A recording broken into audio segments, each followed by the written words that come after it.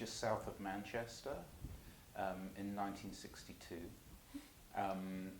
And my mother and father had been married 3 years. My father had come to the UK in actually on September the 1st, 1939.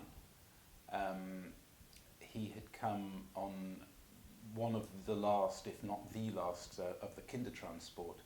He'd left Berlin on August the 31st, having travelled there from the previous day from Breslau, which is where he was living. So he came to the UK. He originally thought he was only going to be there for a limited period of time, because of course at the time nobody knew how long the war was going to last. And he initially went to Devon in the southwest of England, so with a bunch of the other refugee children.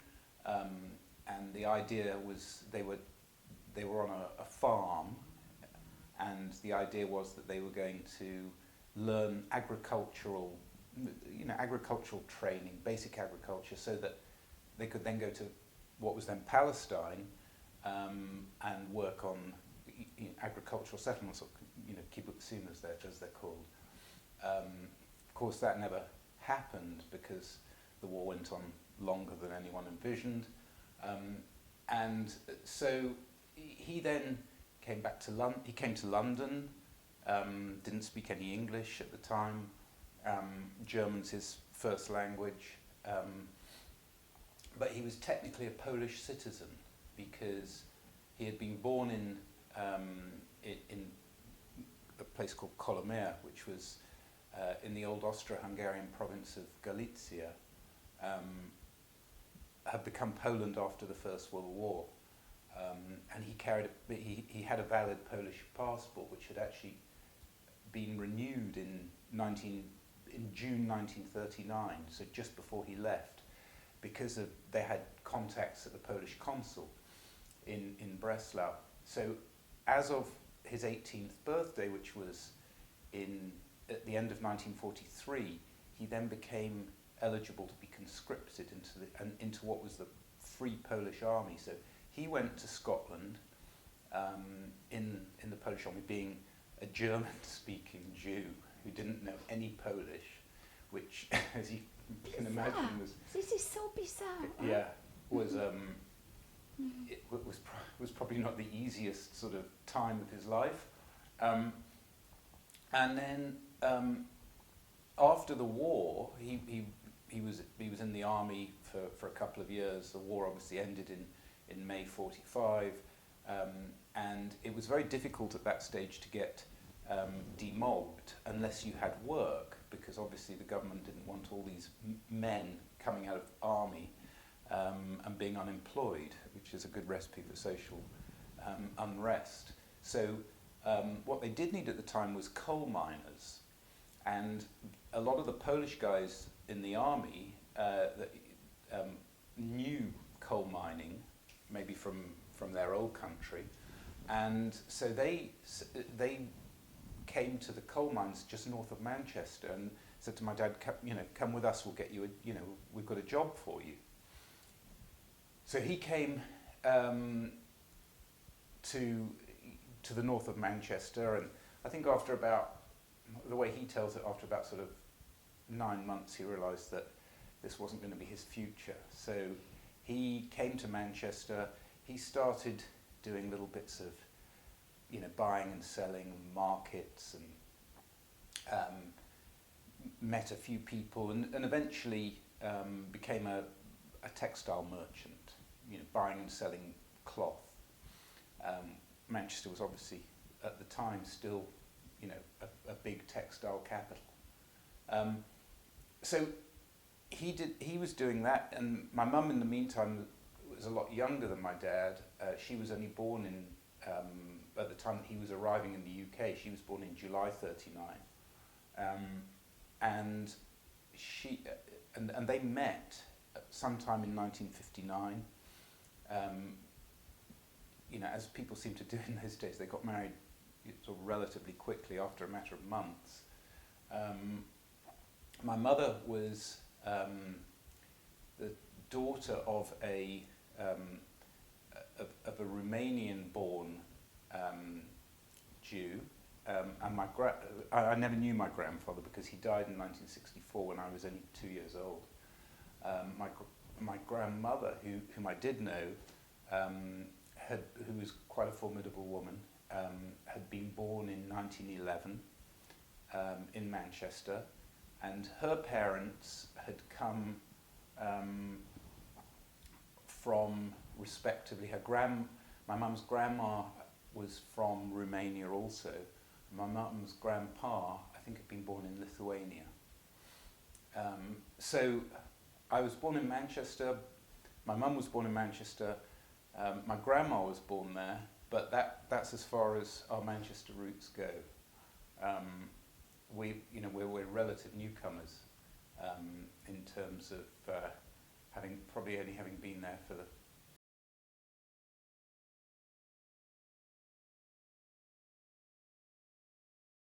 born in just south of Manchester in 1962,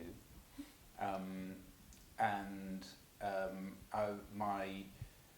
my mother and father had been married 3 years. My father had come to the UK in actually on September the 1st, 1939. He had come on one of the last, if not the last, of the Kindertransport. He'd left Berlin on August the 31st, having travelled there from the previous day from Breslau, which is where he was living. So he came to the UK. He originally thought he was only going to be there for a limited period of time, because of course at the time nobody knew how long the war was going to last. And he initially went to Devon in the southwest of England, so with a bunch of the other refugee children, and the idea was they were on a farm, and the idea was that they were going to learn agricultural training, basic agriculture, so that they could then go to what was then Palestine and work on agricultural settlements, or kibbutzim as they're called. Of course, that never happened because the war went on longer than anyone envisioned, and so he then came back to London. He came to London. Didn't speak any English at the time. German's his first language, but he was technically a Polish citizen because he had been born in a place called Kolomea, which was in the old Austro-Hungarian province of Galicia, had become Poland after the First World War, and he had a valid Polish passport, which had actually been renewed in June 1939, so just before he left, because they had contacts at the Polish consul in Breslau. So as of his 18th birthday, which was at the end of 1943, he then became eligible to be conscripted into what was the Free Polish Army. So he went to Scotland in the Polish Army, being a German-speaking Jew who didn't know any Polish, which, as you can imagine, This is so bizarre.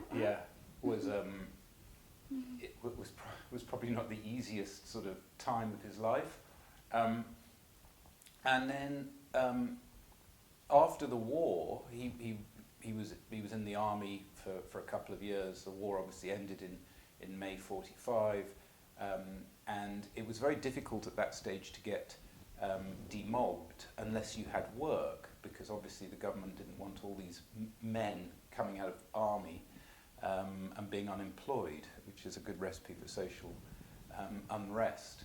So what they did need at the time was coal miners, and a lot of the Polish guys in the army that knew coal mining, maybe from from their old country, and so they came to the coal mines just north of Manchester and said to my dad, come with us, we'll get you we've got a job for you.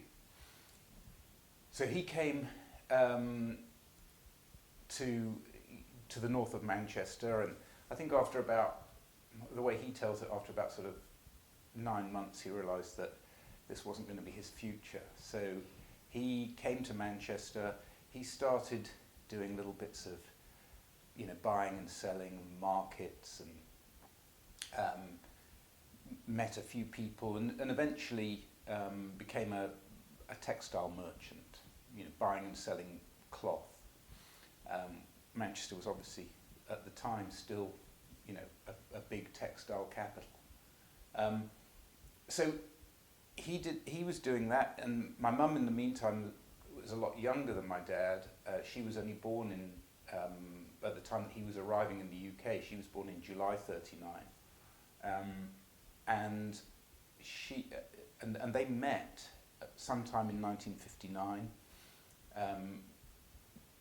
As people seem to do in those days, they got married sort of relatively quickly after a matter of months. My mother was the daughter of a Romanian-born Jew, and I never knew my grandfather because he died in 1964 when I was only 2 years old. My grandmother, whom I did know, who was quite a formidable woman, had been born in 1911 in Manchester, and her parents had come from, respectively, my mum's grandma was from Romania also. My mum's grandpa, I think, had been born in Lithuania. So I was born in Manchester, my mum was born in Manchester, my grandma was born there, but that's as far as our Manchester roots go. We're relative newcomers in terms of probably only having been there for now the best part of a century. So, but previous to that, our roots are mainly in Central and Eastern Europe. Yeah. Can you describe your memories about when you were listening to your father's experience about the Kindertransport? And what stays in your mind? And was he openly speaking about his experience, or was it kept secret? Or No. He was. It was. It was one of those things that was always around. It was always. It wasn't a secret. It's funny because my dad has a bit of an accent.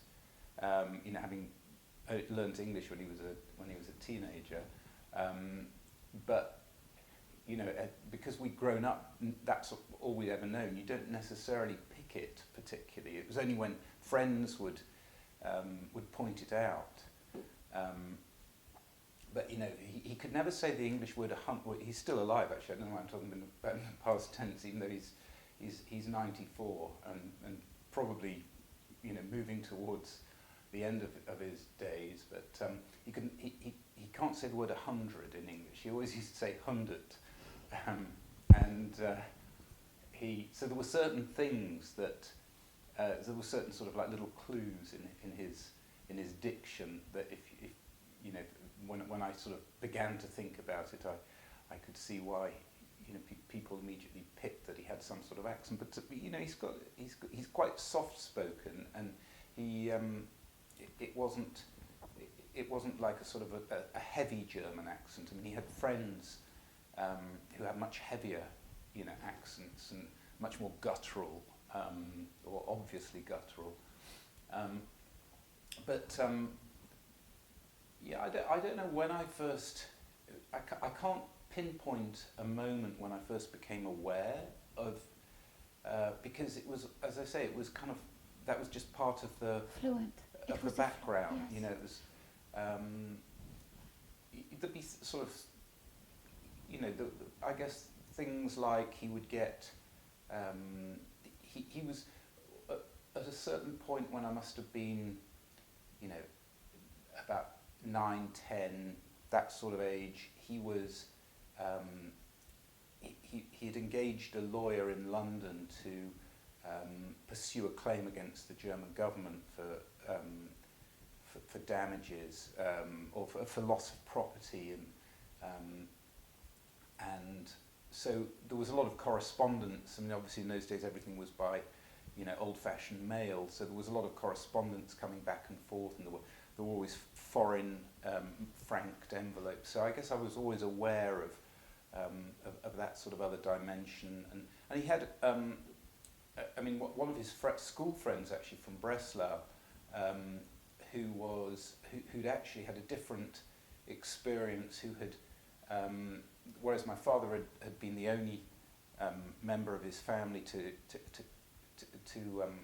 get out of Germany, this friend had escaped, or had been, I can't quite remember the details of it, but I think they got out in like 1938 with a couple of his brothers, and he'd somehow come to England as a stateless person, and had therefore, unlike my father, because my father had Polish citizenship and therefore could be conscripted, if he'd been a stateless person, he could have carried on his education.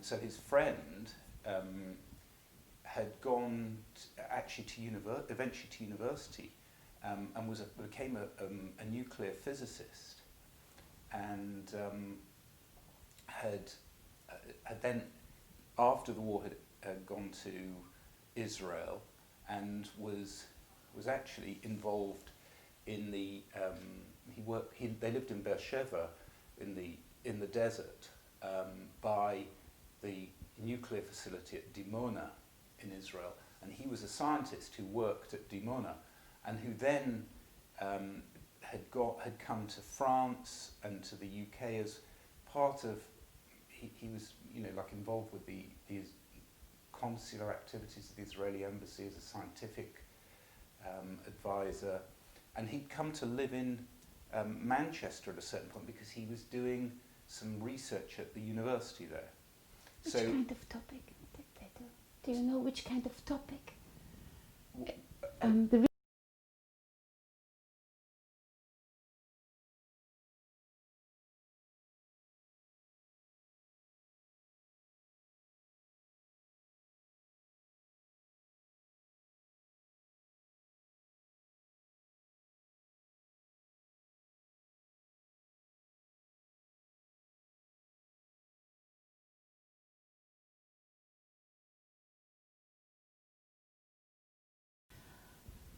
Do you have any idea why your father didn't, how can I say, raise you bilingual? Bilingually? Yes. What I does it don't know. It was a great frustration for me that he didn't, because I was always a linguist at school. I learnt French, I learnt Russian at school. And it would have been great for me if I'd been raised bilingually, but I think I don't know. I've asked the question, and I think at the time it was probably, maybe there was a little bit of a dissociation of him, consciously sort of disassociating himself from German as a sort of an everyday language. I don't know. He's never given me a convincing answer to that. Other than to say, well, in those days people didn't really think about it in the same.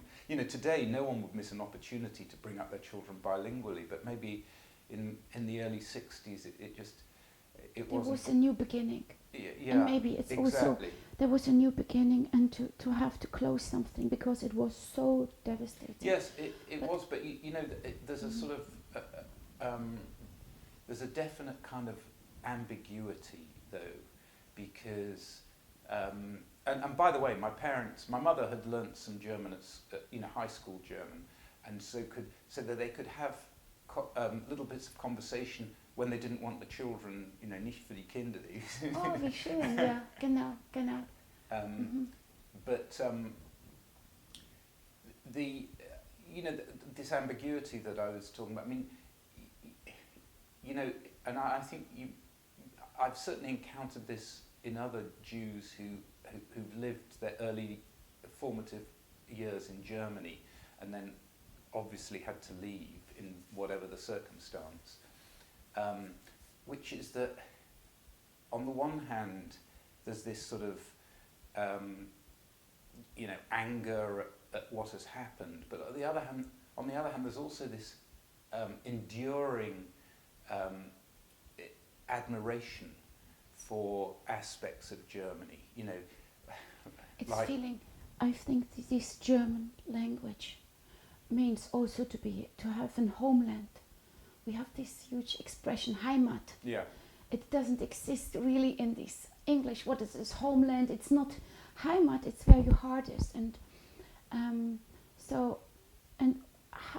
I think. Do you know? Can I ask you? Do you know in which language your father dreamed in? Ah, that's a good question. I've never asked him. I mean, I imagine English. I imagine latterly, but I don't know at what point was a crossover. And he certainly just going back to this sort of ambiguity, this ambiguous relationship with Germany that I was just talking about. I mean, I remember there were aspects of English life, mundane aspects of English life that he found. He'd say things like, they'd never do that in Germany. As if this was just a sort of an inferior version of the life that exists in Germany. And he always had this. He would never buy white goods that weren't manufactured in Germany because only the Germans know how to manufacture white goods.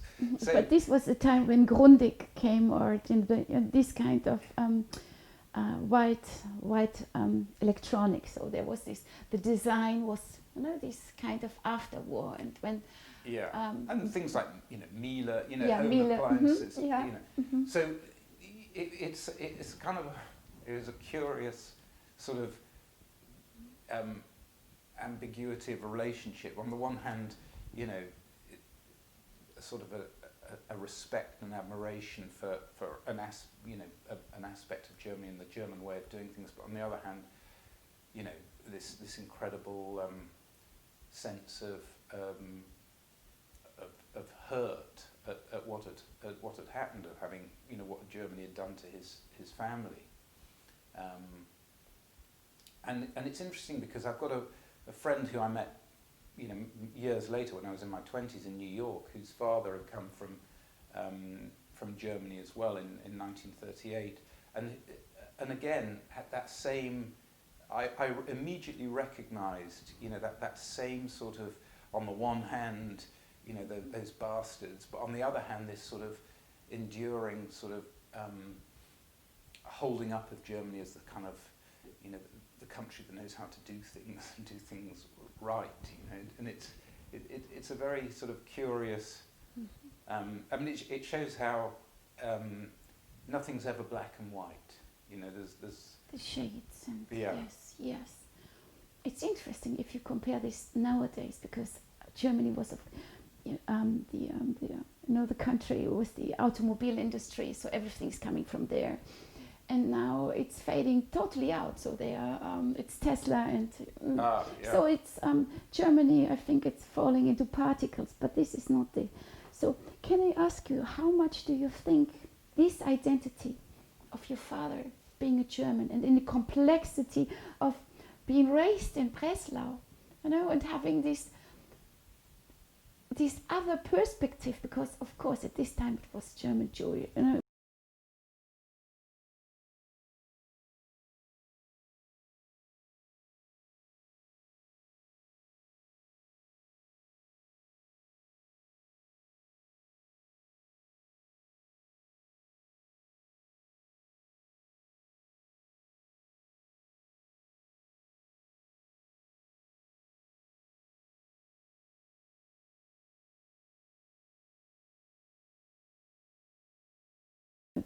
and now and then you have to move like like a butterfly, not a butterfly, but as a child, and never meeting his parents again. Or you didn't come to this? Did he meet his?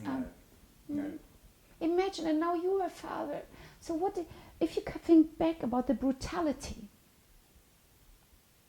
of being sent into these trains in the night? Yeah, I mean, I always found it very very hard to take on board how it must feel like as a 13-year-old, getting on a train and not knowing the language or the country that you're going to, and not knowing when you'd see any familiar face. I mean, I'm not quite sure. There may have been on the Kindertransport itself. He may have known a couple of the kids, but in terms of like anybody who was a family relation, that was the last. You just didn't know when you was going to see anybody, and I think he. I think it's just a very sort of brutal life lesson, and on the need to sort of adapt and be able to sort of take whatever punch life throws at you.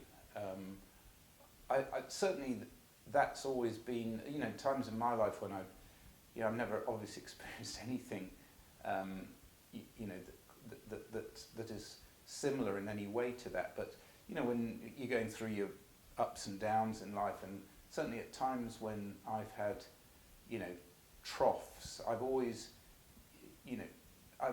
felt that as an inspiration, what I'm having to deal with. Yes, exactly. But this keep going, you're taking this, you're racing bicycle, so you keep on as, like a laser beam. Maybe you go on to so quick, because if you always want the best for your parents, right? You want to be a good child, because he has had so much pain in his life.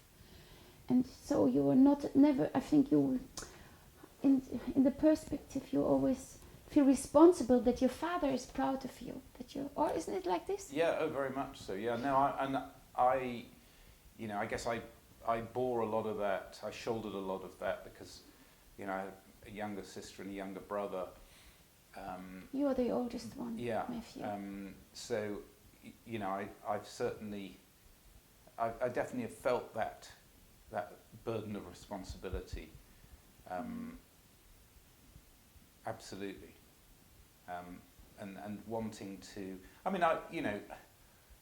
it's not that I did everything my parents, wanted me to do, because, I'm sure they'd be the first to tell you I was, very much an individual, but I've always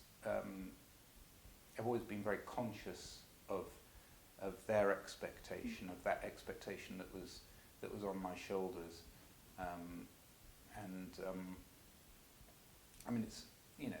it's normal. I think it's normal, especially what.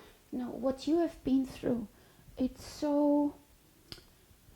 Or your father, and this is the thing. It's not normal at all. It's a highly sensitive. The treasure box, what you keep them, and he's still alive. So it's all. And how much responsibility, and this is what I think about. How much pass we over? And it's like a necklace. One pearl is coming to the other, so one generation is influencing the other. And even if it's not spoken out, but there's so much going on, to build up your own identity, and I think the wisdom is totally flying into your, into your physique and everything. You're such a beautiful person, Matthew. In the way you speak, it's really like it's written. So you're very precise in the way you use language, and then you're having this complexity that you speak in so many different. You choose to have other languages to open up your universe, or to find tolerance, or to find a meaning. Because you told that you learn Russian. What was the Why? Yes, yes. Well, sorry. Can I say why you choose all the other languages beside German? Well, because I'll tell you, there's a very simple answer to that actually, which is that when I was, when I was at that stage in my school career, we had to do French from the get-go. We had to do Latin from the get-go, and at around the age, what we used to call the third year of senior school. So we, I guess would have been sort of 13, 14 years old. We had the possibility of learning another language, and it was a very limited choice. We could do ancient Greek, well, that wasn't interesting to me at the time, or German or Russian. And my dad said to me, well, don't learn German, because you can always learn German, even though he'd passed on the opportunity to teach me German himself. But he said Russian is a much more difficult language, so why don't you learn Russian? And so it was kind of, and also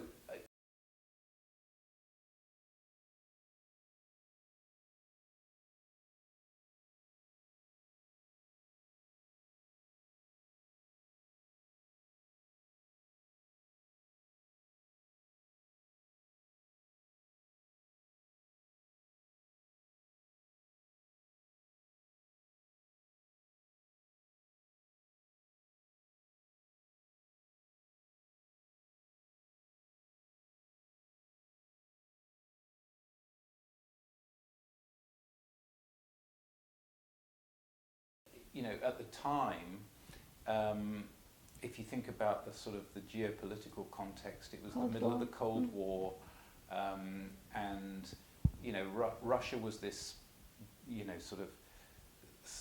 sort of dark but fascinating country, and so I chose Russian, and it was probably also, it was a little bit different to learn Russian. And it was give you the possibility to explore yourself. So your father didn't speak Russian. No, he spoke Polish, which he'd learnt in the army, in the Polish army. And in fact, it's hysterical. Even today, he's 94 and he's mentally completely sharp, but his body's beginning to give up on him, and he has.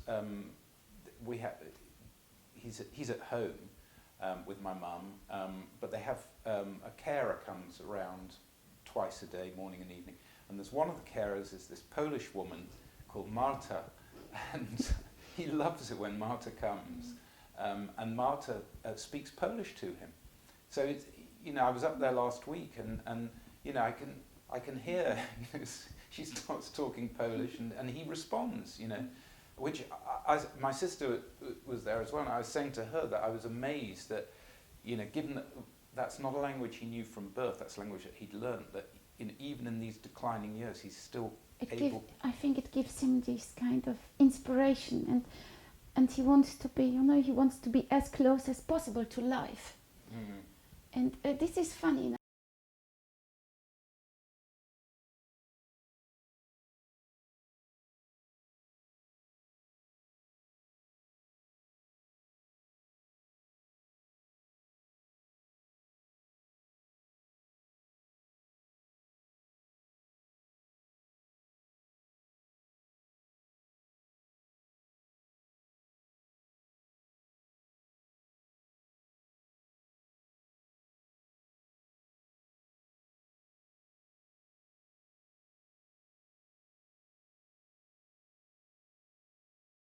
Speak Russian, but he did speak Polish, and actually I think Polish is the most complicated. Whatever my father's, it's the most complicated language. From the grammar, right. You cannot. Yes. But when they were when sometimes it didn't happen that often, but occasionally he would speak Polish with some friends, and I could, when my back in those days when my Russian was much, more current, I could get the gist of what they were talking about because of the similarities between the language. with them both being Slavonic languages. Can I ask you, how much German do you think is inside you? How much German? Yes. Well, it's weird again because my dad wasn't technically a German citizen. But the word already technically is so. How do you would describe for feeling or having a passport? Technically, what feeling arises when you say technically? Well, he's very much I would say he comes from, because even when he was living in Kołomer, in what was then Poland, German was the language that he grew up with. Like from the language that he spoke to his mother in was German. So he's very much from a German cultural background, even though when I say technically, in terms of his passport, nationality. And I imagine that had the war not happened, he would have. The plan was for him he would have taken it. There was a family business in Breslau, which is why he was there, and it was owned by his uncle, his father's brother. It was a furniture business, and his uncle was childless. He and his wife didn't have children, so the idea was that my father was going to take over this business, at some sort of suitable point. Can I ask you one question?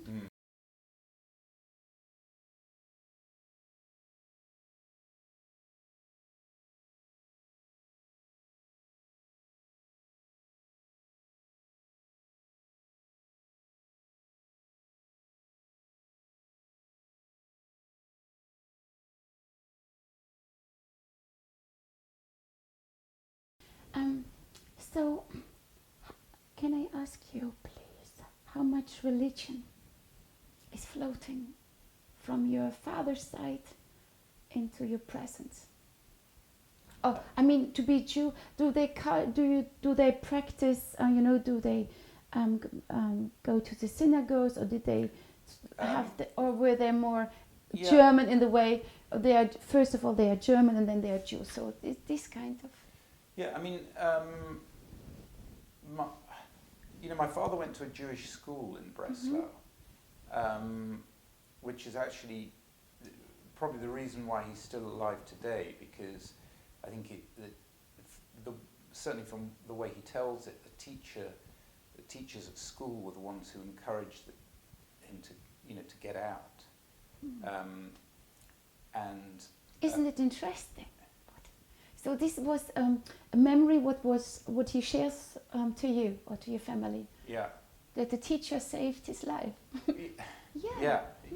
Or because it always, when I was younger, I could never understand, like, how is it that you at the age of 13 all of a sudden you sort of like leave, didn't on your own, did anybody try to stop you? I don't mean like authorities try to stop you. I mean like family members say no,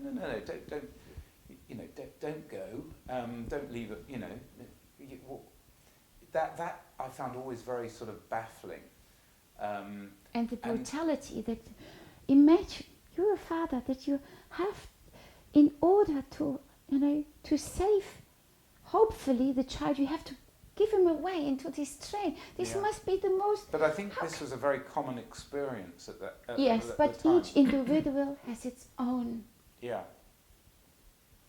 I think sharp as anything. And my dad, the way my dad describes it, he said, look, people were leaving. That he had another friend called whose name was Fritz Mazur, who became Shlomo Mazur. He went to Israel actually. And his father, Fritz's father, was a journalist, and he had been arrested in 1938 and taken to some, I wouldn't call it a camp in the way that we then we sort of talked about concentration camps, you know, later. It was like a detention facility of some sort. And I think Fritz's mother then bribed the SS to get the dad out. And as soon as the dad got out, he said, right, we're going. And they left, you know, pretty much immediately. So I think in an environment like that where, you know, you're experiencing that, I mean, it still begs the question, you know, how, through the prism of a 13-year-old, how you kind of make sense of all that and how you make conclusions and decisions based on that. But you can imagine that it was quite a febrile sort of atmosphere. You know, people were leaving you know, with a degree of regularity. So all of a sudden, you know, whereas previously, a year before maybe, you know, you had a full class, you have gradual depletions of, and so I suppose that, you know, that combined with the teacher saying, you know, telling the children that it probably, you know, if you can get out, then get out. But I always found that really hard to understand. I mean, even to this day, as a 57-year-old, I still find that very hard to kind of, you know, to get my head around that at that sort of age, that, you know, you're making those decisions, you know. And was he raised? But you asked about religion. Yes, I was asking about... Yeah, so he went to a Jewish school.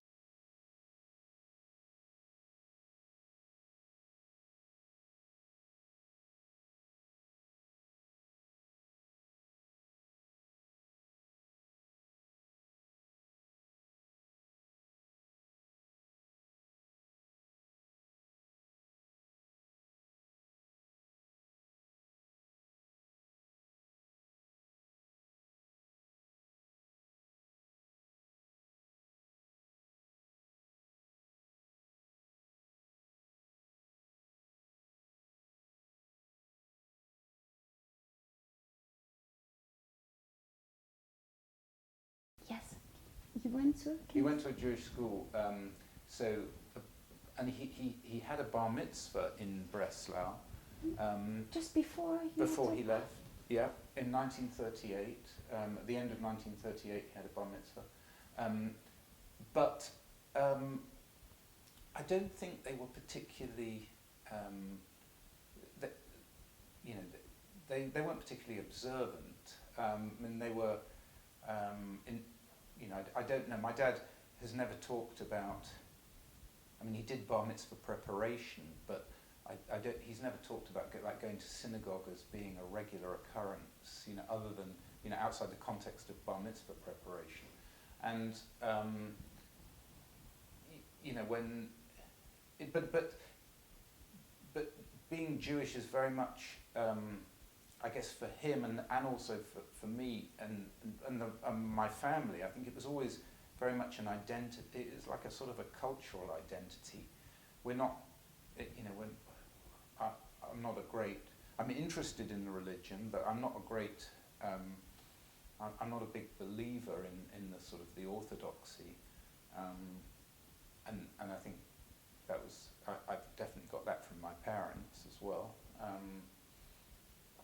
But you know, in terms of identity, that's always been a very prominent and it was, you know, especially given the family history, you know, and you know, not feeling. I mean, I've never really felt. I've never felt a real sense of belonging in England. I mean, you know, my dad would say that, you know, he's eternally grateful that England gave him a safe haven, a refuge, and I, you know, that, and I've obviously grown up here, and I'm much more English than my dad in the sense that, you know, when you go through your formative years in a country, it sort of indelibly marks you. But I've never felt. I've always felt a sort of an otherness of being in England, and it's weird actually. I spent a lot of time in New York and continue, well, in normal circumstances, spend quite a lot of time in New York, and I've always felt much more at home there than I've ever felt in England. I don't know. I don't know why quite that is, but you know, maybe it's because it's a city that's such a. I mean, there's three big ethnic groups in New York. You know, there's the Italians, the Irish, and the Jews, and maybe because being a Jew in New York is so much. You don't feel like you're on the sort of on the outside of things. Society, you feel like you're sort of more front and center. Whereas here, you know, even though I mean, I grew up with the community that I grew up in South Manchester. You know, it was. I mean, most of my parents' friends, not all of them, but a lot of my parents' friends were Jewish, mainly because they were people that my mother had grown up with, and they were, in terms of financially, they were all They all had relatively good jobs. They all, it was quite a well-to-do community. So there was not, they weren't. It wasn't like a sort of an underprivileged and ostracized community in that sense, but I guess it was all. I always felt very aware of being on the outside looking in. If that makes sense. So beautiful. Please stay. Do you feel? I feel so honored to have listened to you. Thank you so much, Matthew. Because sometimes we think about a person when we see each other, and I thought, your man was not with words, but you're full of words. You have this spectrum of, going in a sensitive way in all directions, and then, thank you. Wow. Oh, I'm.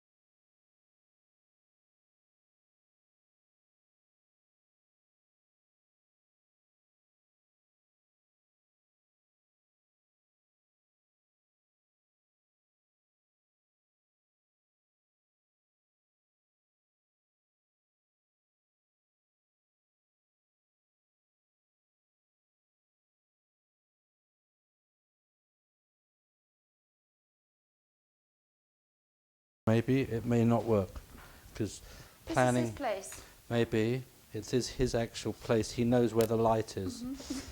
He knows very much how to get the light. So you go here, Max. Just here. Max, just here. But he can sit also on the back. Okay. I think you're both. Okay, that's good. But the lamp, it's too close to you. Can we put the lamp in the other direction? Just to the window. Next, yeah, that's good. It's good. Okay. Yes. There's this. Wow. Mm-hmm. So? You okay? Good? You good? Yeah? Good? David, You looking good? Yeah. you're looking perfect. Am I good? Am I in the light? Yes, you're on the light. Mm-hmm. And the table is there. You want the table? No, it's in my image. Oh, you don't want the table? No, I have it. I love it. Okay, it's good. Yes. So, David, first of all, I have to say thank you for inviting me into your oasis, and it's really, I think, one of the most, how can I say, peaceful places where you can live as a human. So, can you describe this house first of all? It's a late 1950s, 60s house designed by an architect called Harley Sherlock, who is quite well known at the time, and it was like the modernist houses of the late 50s. It was the sort of emergence of post-war Britain.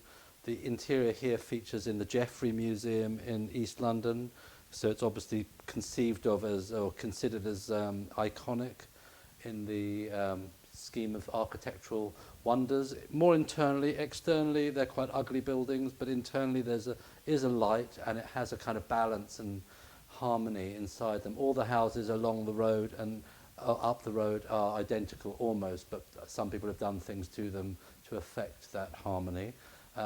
We actually saw this with a beautiful wooden staircase and this garden, the first things we saw, and this height that you're standing in of light was just really beautiful, and we've been here 15 years. But wherever I've lived with my wife Jane, who's an artist, Jane Bustin, everywhere's felt calm, because she has the ability to transform things into calmness, because she's very calm, whereas I'm a bit more stressful and tense. But here you're surrounded by, I want to come very immediately to the topic of memories, living in memories, living with memories. So this place is full of memories, but also is this conducted to other cultures. How does it feel for you? How does it inspire you to be? I don't know. The memories here are actually connected to, we moved here with small children. They've now grown up. There's not much here rooted in memories of my life other than its own history. So with Jane, with my boys, with Max, the dog. So those are my own personal histories that are kind of pretty settled. They're very difficult memories. I have other places I lived in where maybe my father, who's dead, had visited, so his memory lingers on in those places, or past relationships maybe in other places. Here's a calm place. The history here, we like it here because it's very calm and very feels very safe inside the house, and the light is very beautiful, and I think light is very important. So it feels very. It's like a bit of a kind of cosseted kind of, it's a very small space, but it's a sort of kind of got a womb to it that it makes us feel kind of protected. I don't know why, but I'm happy staying in home. I don't even like to go out often because it's that nice inside. I think we all feel like that at some points in here. It's just a small space, so sometimes it's not so easy when there's many people in it. But the small space can illuminate already a whole kingdom. But can you go, please, to the definition? What brings light to you? What brings light to me? I think that's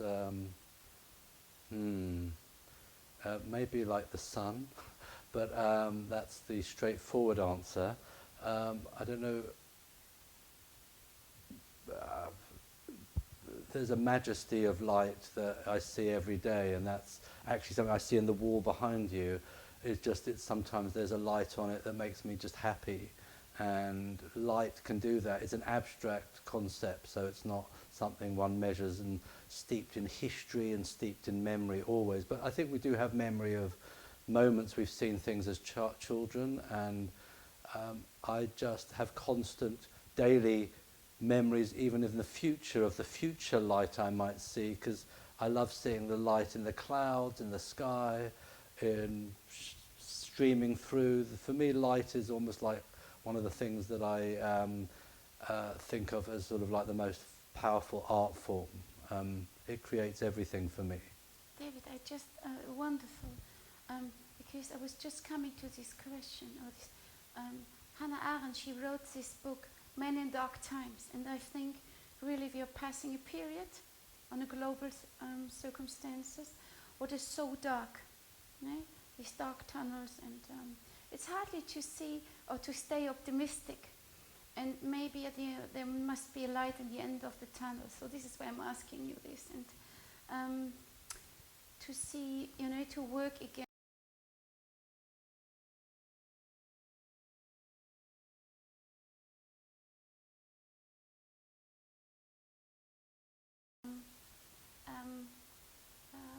When it started and the period till now. Well, I got ill in the end of March, and that wasn't great. As a result of being ill for several weeks and feeling pretty awful, I think I appreciate the light more, and going in it, being in it, and being outside and seeing the sun and the flowers and the trees, and being in this house downstairs, because I was stuck in my bedroom for a few weeks. As a family, I think we came together. My wife was very sort of there, present. She has actually a lightness of being often, and one of the joys of her around was that she's an artist, as was I, and I guess very self-contained in being able to be alone, be in one place for a long time, because she can manage to do things within that space. It's not like she needs to go to, she goes to her studio, but being within the place, she still finds ways of being a sort of, her spirit actually pervaded the whole house when I was ill, so it actually made me feel better knowing she was downstairs, even if I didn't see her, and she'd come into the room and I'd feel better. And then when I was recuperating, I was sitting outside in that garden. It's very small but very beautiful, sun on you, it felt good. Then started going for walks nearby, and Hampstead Heath and Highgate, and it's a sort of, I'd say, because been through it bad, not the worst, because I know some people who've died, some people who've been very ill. It feels like it's. I feel quite positive, it's. There's like moments of silver lining. I normally work at home. Good things come from bad moments. I came from. I mean, we might get to that subject from your questions, but my childhood came from. Coming from my father, who survived Auschwitz and the Holocaust, and that's how I thought about my childhood, of that's where I came from, this bad place, even though I never suffered bad stuff. So it was a childhood and teenage life where I felt I was very lucky not to have gone through anything that even touched upon the awfulness my father did, but it was always very much part of my mindset that I came from the world he inhabited, and I felt lucky, but I also felt envy of that experience had formed something quite powerful within him. So even if I didn't want to experience any of the atrocity, it actually shaped how I felt about my own existence, and it still does, sort of. Less so now, because I've got my own family and my father's been dead for 25 years. But it was, I became an artist in a way, and I started my life as an artist trying to invoke memories of something I never experienced. And that's weird. One day I did a painting in my bedroom in my parents' house where I lived. I had a studio in my bedroom, and I made this painting of some figures in a concentration camp setting. My father walked in the room and said, "I was in that painting. How do you know? How did you know that I was in there? I was in that room. I was in that setting. And so I think there's some kind of memory transference. Obviously, I was looking for it in my photographs and studies and thinking about it all the time. But there was something he found that was specific to you know, there was a transference of memory and of my desire to have that too. It wasn't, I never sort of rebelled against it or hit against it. I sort of wanted to find a way to communicate with my father, so I did it through art making. He was an intellectual, philosophical, public figure, a rabbi, so very hard to communicate on the same level because he was very intelligent, and I never felt I was as intelligent, but I felt I could do it through images, through through visual language, through aesthetics. And I also had another relationship where I would often massage his back when he was, you know, to relieve his tension. So we had quite a physical relationship, in as much as that I was, we were very tactile with each other, as well as, you know, the aesthetic. But it wasn't a lot of dialogue, whereas that dialogue happened in his life elsewhere. Yes, maybe it was already, it doesn't need any words, because you were as close as possible.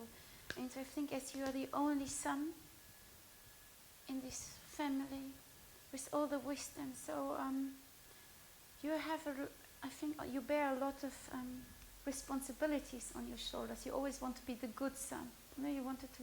Maybe. I mean, I never was a bad one, but I always thought there would be a father-son bonding, and there never really was, because he considered himself a feminist, and like my sisters were equal to the son, so there wasn't a thing in my father's head realistically.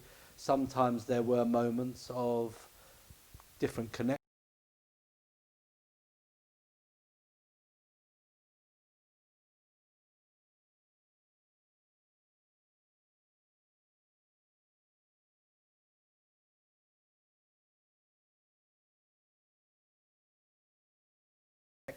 But there were some dialogues we might have had that my sisters may not have had, but generally he was pretty even-handed across the family. There wasn't a, here's the son.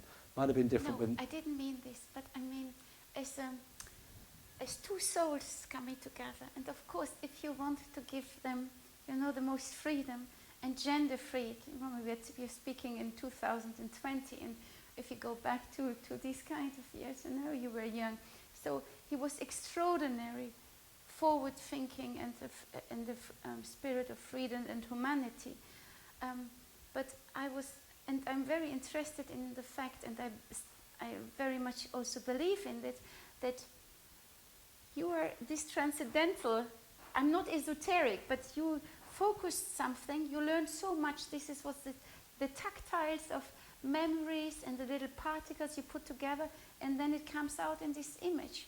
But mostly the image was not the main thing, maybe the correspondence, you know, how it reacts to this image. Definitely. I mean, I think there's values in light, there's values in touch, there's values in memories, there's values in dialogue. So I've never seen a hierarchy of any of those. So that's why I guess I'm happy in this environment, and with the sunlight, with the flowers.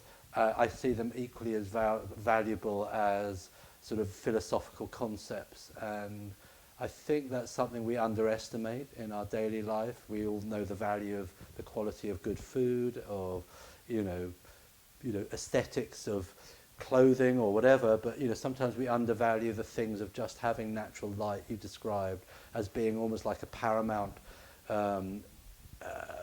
value that we sort of take for granted.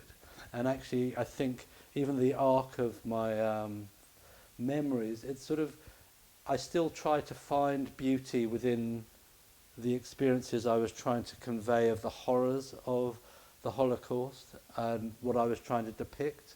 It wasn't the beauty of it, it was more like the paradox between. So my father often talked about the idea that he was in one of the final camps he was in, was called Lieber Rosa, near Sachsenhausen, which is Lovely Rose, and it was, he talked about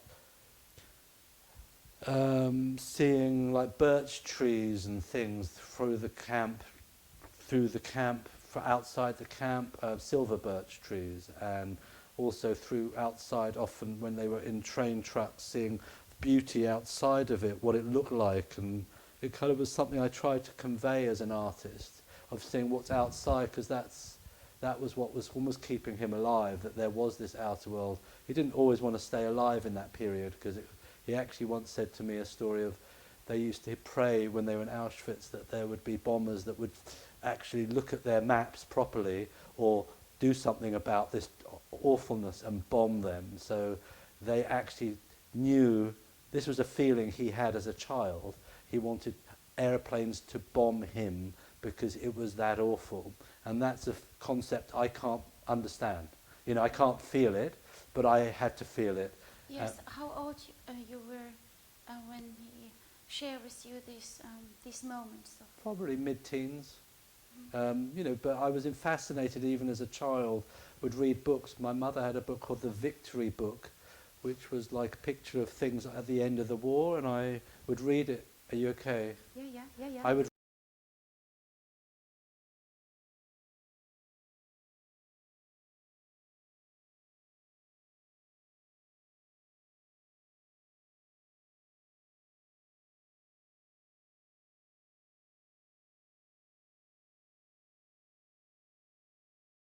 been fascinated by that period.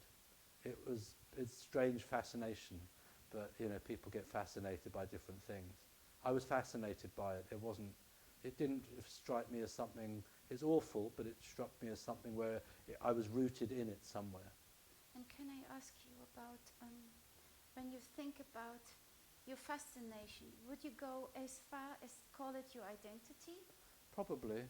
I don't have a problem with that. Some people would say, well, you know, you come from this long line of people, but the memory of my childhood is I came from that man and that woman. My mother was more of a kind of, came from a stable background. Grew up, started being her childhood during the war, but hers was safer being in England, and there was no awfulnesses that happened to her. She was a sort of 50s woman in terms of sort of adulthood. So she comes from a different mindset. I think we adopted the mindset of our father as a family because he was an important figure. He was also a sort of icon within his community because he stood on the pulpit, and he was also in the media.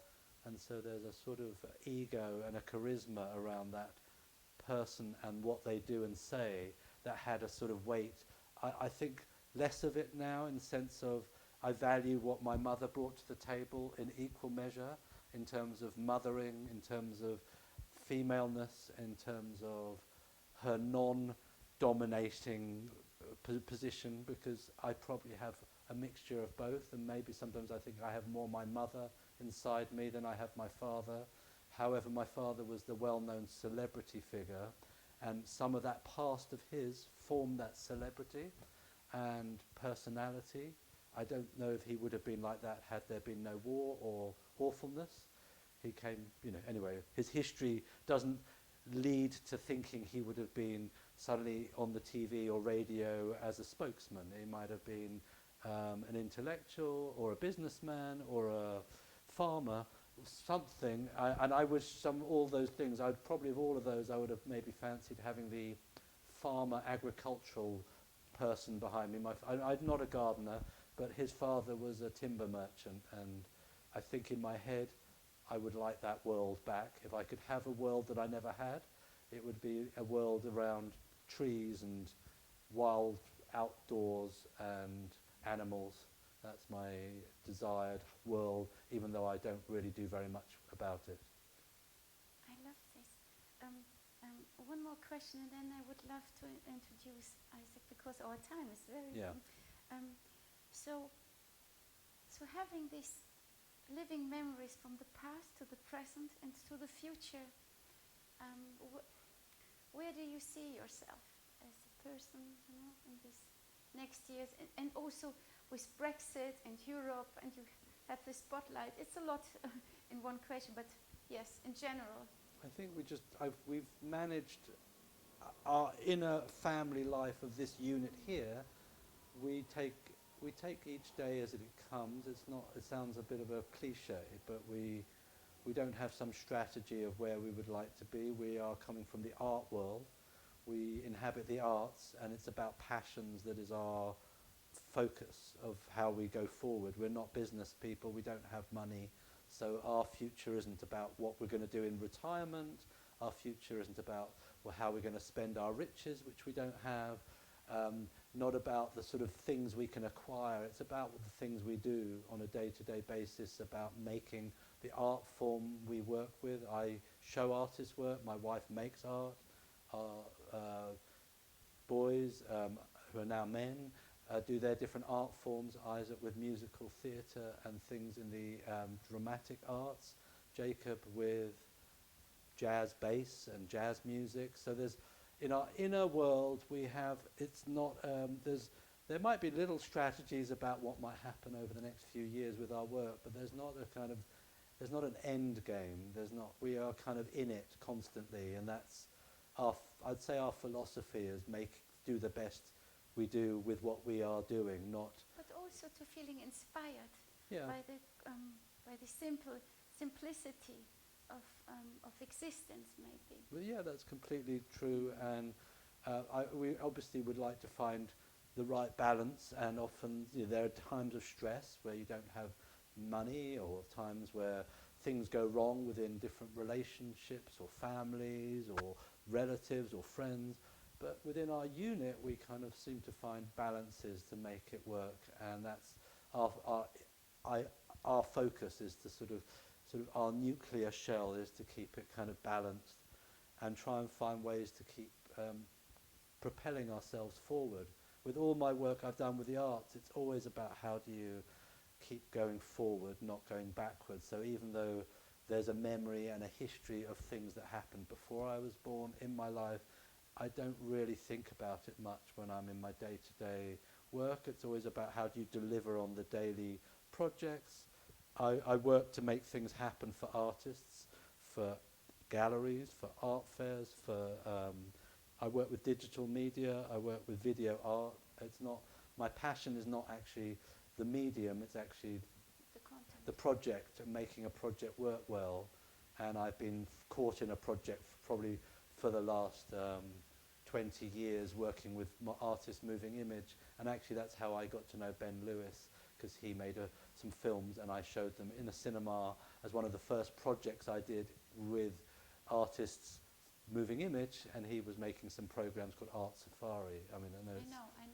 So that's how we got to know each other. But my interest is, and I, when I have a dog, we are, you realise they occupy your time and mind and being too. They are equal to the whole.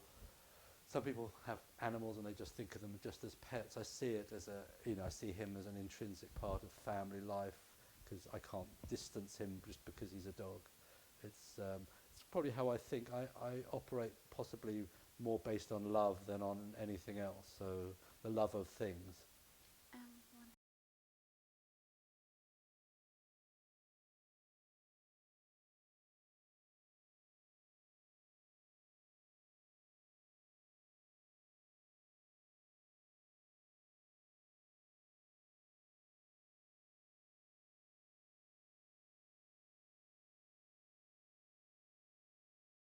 You're not.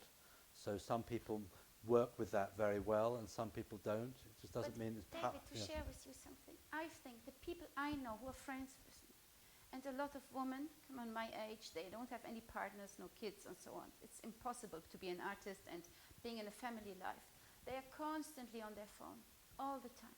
So this is, and if you have kids, I have kids as well, and if you have a family, so the value is really somewhere else, to live more in the present. But at the same time, as an artist or you as a creator, we have to be, here we are. So this is a kind of, imbalance in between. And I want to be as brave as possible, or to celebrate the moment and don't go too deeply into this virtual world. But in the end, what do you get out of it? It's. I think it's just a current fad, and I think one embraces it. I don't think there will be other fads. I've seen with digital life over the last 20 years or more, 25 years, things have changed and they will change again. And people get caught up in the current fad. It's very dominant, but it does mean we will move on to something else. And they're just it's a means to an end. It's a communication tool. I'm on my phone all the time, but I'm not sure what I'm looking for, but it's also part of my work. and it's sometimes part of just enjoyment and entertainment. I think because we have the means, there's no rules yet. We haven't really, even though they seem like there are, we still haven't got the rules, and there don't need to be, and it's evolving. I think we're still in an evolving period with new media and social media. I don't really care for it, but I use it, I'm on it, I deal with it, but some people, it's their life, and some what people... What do you think of, for example, for your son? How important the virtual world is, and how I think they find their own balance between virtual and real, and they find it probably... They don't think about it as much as we do. I think that we are much more dependent on, yes, or it's something was coming up, and the first of the source of a global information. Now this open source, when it started with Linux and this kind of pioneering, and so I love the idea to be in this pioneering thinking, something what's unexplored, and then of course we have to go on, and you know it so much better. The next steps, it's always the most complicated ones, and then I think it's very nice if we are connected, with people who inspires us. Yeah. So, but thank you. And now I would love to join Isaac. Isaac, is he still? Isaac. Are you in the mood? Maybe, we never know. I really want to ask you. Do you want us to stay together? Yes, Do you but want- we don't have, we can have the distance. Do you want a distance, or do you want to sit in that you can chair, or do you want to sit you where can Max this is? one. Maxi, maybe. No, you could sit. I recently graduated from drama school, and then have been performing professionally for the last year in different shows theatrically, and now I'm working on some writing projects. How would you describe the power of words? Power of words. In your profession or in your fashion? I think we don't always need words to convey what we're trying to say, but I think it makes it three-dimensional. I think that's what words do to convey emotion. And as an actor, the beauty of your words, how would you describe what does it mean for you to speak on stage, in rehearsal, and maybe the difference to speak with a family or with a father? Yeah, I mean, it's just on stage you're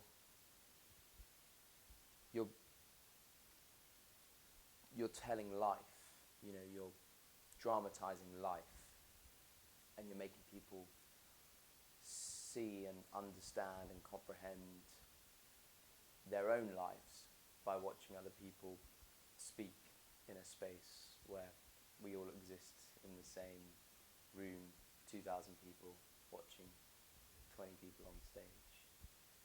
And I think it's the reason theatre works is because people can think about their own lives watching other people convey stories.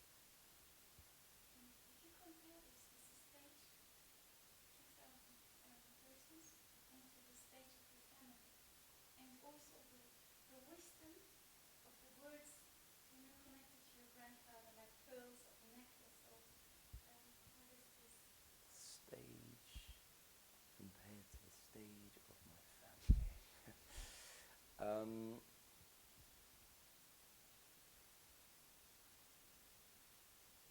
I mean, you don't always think through what you say at home, which can lead to arguments sometimes, but also can lead to beautiful surprises of speech. And I am quite an extrovert in my being, so I perform quite a lot at home, just as me, but not as a character.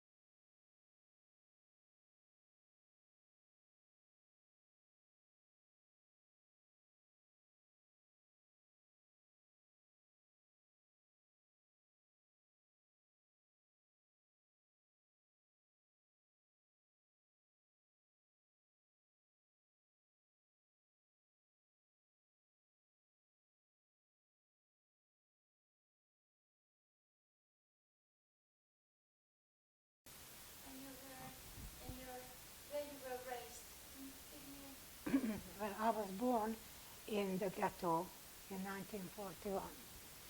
My father was already away, so I didn't know my father until he came back in, I think, at the end of 1945. In fact, when my father told me, when he came back and I opened the door, and he says, "Do you know I'm your father?" And I turned around, I said, "No, my father is this," and I showed him his photograph. So I don't remember my father. Regarding when I was in the ghetto, I blocked out most of the things which happened, which must have been terrible, but in my poem I show some instances which I remember, such as my mother pushing me, and I'm seeing dead horses and dead people in between the bridge on the river Danube. I also seen when my mother was running with me, and I know now why she did. And the third thing I remember during the war was we lived in the ghetto, and our flat was the last flat before the ghetto finished. So there was a wall there.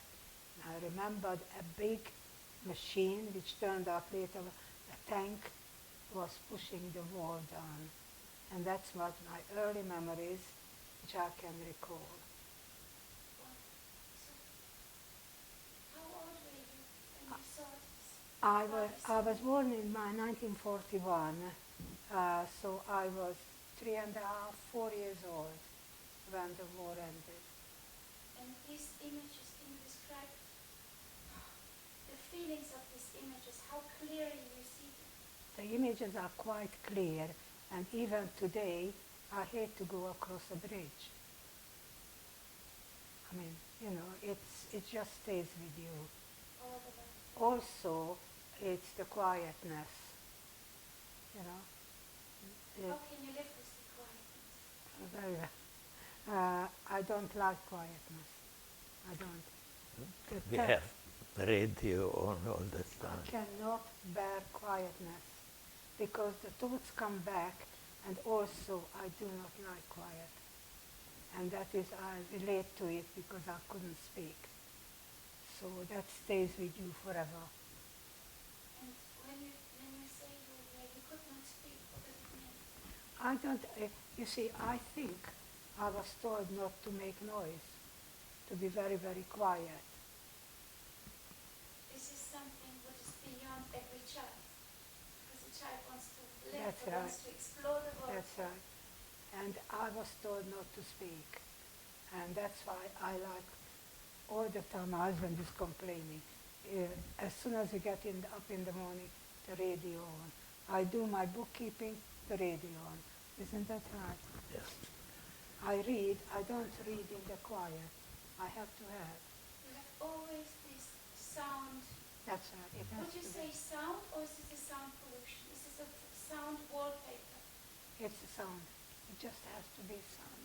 There has to be some noise, really, which my hearing is no good, but it's not bad enough, unfortunately. I hear it, and I prefer silence. But nevertheless, the judge wouldn't pronounce it as a reason for divorce. So, there we are. Thank you for giving your wife the possibility to have this sound, because it goes really beyond both comfort zone. Of course. Yes, well, But I feel this space as much peaceful as London can be. Yes, yes. yeah, oh yes, I mean, that's why I like living That's why we here. moved here, and I wasn't happy, you know. Because She prefers a busy place.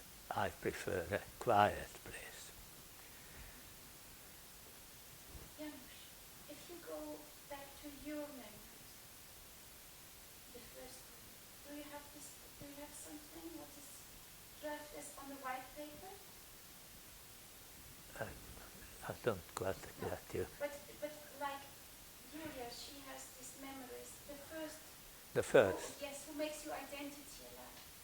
Well, the first memory I have is sitting.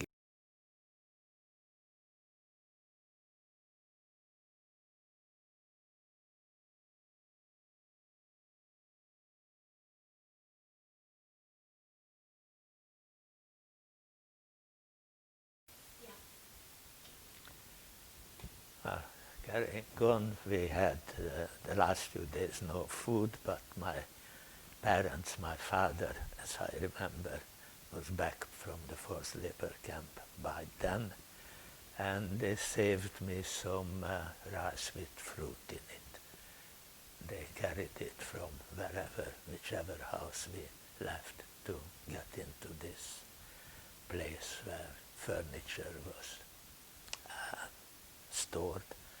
And the last food I had was rice with fruit in it. And then the Russians came and we went, I don't even remember where we went back, because our flat by that time was occupied by two spinsters. And eventually my father found them accommodation and they left, but we couldn't just kick them out. And they were quite funny. We had quite a long hall with a wardrobe in it, and they used to parade up and down in combination, we called it. It's like a night dress but short. They were not very young, so there was no attraction whatsoever. And if we wanted to go to the toilet or bathroom, wherever, we had to pass this wardrobe on this hall, and they used to get into the wardrobe, which was empty, while we passed. That's one of the memories I have just after the liberation.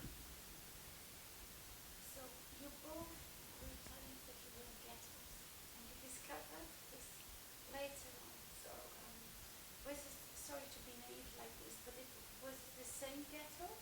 Oh yes, there was Yes. only one There ghetto.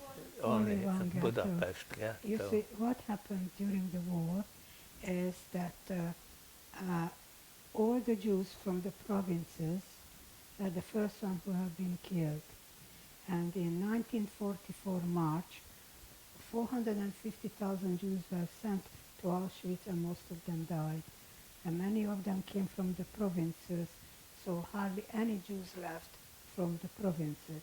And when they herded them into Budapest, it was a small place where the Jews used to live, where my parents lived, very near the synagogue, and then they herded them in these places, and then they were moved, and my father went into forced labor camp twice, and there was nobody, and the memories must have been very bad, because until I was 15 or 16, I was crying most of the time. That means, although I was very clever, when I went to school, and they used to ask us to stand up to give you whatever questions, I answered them, but I cried.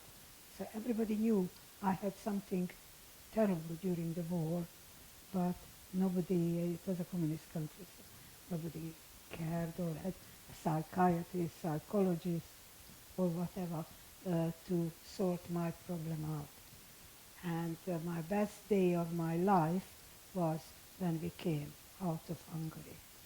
And I thought I would never speak Hungarian to anybody. Unfortunately, not very thin, but we don't speak Hungarian all that much. Can we come to this? Because I think it's magical. And sometimes you're kissed by destiny, that you both met and you are Hungarian. I think but there's this strength of connection to this, where you come from. So if you're talking about home, where would you suggest to be? Here. Home was never Hungary, because we were classed as Jews from Hungary. And the language Hungarian, how? So you refuse to speak it because it's too painful? No, here in England, in Hungary, yes. Well, my parents spoke German and Yiddish, and when the communists came in, you had to be very careful what you said to the kids. So my parents started with German, and when we started to understand, they turned to Yiddish to speak between themselves if they wanted to say something which we shouldn't hear. Yes, I'm very much interested in Hannah Arendt. This is one of my approach. And also in the possibility to think in language. So and the language as a rooted home. So for her it was like this. She never declared herself, as this. She was very liberal, the Jews and so, but she defined it, from the circumstances. She was Jews in a very sharp line. But in between, then she migrated to the States and then a long journey. Anyway, but what I wanted to say is she was always feeling connected in German, in the language. So this is why I wanted to ask you. I think it's very interesting or painful what it means. You both are Hungarian, you don't use your mother tongue. I do. I don't mind using it. It's not perfect anymore, because partly because there are words which were not used yet when I left Hungary. So a lot of the Hungarian words now are new to me. But I speak reasonable Hungarian. I read Hungarian books, and we differ a bit. I didn't mind going back to Hungary to visit. I wouldn't live there, no question about that. But I feel connected to the Hungarian culture still quite a bit. I think it's one of the most beautiful languages spoken. To me, yes. Yes. I would go for this because I was speaking a lot with the philosopher Agnes Heller. I told you, and she's the woman of the words. It's all about the composition of Hungarian, the grammar. So nothing is as complicated as Hungarian in terms of the language, but also the possibility to think, I would say. So maybe, and for you, the pain or to speak in this language, can you describe it a little bit, Julia? What, to speak Hungarian? Yeah. I don't want to.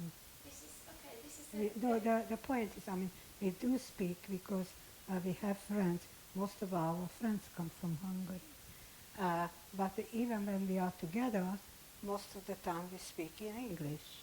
To me, if ever anybody asks me where I'm from, or they tell me, are you Hungarian? I make a point to know I'm a Jew from Hungary. And there is a distinction because I was made to be aware all my young life that I was different. Yes, you didn't fit into this system. Julia, I have the same, how can I say, comments with my aunt. I thought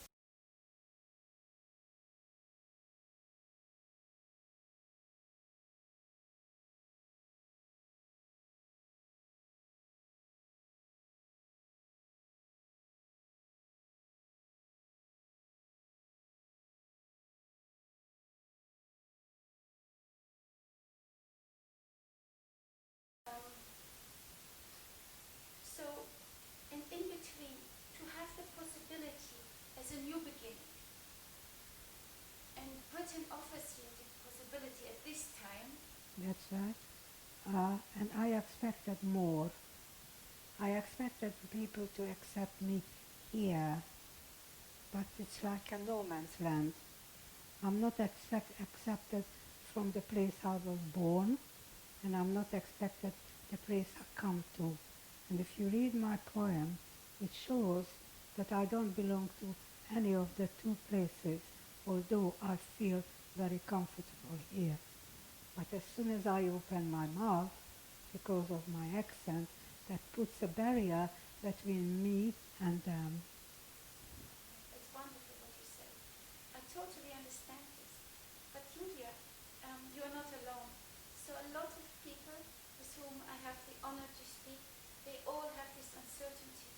And a lot of them have partners who are all Jews but living here for very comfortable British, you know? That's right. Gentleman-like and so. And they are always having this uncertainty. And one day, a wave comes, it's just in a glimpse of the eyes. Even you have quite a wealth or something, you are never secure.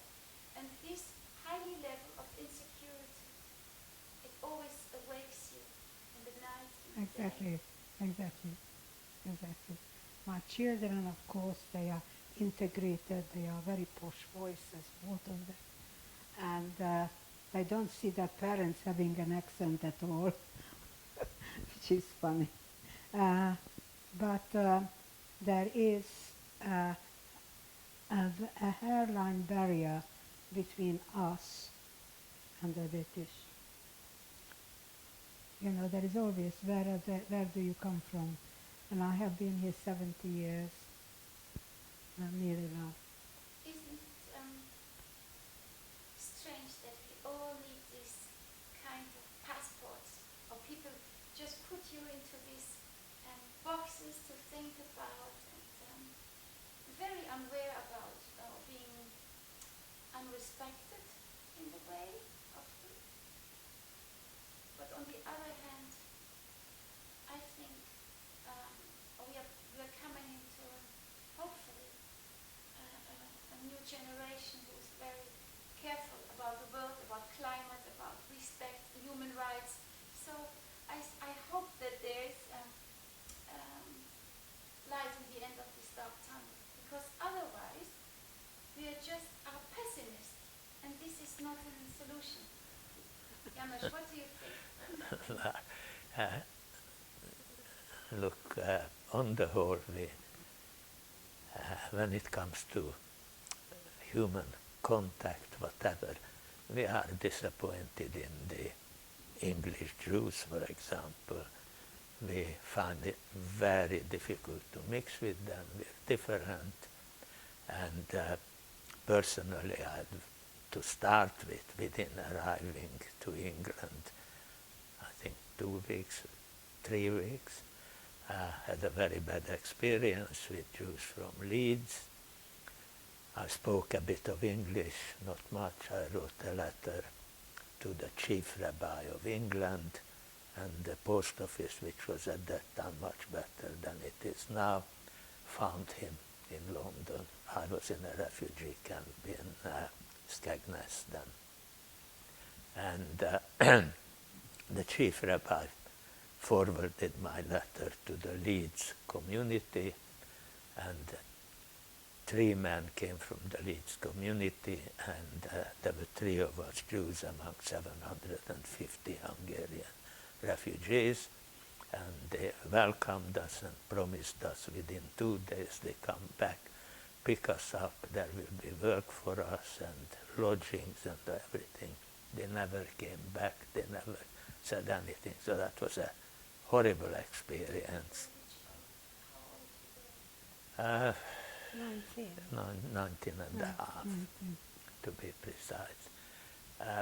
Anyhow, that sort of experience, not that drastically, but it carried on, because somehow English Jews find us strange, and they don't really feel at ease in our company. We can see it. And that's a pity. But you see, we have been here such a long time. The country is a very tolerant one, and we integrated on the surface. Yes, but we are like strange flowers, you know, who are just on the periphery and looking in. We are what they call voyeurs, because that is how it is.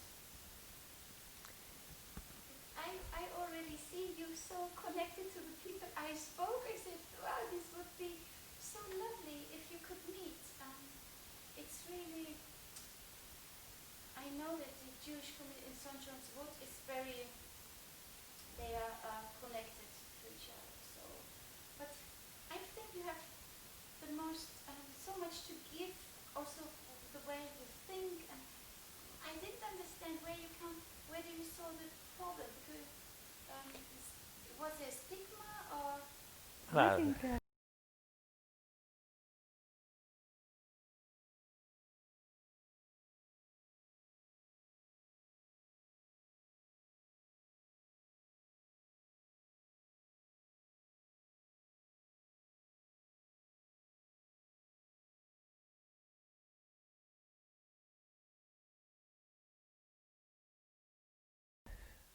I don't know. I don't know. well, the problem is with them in a way, because they don't seem to feel at ease in our company, or the accent, we don't know. I mean, we just don't know, and it's not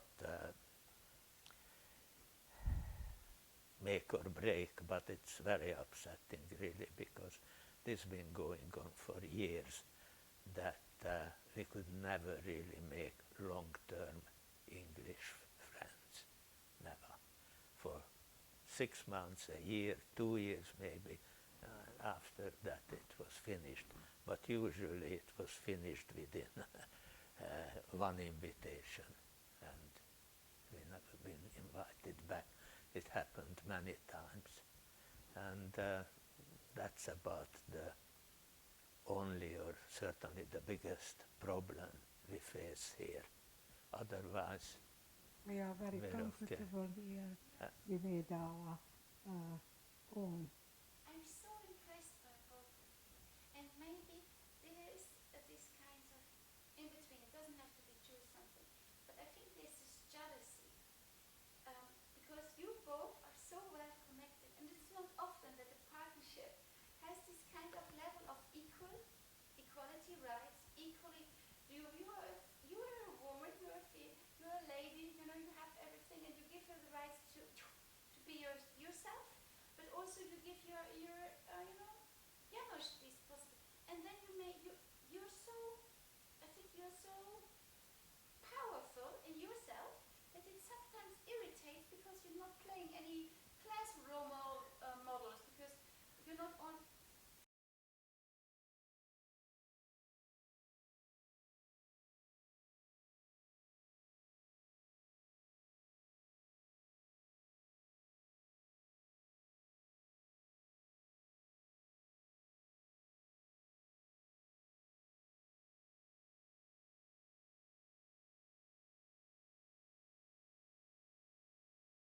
When everything started, where you both met, little romance. My mother, because we had lost most of our relatives during the war. My sister born when my father came back a year later. My sister was born, but I didn't have. I only had a grandmother, and my father's parents died very shortly after the war, so I don't really remember them. And so we didn't have relatives, but my mother had a distant relative in Towers, yeah, and she knew Janos's parents, and they said, well, there is a boy in Manchester who is very on his own, and he comes up to London sometimes. So he came up. We at that time lived in Richmond, and he asked me out, and that's it. And I think 8 months later we got married. And that was that. That was a long time ago. Yes, we will be married 59 years in December. Janos, what were your first images, memories, seeing this beautiful shining star? Well, I mean, it was an excellent opportunity, because we came from the same background. I obviously liked her, otherwise I wouldn't have asked her out. And gradually we kept in touch. I used to come up from Manchester to see her, and by that time I had 1 or 2 customers in London. And then the next move was to move up to London and be close. And to start with, I lived in a bed sit in very good position off Finchley Road, which was full of Hungarian refugees. And then after we married, we rented quite a nice flat in Bronsbury Park. So we had a very, I think, very good time. We were very young, obviously, and we never had cars in Hungary, or I had a second-hand bicycle, and everything was good enough here. We worked very hard. We worked Very hard. And so did my parents. We worked very, very hard because we had nothing. And that was how it was. So, because you both, or you sold the handbag, was already before you know? No, by the time I got to know her, I wasn't in handbags. I was in small leather goods, and then I went into holdalls and kept small leather goods. And the handbags came. I'd like to tell you the story.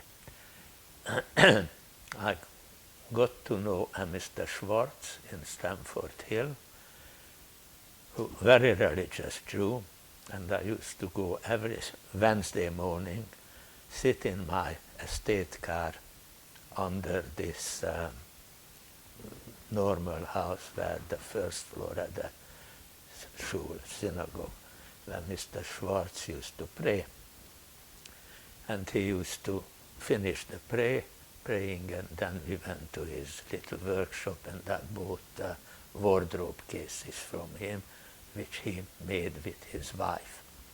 And one morning I'm sitting in the car full of goods, nearly full of goods, and a very religious Jew appears and looks into the car, and I didn't like him looking in the car, and he knocked on the window, and I wound it down, and he said, are you selling this? And I said, yes, and I was very Forceful. I wasn't nice to him, because I didn't like him at all. And he said, okay, wish you all the best. I said, all right. Next Wednesday morning, I'm waiting in the same place, and a very religious Jew, but very nice looking, comes, looks into the car, knocks on my window. I wind out the window. He says, are you selling these? I said, yes. So he said, would you be interested in handbags? And I said, yes, I could be interested. They go with what I sell already. So he says, well, it's number, let's say 11 in Brick Lane, and go in there, we got handbags, you might like them, you might not. So as it happens, Brick Lane, I had suppliers all around, so later on in the morning I pull up at 11 Brick Lane, a terrible place, water coming in and all that, full of handbags on the floor, shelves, and there's a little office. So I go into the little office, and who sits there? The first one. They were brothers. The one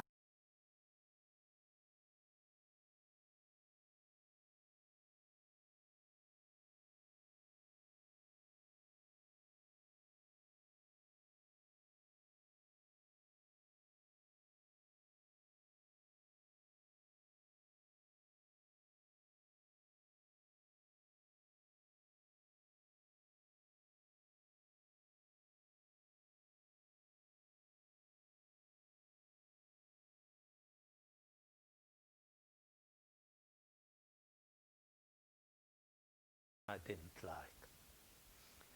I couldn't run away.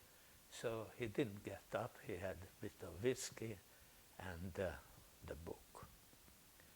And he said, well, look around and see if you like anything. So I liked quite a bit. I went back to him, Mr. Lipschitz. I said, I'm interested. He said, well, just take whatever you like. He wouldn't even get up.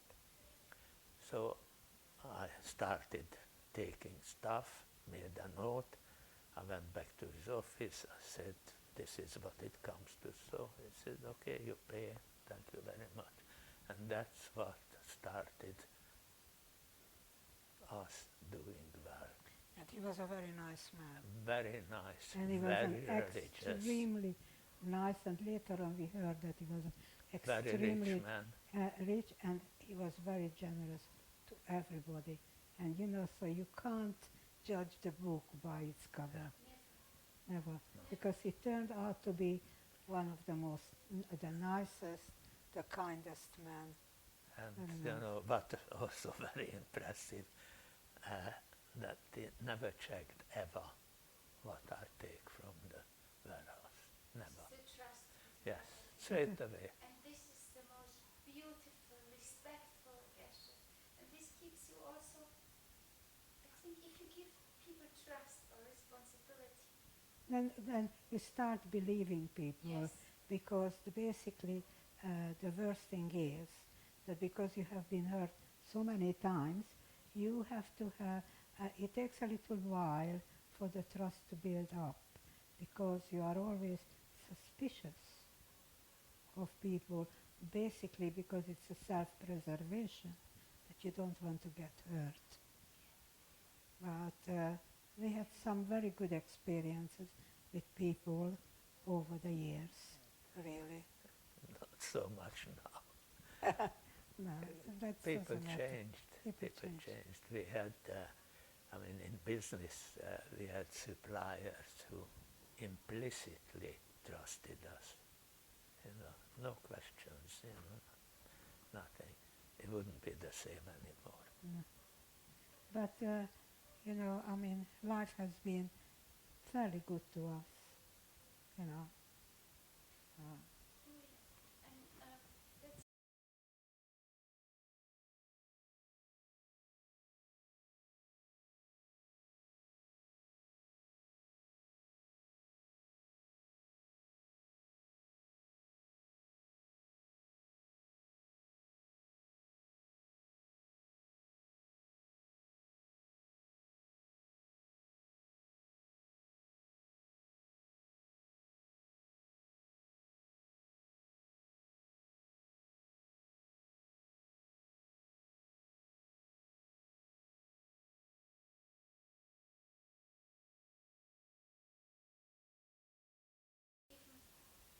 I think a handbag, what we were talking before, a handbag is not only a good, you know, it's, I think it's like a perfume, working with illusions, working with identity, and yes, you see it on the Neutral, but you just give me, what is a handbag for you after all this year, after the knowledge of... Well, I never wanted to do this. I wanted to be a chemist. But when we came out of Hungary, I couldn't go to university, and I couldn't go to school for a number of months because my parents didn't have any money, and we didn't get any help. And they came with my grandmother and my sister. So I had to go to work, and I said to my parents, I am 14 and a half, 15, I must learn. So I went to school in the mornings, and I went to work in the afternoon, and then I helped my parents in the evening.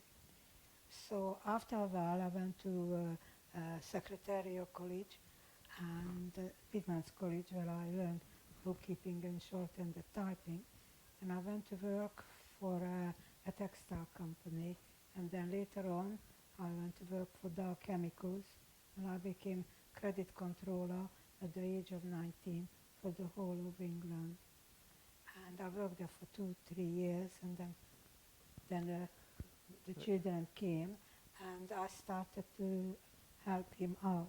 And that's how I got used to dealing in the business and we have been partners ever since. And I loved going and buying things. We also had dress shops where we went abroad and we bought in Italy mainly, and also in France. We also sold designer clothes and designer handbags. We were the first small shops who were showing buying Gucci and Dior and Charles Jourdan and Fendi and Lagerfeld and Ferragamo, not Ferragamo, Ferruccio Moda. No, what was the name? Gianfranco Ferrer.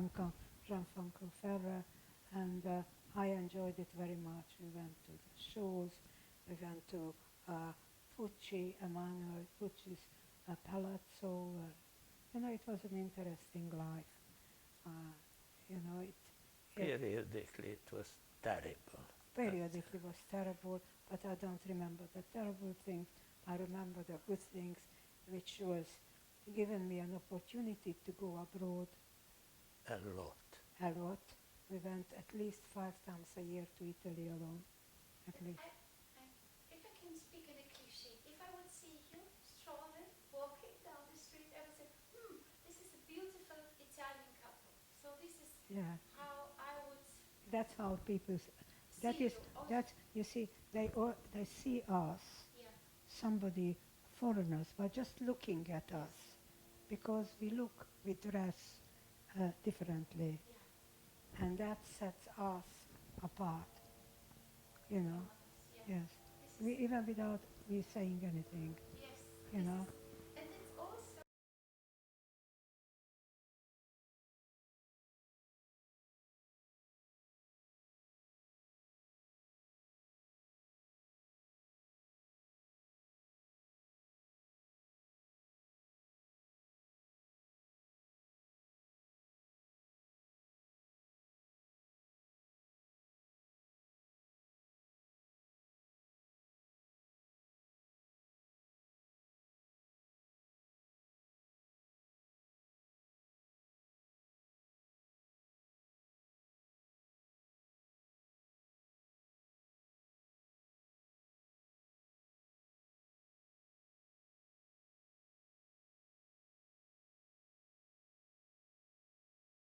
Restriction, does it evoke some feelings of your past? Is there something?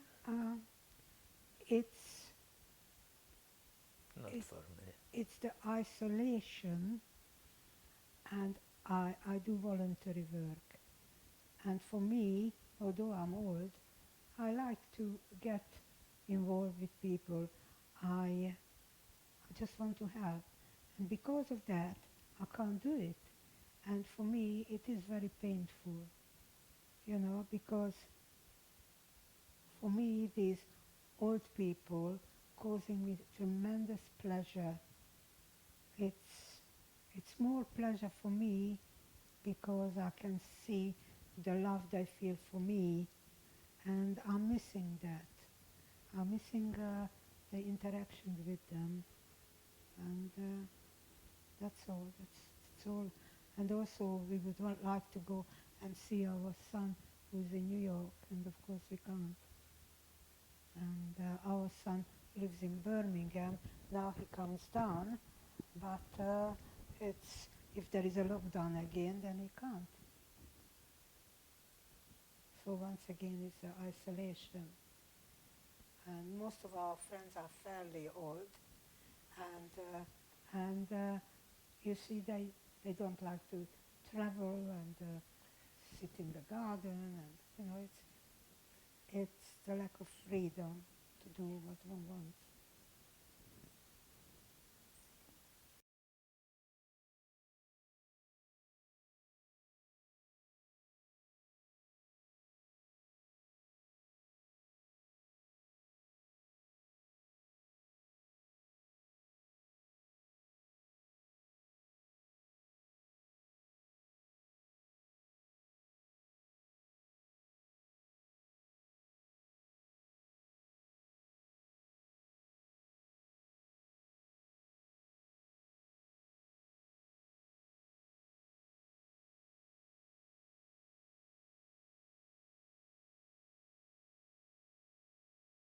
And so somebody said, why don't you go to a modeling school to be a model? And I was 5'2.5", and I was very proud of that half because that put me into the league. And as soon as I finished, I went to a modeling school. It went down to 5'5", which should be the shortest. So it was an absolute waste. But I can see it, of course. You know, so I remember, you know, they were teaching you with the books on your head, and you had to walk, and you had to stand like this. But it teaches you also to come through life. You know? If you have I suppose so, but it was so funny because I just could not, you know, when it came to it, I was going to go to work. I couldn't because I was too short. I share the same. I was always too short, and my legs, come on, I don't feel.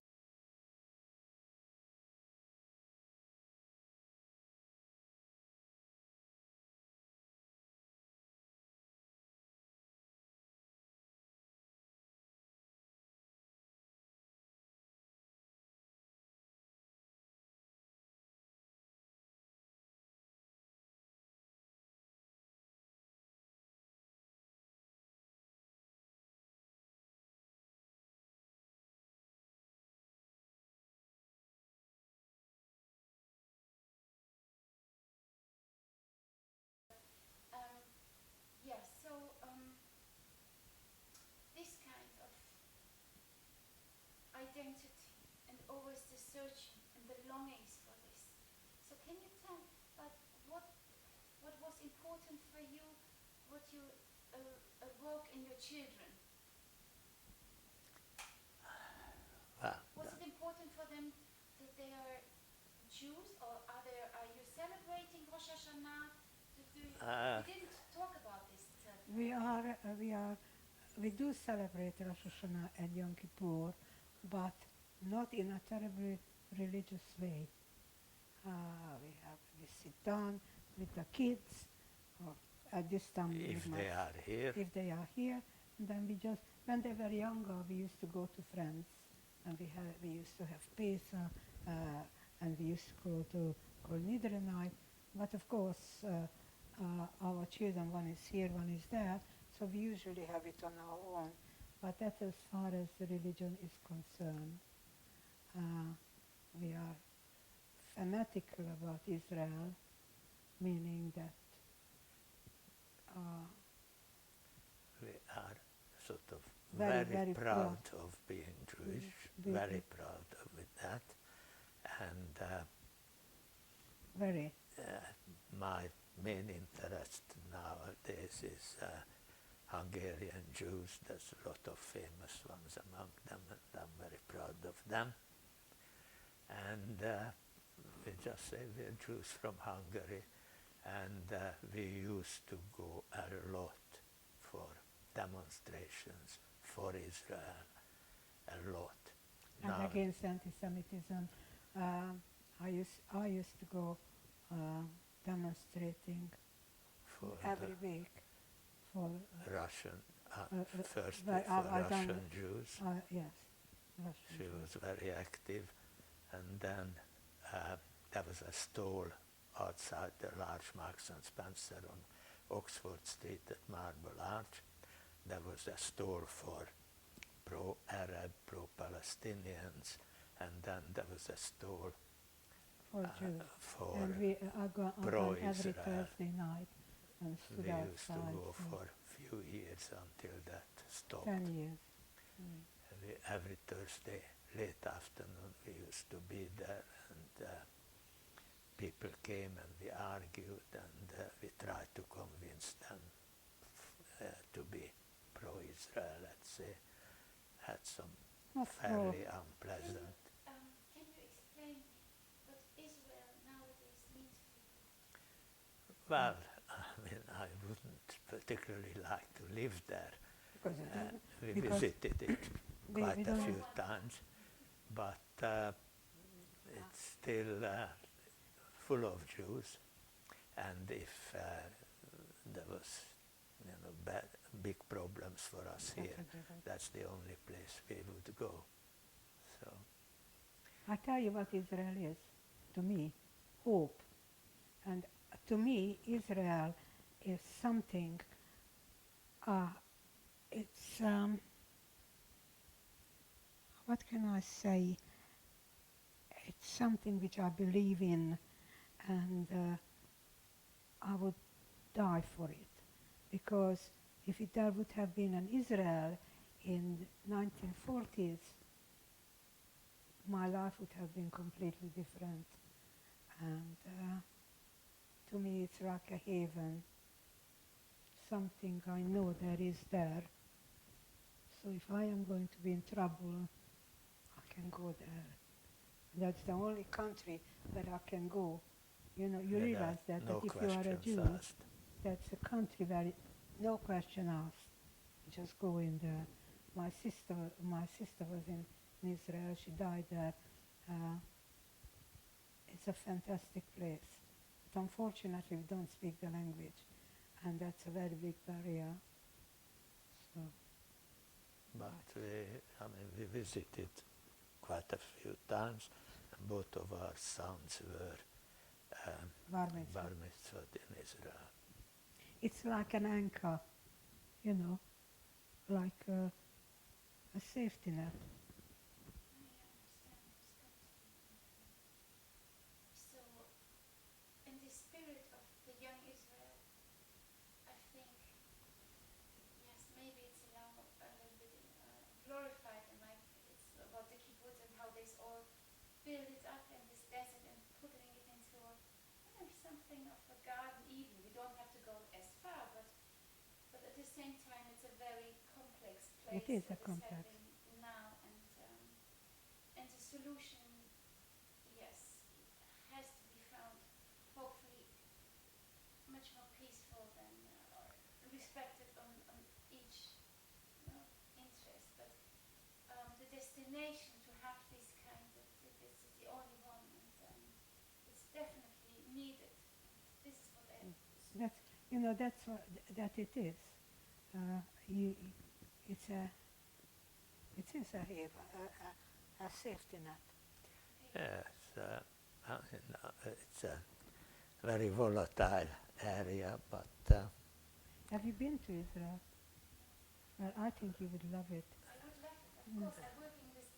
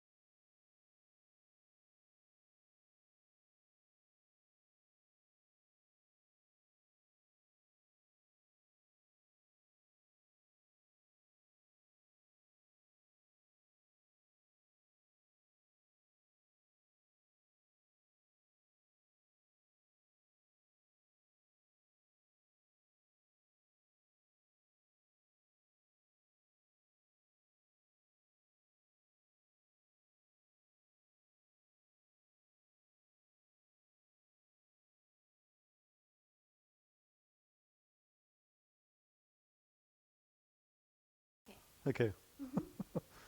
I was just going to say I'm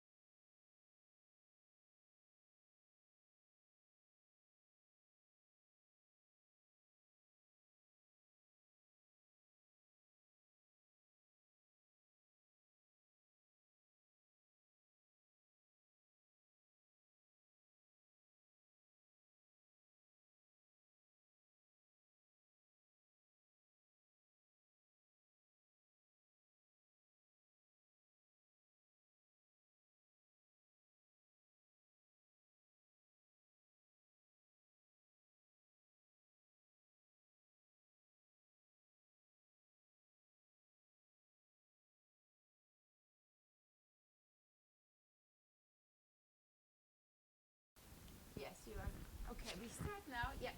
So how did I get into visual work? So I had a degree in philosophy of science, and then I was working in a recording studio, music recording studio, and the centre of my universe was Soho, London Soho, with all the bars and the cafes and the film companies. And I started working in in production companies, and became trained up as a producer. And I was looking for how to break into television. I thought it would be through arts, because that had been my passion. And I'd been very involved with different youth cultures. So I was, I shared an office with three young filmmaker friends, and with one of them we were trying to get, Channel 4 had just started in Britain, and there was this possibility for independent production. So we would ask, could we make this film about comedy or whatever? And then one day I was sitting at a lunch next to the commissioning editor for religion at Channel 4, and he said to me, "Are you any relation to the rabbi, Hugo Gryn?" I said, "Yeah, my dad." "Oh," he said, "do you want to come and talk to me sometime about projects you're interested in?" And suddenly the door opened.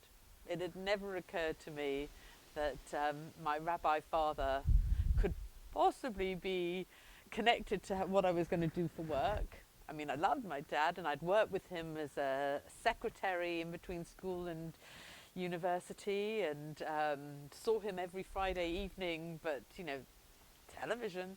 Anyway, I went to see this commissioning editor, John Ranelagh, and the long and the short of it is that's how I got my first commission for broadcast television, to make a documentary about Shabbat, the Jewish Sabbath. And as a consequence of that, the commissioning editor was very pleased with it, and he said, "What would you and your father like to make next?" So we had a lot of talk about it, and at around that time, one evening, there was a skip outside my office in Wardour Street, in which people were throwing discarded office equipment. And I was with one of the filmmakers I shared my office with, Duncan Ward, and we were looking around things in this big skip, and I pulled out some offset pages from the Times Atlas. And I looked at it, and in the top corner there was a little bit of what was then still the Soviet Union, and in it I saw the name of the town Beregovo, where my father had come, Beregzas, when he was a boy. And I was really amazed that in all this time, and despite all the questions I'd asked him, I had never bothered to look on a map to see where Beregovo was. It was like a sort of, it had until then been unnecessary to know where he'd grown up. And that alone was a good enough question to make me get even more interested in this place. And so I said to my father, when we were talking about what we might make next for Channel 4, I said, "Well, what about making a film about the town you come from?" And he just said, "There is no way you will ever get permission to go there. It's been in the Soviet Union for 40 years. No one has ever been able to go back. No way." And that was like a red rag to me. And I knew I had found my story. I would have to get permission to go and visit and make a film in the place that he'd gone to. And that film that we made, along with my sister Rochelle, was involved in the production. And we filmed in 1989. And the film was shown first on Channel 4 in 1990. That is probably the most important thing I've ever done with my work. Apart from maybe after my father's death, finishing the book that I got him to start working on while we were editing that film, but which he never could bring himself to finish. So probably the two most important things I've ever done have been to help try and put into pictures and words the story, not so much of what happened to him and his family in the camps, but about the world that was destroyed in it.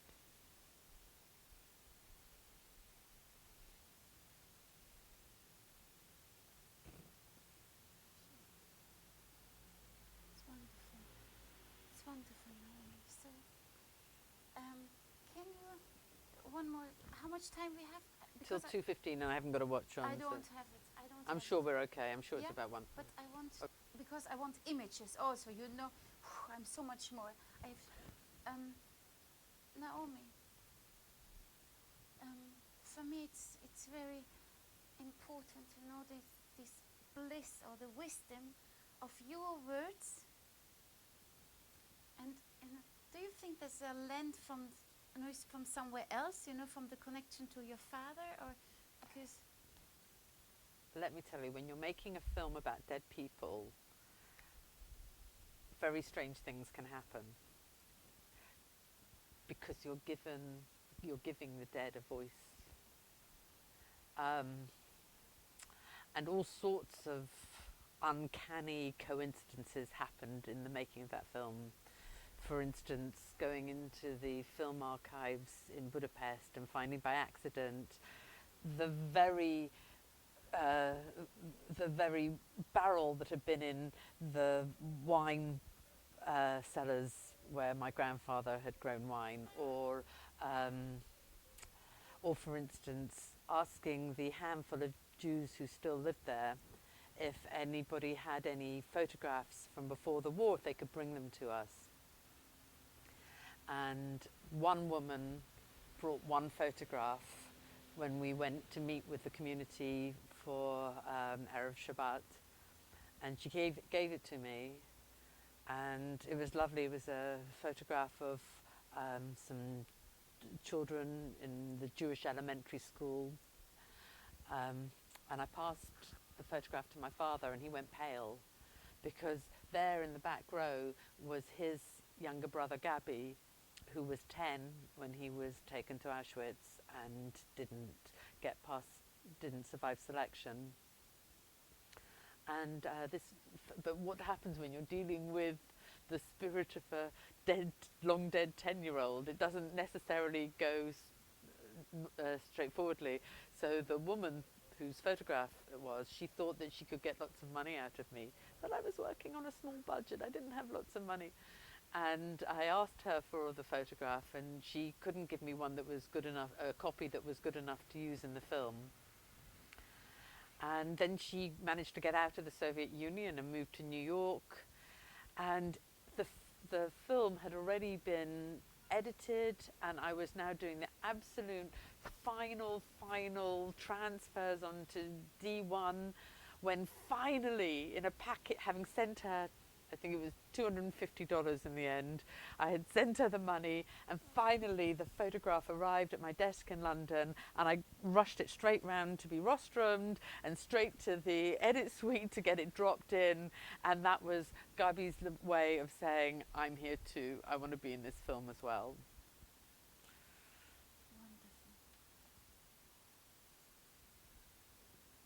I know exactly how the feeling what you got. And so one more thing, so the complexity, what we're facing now, Naomi, in the political sentences of the rising anti-Semitism also in Germany, and you have your daughter just started life in this pure essence of beauty, innocent. Where are your fears, and where do you see hope for this upcoming generation?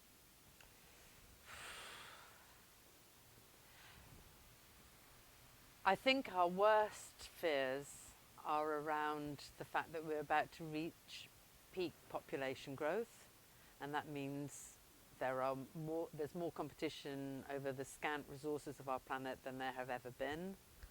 And though we have pretty good consciousness for animals, it doesn't seem to be good enough. So we're not taking good care of the planet, and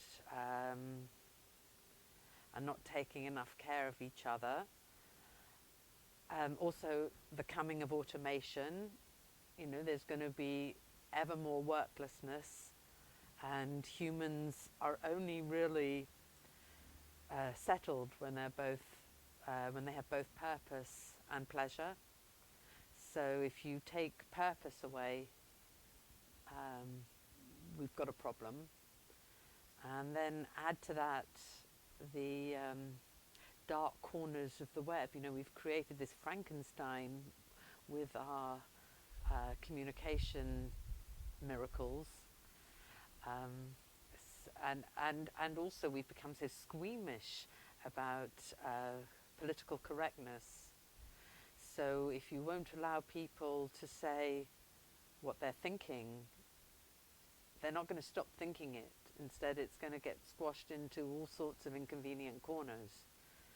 So this chap who went into Halle, into the synagogue in Halle last Yom Kippur, if you look at his manifesto and you see what he wanted to say, which echoes the same thing as the neo-Nazis in Pittsburgh or in Christchurch, or, you know, contacting each other over these echo chambers of the internet. What he said was, he said, it's all the fault of the feminists because they wouldn't have children, and that's why they're bringing in all the immigrants, and the people who are behind it all are the Jews. So that, to paraphrase, is the driving creed of this new wave of racists, that those are my fears, because they'll find each other and their work is not yet done, and they enjoy feeling powerful with disruption. And on the other side of it, you have these new Puritans who think that,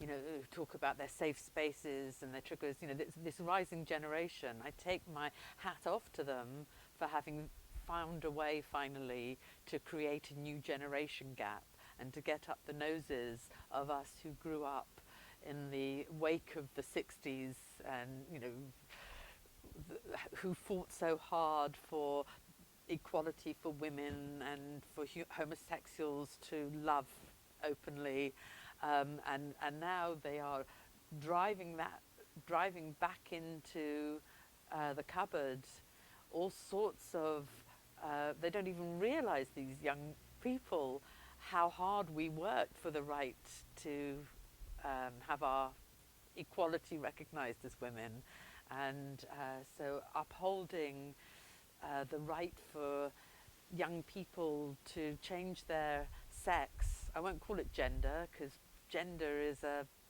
what? It's a semantic concept, you know, so anybody can call themselves whatever they want.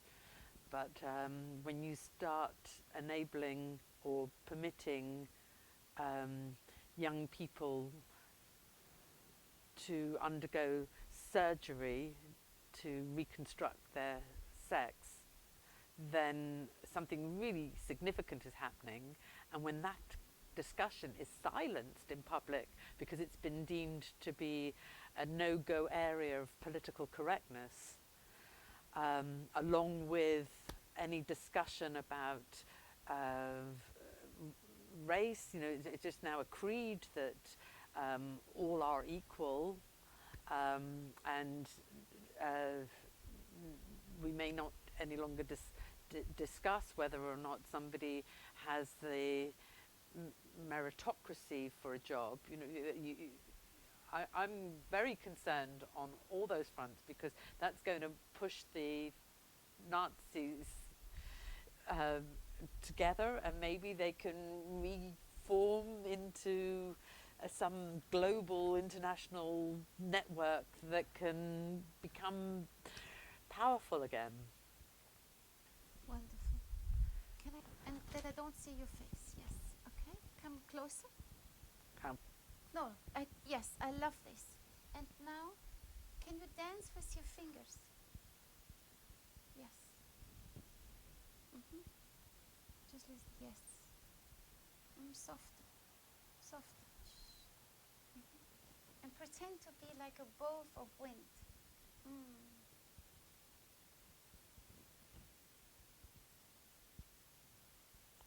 Naomi, if I ask you, please continue. If I ask you, With my face hidden. No, with the face hidden. Yes, with the face hidden. This Okay. is me. Sorry. You can. If you don't like it, how is it for you? How would you identify yourself? We were Ooh. talking about identity, gender. Can you give me a description of yourself? So I used to consider myself with my 4 big isms of being feminism, Judaism, Zionism, and socialism. And as the years have gone by, I've watched each of my isms crumble. And so I am now a person without ism.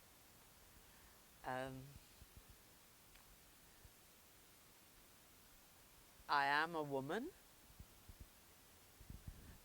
but I'm a woman on the other side of my fertile productivity, so that's a different sort of woman. And I am Jewish, but I don't feel that I am really deeply connected anymore, or maybe I never was, to very religious Jews, because that's in too much conflict with my sense of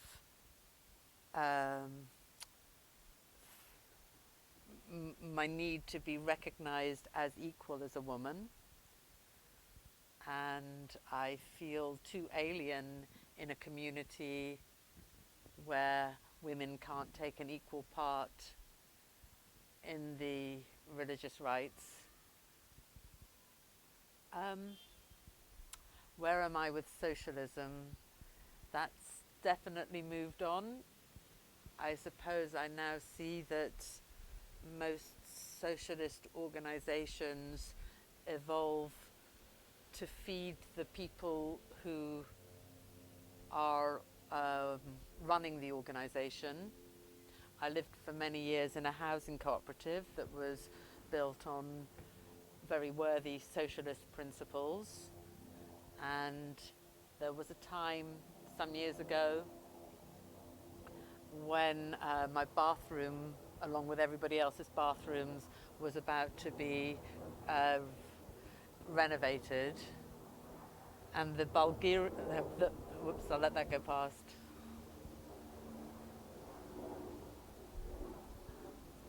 I lived for many years in a housing cooperative built on socialist principles, very worthy socialist principles.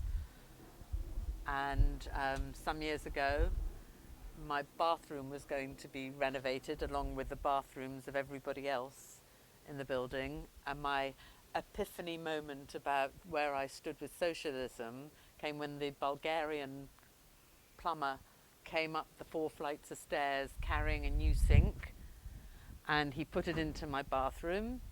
And I said to him, but hey, I've got a very small bathroom. If you put that there, I won't be able to get to the toilet. And before I knew it, there were 3 other people. There was the worker from the co-op, and there was the head of the builders, and there was the Bulgarian plumber, and they were crossed-armed, facing me down, saying, but you have to have the sink. Everybody's got that sink. And I said, but if I have it, I won't be able to go to the toilet anymore. And at that moment, I just knew if this is socialism, it doesn't work for me. So that was socialism gone. And as for Zionism, of course, I still believe... Yes? Yes, they are dancing for you. And I think they protect you at one point. Okay. Maybe. Let's go to the socialism. Okay, So- we have the Zionism. Yeah, So this with- is interesting now. so Come on, with- what do you think of it? With Zionism, of course, I believe that especially after the Shoah, that Jews have a need or a right to be able to defend themselves. And for many years I was a great supporter of Israel. I spent much time there. I toyed often with the idea of moving there. But ultimately, until they can learn how to live politically with their Palestinian neighbors in a more decent, humane way, I feel a big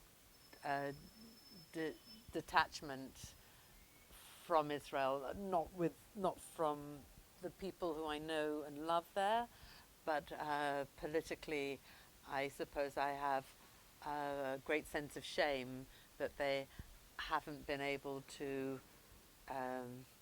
manage their place in the region with more dignity. Do you think Netanyahu's times are over? Do I think Netanyahu's time is over? Wow. No. I think that we have got some more tough times ahead. Okay, it's a little hopeful that Bahrain and UAE are now on board with Israel. So there are two more friends in the region. And my father always used to say that Israel would only ever make peace with a right-wing government. So it's quite interesting that it's been with the support of Donald Trump and Jared Kushner that Israel has achieved this tiny little, not tiny, it's a significant thing, but that Israel has achieved this new status. What do you think about this? About Bahrain and UAE? Yes, and also about the right wing and that they achieve it. Isn't it a paradox in itself? I'm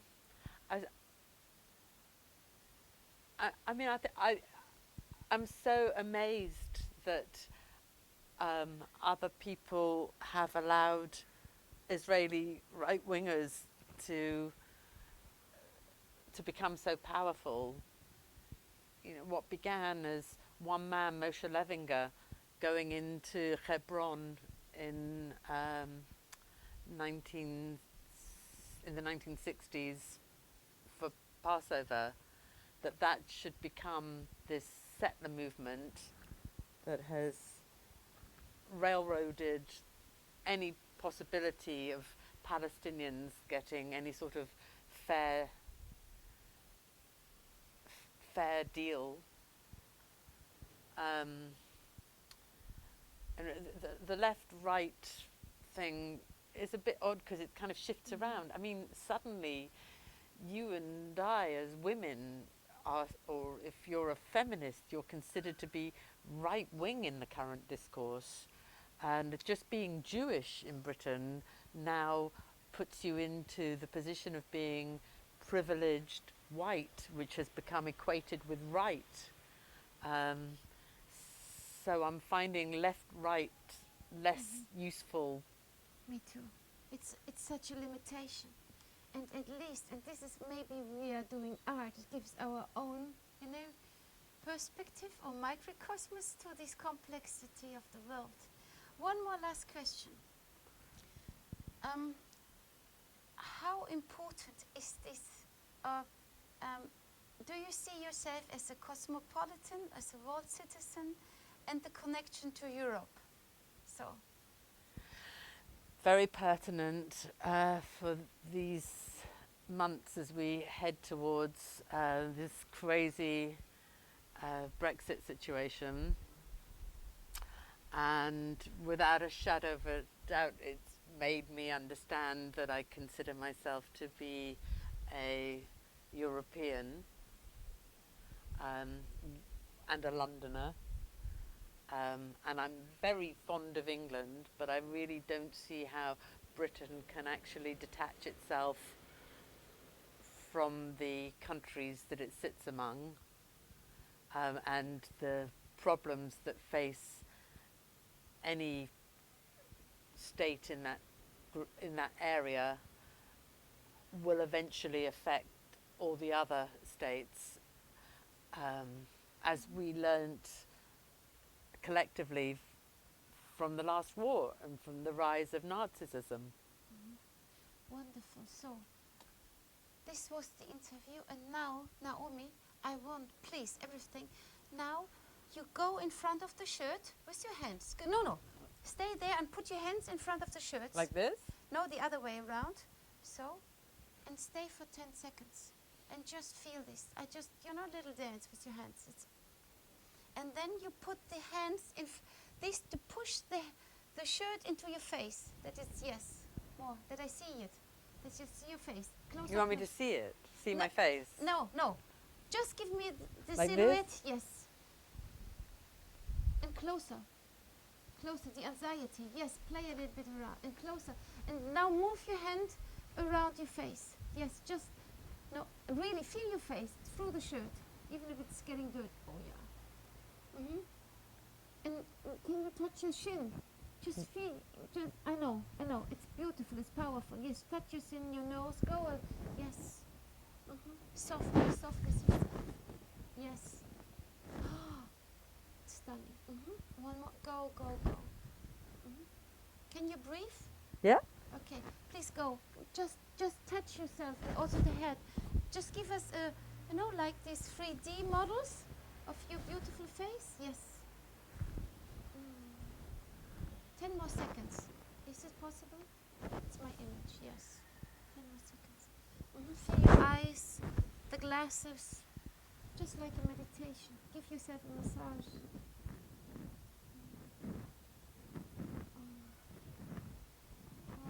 No, you can't see what I see. Okay. So now yes. 5 more seconds.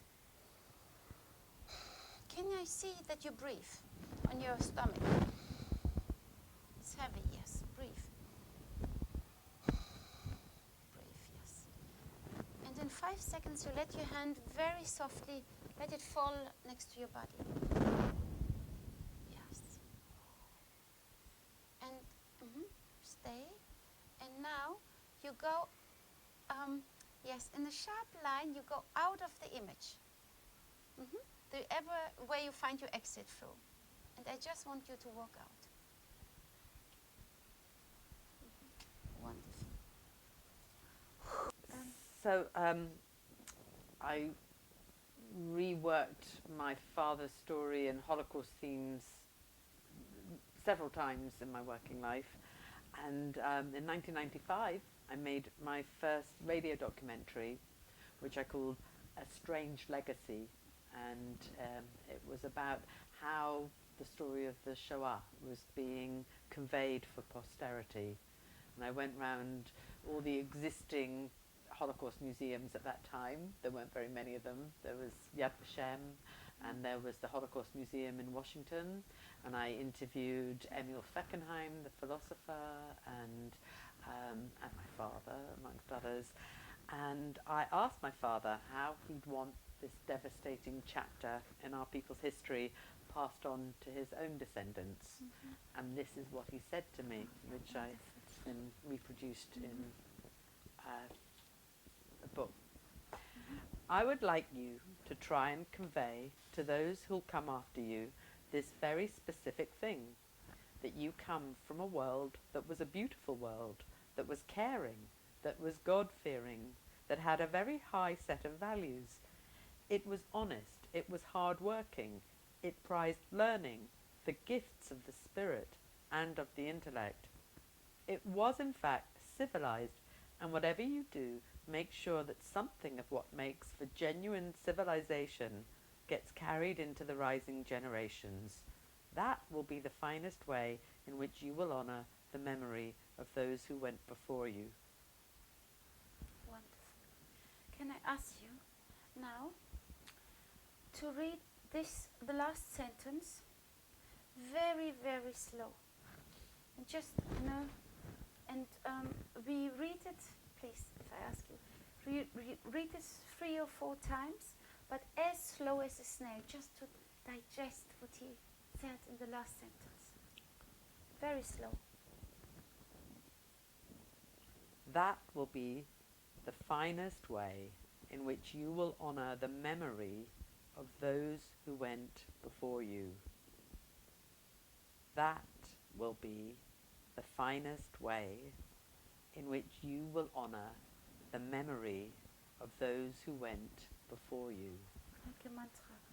Go on. That will be the finest way in which you will honor the memory of those who went before you. Continue. That will be the finest way in which you will honor the memory of those who went before you. Continue, please. That will be, Look in the camera straight. that will be the finest way in which you will honor the memory of those who went before you. 1 second, I come closer.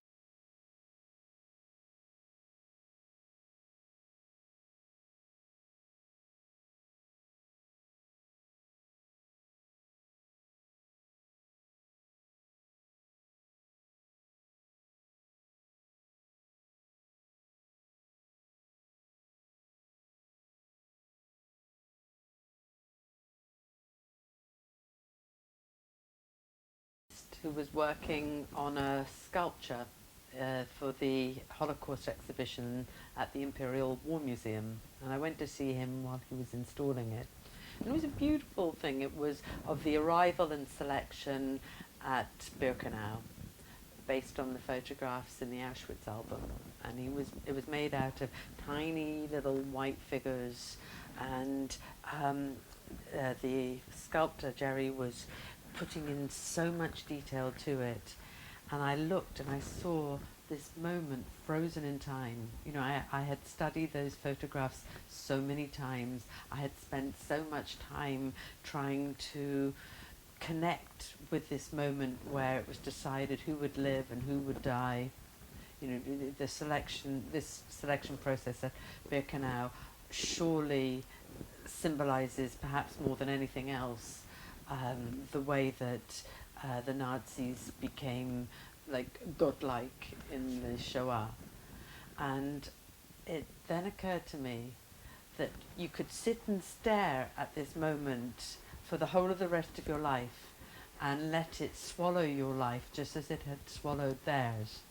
Or you could think how each one of these figures represented had moved through the moment, and some had gone to their death, and some had gone to other camps and had died, or some, like my father, had managed somehow to come through it all and to rebuild their lives afterwards. And in that epiphany, I realized that it is very necessary to give some time to think about this every now and then. Once or twice a year, perhaps. And the rest of the time, it's an imperative that you have to go on and live your own life and rebuild the world and make the world as good as you possibly can.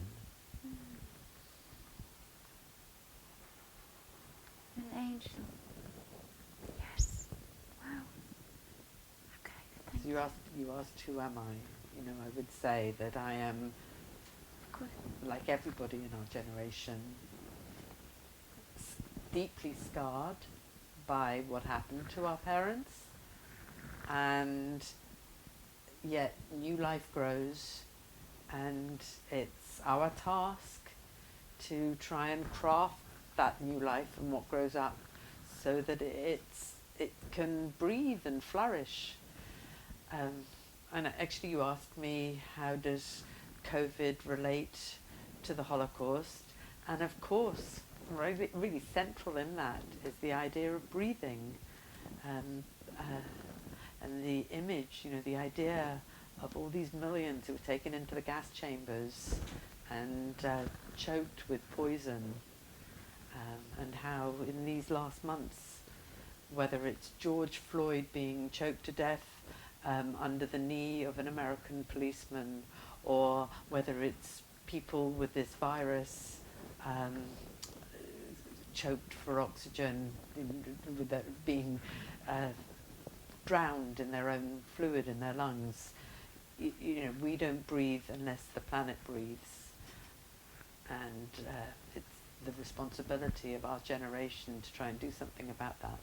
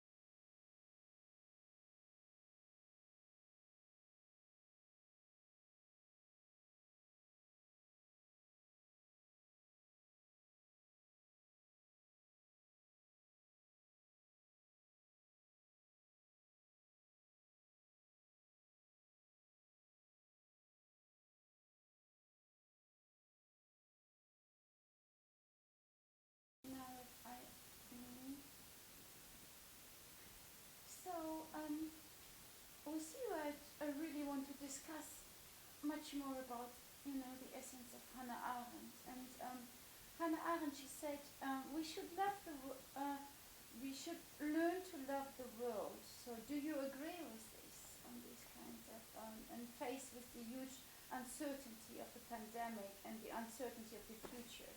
So, yes.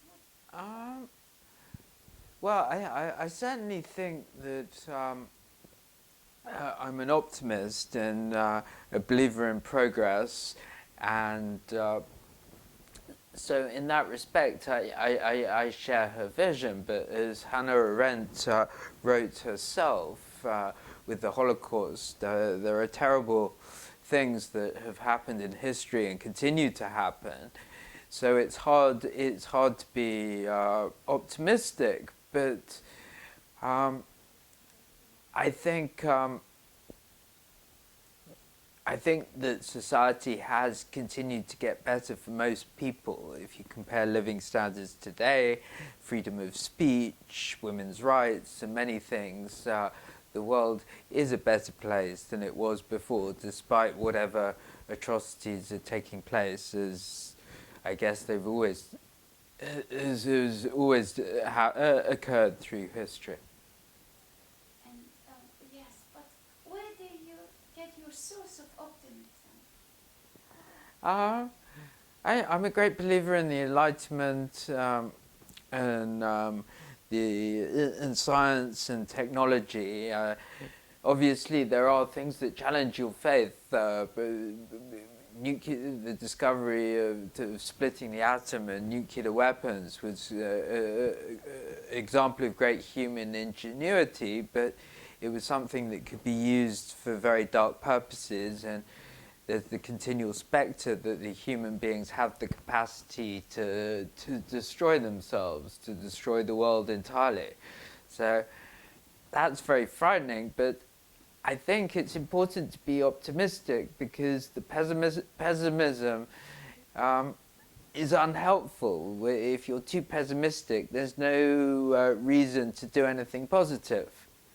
And I think that human beings can change things for the better. And we should acknowledge and report everything that happens in the world. But I think that it is possible still to believe in humanism, faith, in technology, improving the world for the better, despite whatever atrocities may be happening in the world at any one particular time.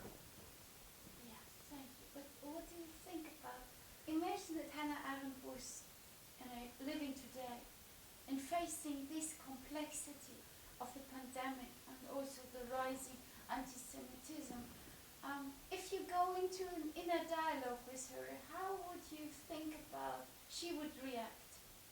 I think that nothing would surprise her, and Why? because she lived through the darkest period of human history, and however bad things are now, nothing in the world is happening that's comparable with the Holocaust in scale, intent, and that's not a reason to be complacent, but in comparison with the 1930s and the 1940s, I think the world is a much better place, and I don't think anything that's happening today would necessarily change her perspective on the world, because if anything, things were much darker during the period in which she lived than they are today. Yeah. That's not to say that in the future things couldn't reach a level of darkness that's is comparable, but one never knows. Are you afraid a little bit of the time, of the future? I think I'm always afraid. I don't think I'm particularly more afraid now. I think the most horrifying thing when you started to read about the Nazis and the Holocaust and that period is that the Jews were very well integrated in German society. Germany at that particular time was among the most civilized nations insofar as art, culture, business, civic institutions. So one can think that if it could happen in Germany at that time, then it could certainly happen in other places in other times. So I'm always worried, and I think anyone with any acquaintance with Jewish history should be worried. You know, there are some people who say that as a Jew you should always have one case packed in the hallway. I don't feel that way, but perhaps I'm naive or complacent. I don't think the danger is that great, but nevertheless there is a sense in the back of your mind that things can deteriorate for the worse. And the populism now has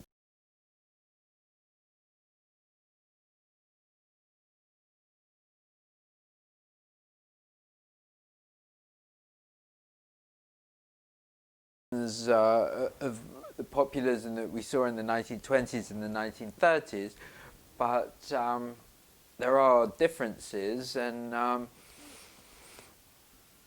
are the differences?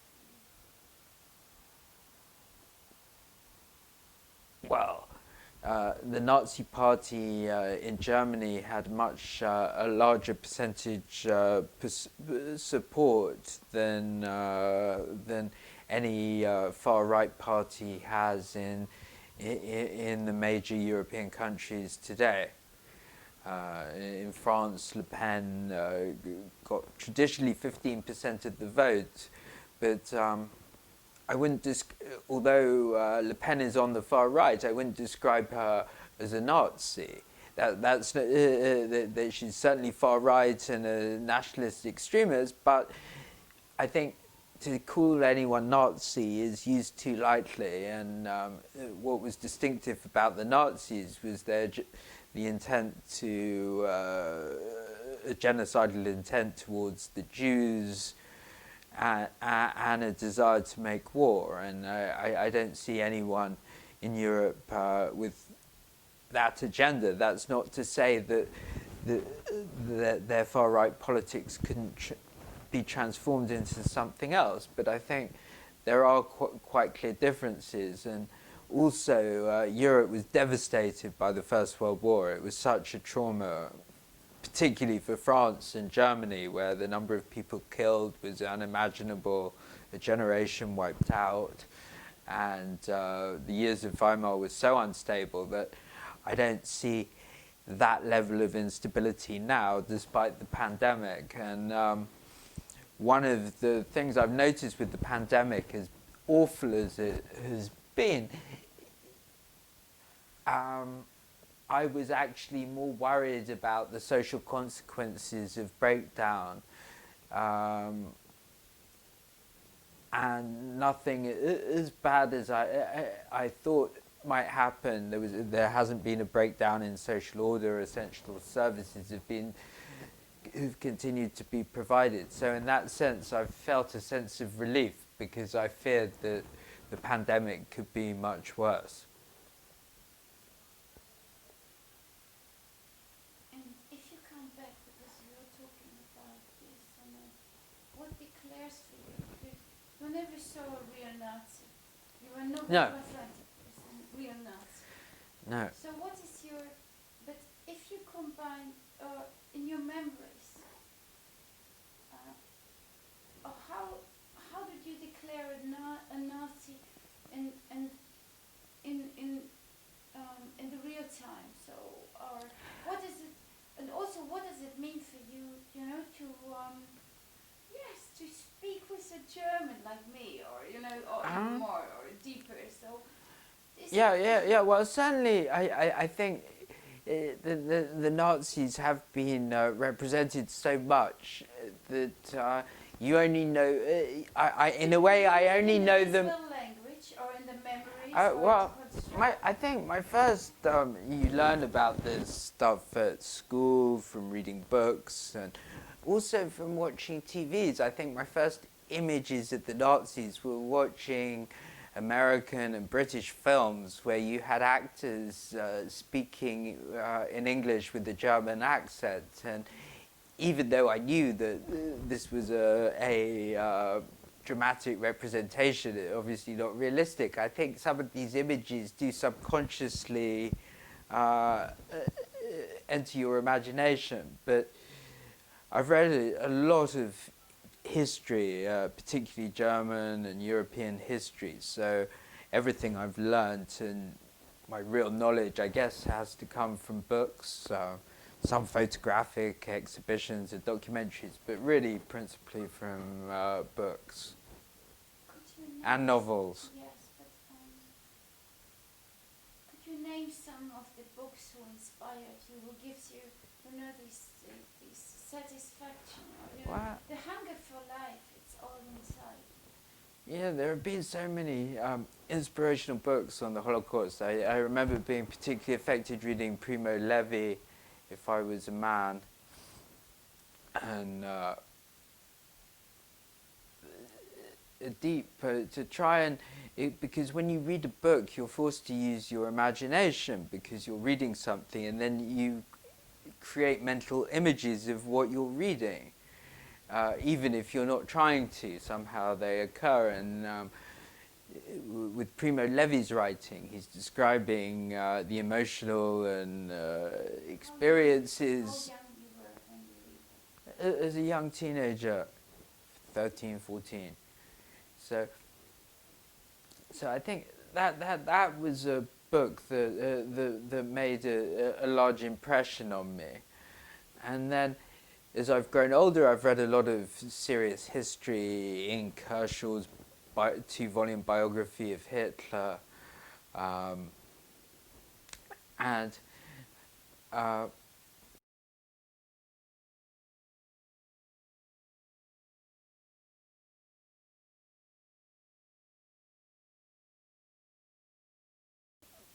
and also a lot about German history before the war, because in a way I'm more interested to understand how it could have happened, which really involves looking at the period prior to the Holocaust and trying to understand what Jewish life was like, how they lived, how integrated they were, and how the Nazis rose to power from being a marginal to non-existent force before, or even after the First World War, but from a relatively small position they could come to power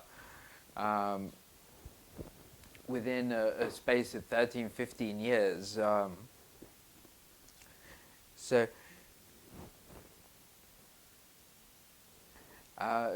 Those questions have always fascinated me, and the more I think about it, the more I want to go further back in history, to the Enlightenment, to ancient history, to the history of the foundation of the German state. You were talking to me once, you know, what does it mean for you to be a Jew now in this, you know, in this complexity of this? I think the main meaning for me of being Jewish is cultural rather than religious, because I'm not a believer in the traditional sense. I don't believe in revelation or an afterlife, but I have great respect for Jewish cultural values, the strong sense of family, the charitable obligations that it involves, the respect for learning and book knowledge. One of the extraordinary things reading about Germany and Austria prior to the World War is the extent to which Jews were at the forefront of all cultural activity, from classical music to literature, philosophy. And what makes reading about it so compelling was that prior to the Holocaust was a golden period in Jewish intellectual life. There were so many outstanding writers that continue to this day to be regarded the greats of 20th century literature, Kafka and others. Also the British, you know, the British culture. So if you come, you know, to combine it with, let's go back a little bit to Hannah Arendt, because she refused to, you know, to, how can I say, to offer solutions on a philosophy. I'm skeptical of anyone that professes to offer solutions to the world's problems. I tend to come from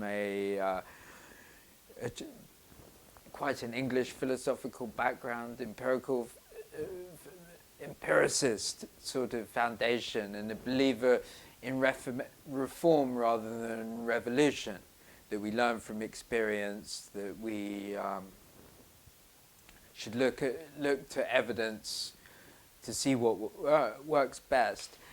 And I'm skeptical of utopian or grand solutions, because I think that the consequences can often lead to much worse things than the existing status quo.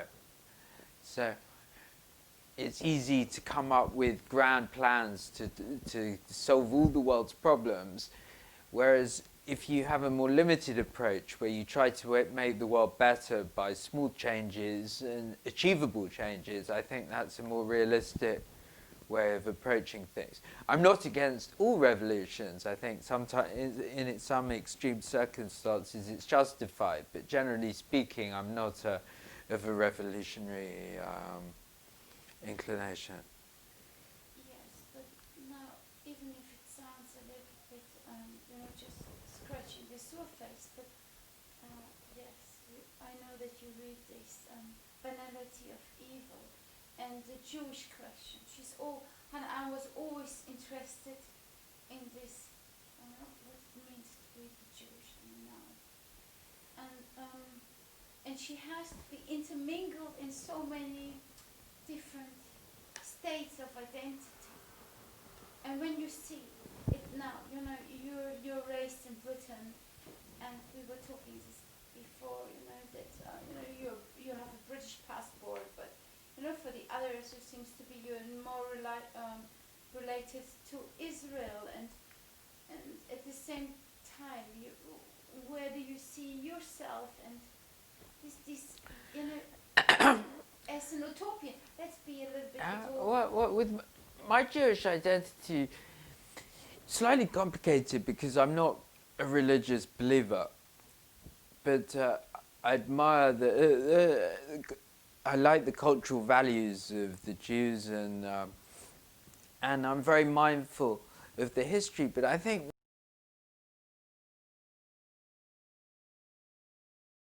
the treatment of Jews has always been a test of toleration and civilization. Anywhere where Jews have been able to live in peace and with opportunities is generally been a good place to live, not just for Jews but for everybody. And also because I don't look typically Jewish, a lot of people who are more recognizably Jewish looking. What do you think? No, this is the cliche, so just open this. Oh no, there are some people who are more obviously Jewish looking, and then they're embarrassed by the fact and spend time pretending not to be, whereas I'm the opposite. People don't realize I'm Jewish unless I tell them, and I sometimes feel that it's morally right to be very open about your Jewishness, not to hide the fact, and to be proud, and if there are anti-Semites, or to expose them by being open about your position. And position. No, be more the position. be more open about your identity, I mean. Be open and proud about your identity, and I think that's important. But identity, on which level? Can you describe me your identity? Just well, I'm not particularly nationalistic, but I have a British cultural identity and a national identity, having grown up here, been educated here. So inevitably, that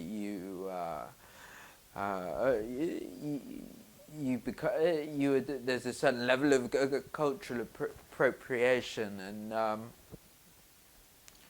I guess everyone can create their own identity, because there are lots of aspects that comprise being British, and the ones I choose to identify might not be the ones other people. Some people may identify English with the bulldog spirit, whereas I like to think of England as a tolerant, liberal country that's where there's free speech. So I identify with that aspect of the English tradition. But how important is the tale? No, let me say. How important is the tale of your history? You know, I think it's like a necklace on your. You know, you have one pearl and then one generation and another generation. Right. And, how much responsibility do you see? Well, I think my first identity is British, and then obviously another part of my identity is being Jewish, and I don't think the two are incompatible. I think it's possible to be both. And I was brought up, although not in a religious household, we observed the important Jewish festivals. We had Friday night dinners together, as is traditional in Jewish society, and but I think it was more a sense of values, of respect for family, the importance of book learning, of charity and social obligation, all those things that, and the warmth of the Jewish home and the food and all things that aren't necessarily intellectual, just all these aspects that were a strong part of my upbringing and makes my upbringing probably different from another English person who didn't grow up in a Jewish environment. So, and then of course, I'm aware of my own family's migration history, and I think like a lot of children, not just Jewish children, one likes to know the story of their family and their great-grandfathers, and I always knew that my family story was a migration story, that my family had come over from Eastern Europe at the end of the 19th century, fleeing from the pogroms that followed the assassination of the Tsar Alexander II. And but I never felt an immigrant myself, because I'm the fourth generation, the third generation to have been born in the UK. So that my connection with my roots is only really through stories, memory, family history. And I have visited the place in Poland where the borders have changed since. So when my family lived there, it was part of the Russian Empire. But we visited, and to my surprise, you could see the town in the way that it existed when my relatives lived there, because the old buildings from the 19th century are still in existence. So I got an amazing glimpse of being able to imagine what life was like for my family, and I found that very interesting, and it provided images to a lot of the things I'd been reading in my head. So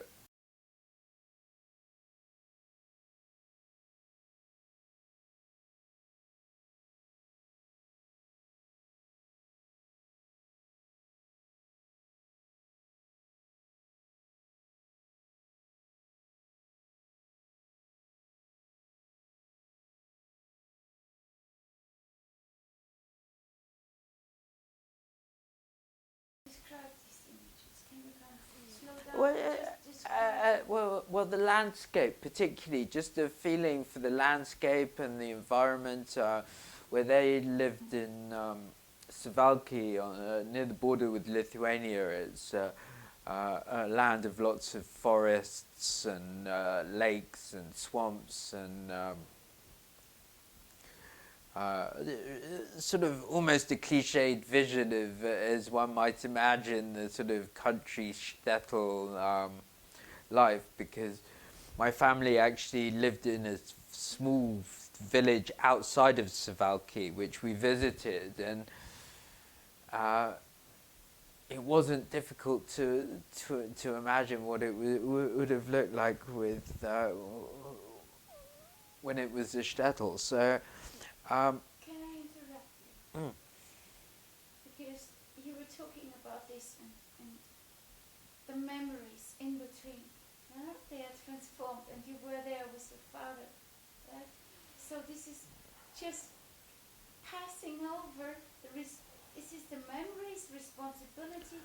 Do you feel something because I feel that you have this strong connection to a place or to is it a memory or and what is lost or what is this a responsibility to you to keep it alive?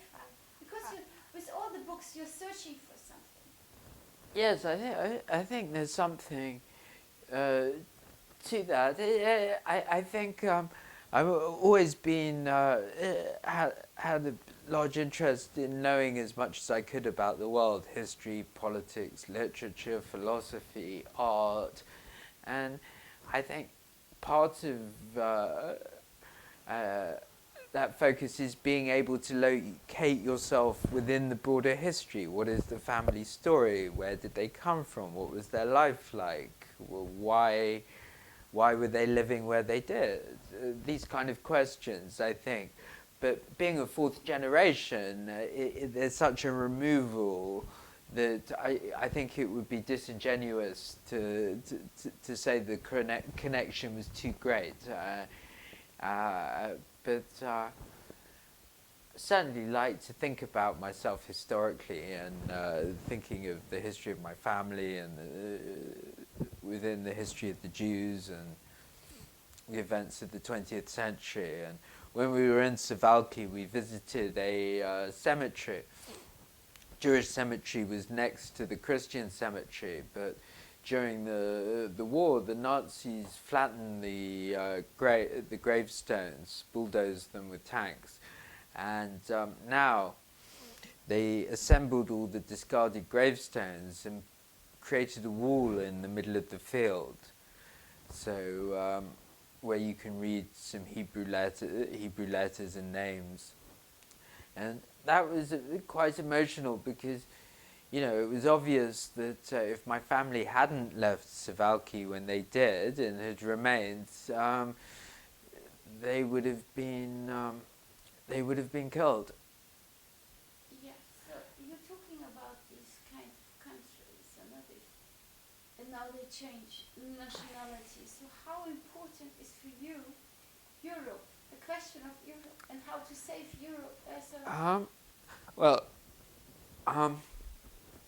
I have to say I was opposed to Brexit.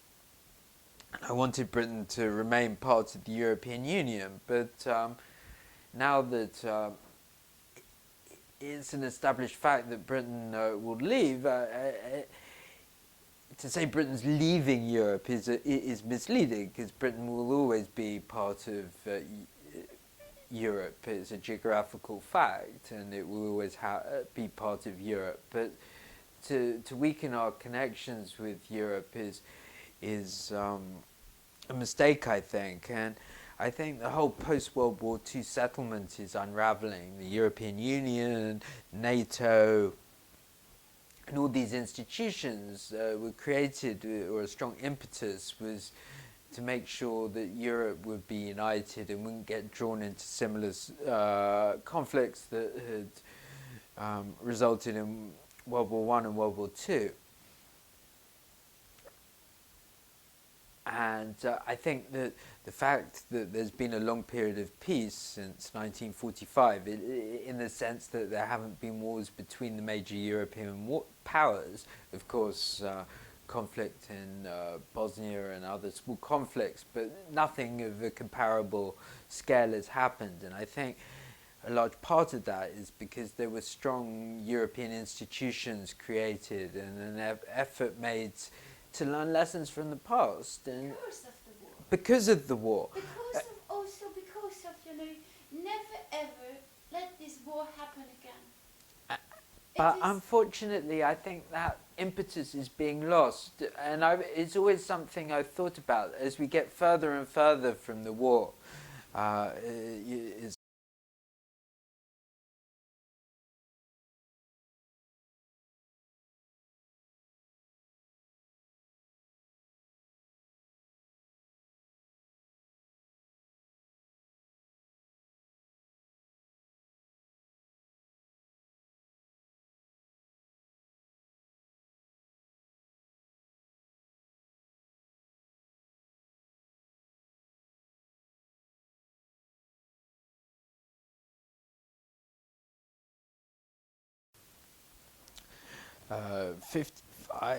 75 years ago.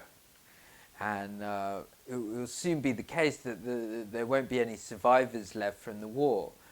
And I think the younger generation perhaps take the peace for granted, and these institutions and the European unity that was created, it had to be fought for, constructed, built. It didn't just happen by itself. And so that is something that concerns me. But I guess I'm still optimistic, but that's more of an emotional disposition than something I can justify with rational arguments. And the last question is about what does it mean for you nowadays to have a British passport?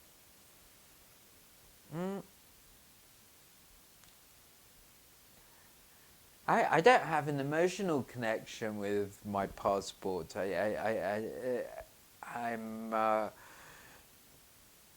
British. I'm not a British chauvinist, but I'm British and I have a British passport. As countries go, it's a good passport to have because it gains you access to most countries. So, you know, I know people that have passports from other countries, and it seriously restricts where they can live and work. And so I'm aware, and I often have a romantic notion for a period before passports existed. I appreciate it's utopian, but I do sometimes dream about that kind of world which existed prior to the First World War. But I guess I recognise I need a passport, and as passports go, a British one is a relatively good one to have, and the British rule of law and justice, while it's not perfect, it compares very favourably with most countries in the world.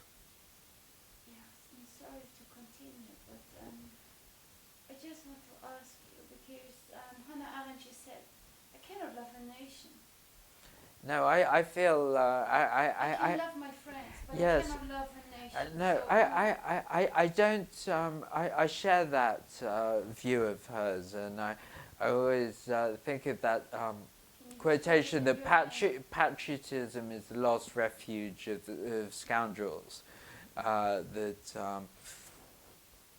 the most important thing are your family and friends, but I don't think the two necessarily need to be in opposition, because a peaceful, stable country is probably going to be good for your family and friends. So, but to have a sort of folkish love for your country, or this sort of Sturman Grang mentality, is not something that I've ever had.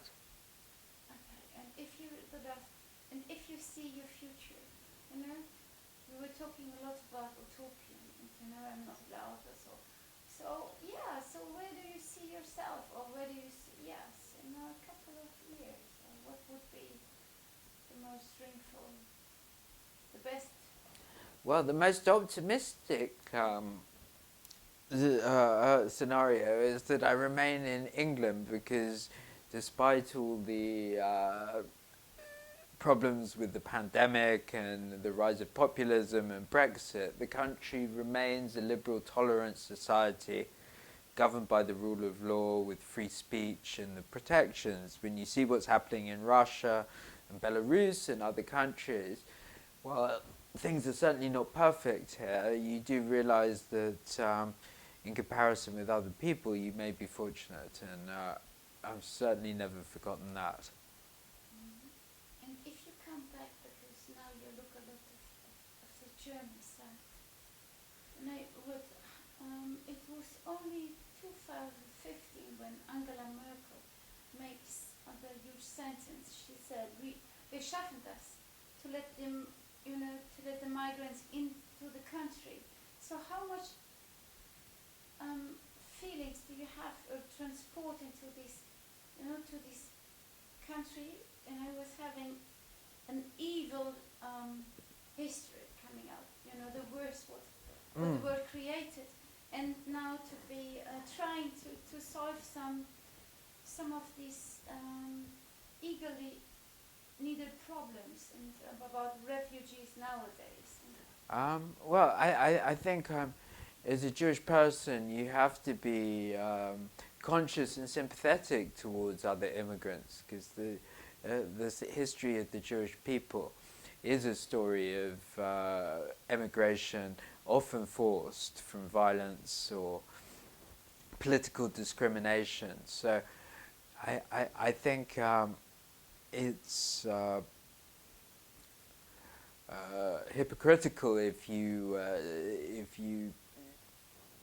you're concerned for the welfare of Jews, but then you're opposed to offering refuge to other migrants that are fleeing. So I have respect for what Merkel did, but at the same time I think that it could have been approached in a more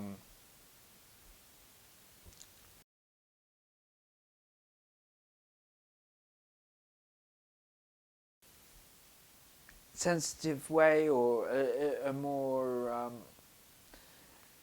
because unfortunately it had the unintended consequence of boosting the far right in Germany and the far right support. So whether there was a way that the immigrants could have been taken in, but done in such a way that it wouldn't have led to such an uprising in far right support, I don't know. But I'm certainly in spirit very admiring of any country that offers sanctuary for refugees that are fleeing from persecution.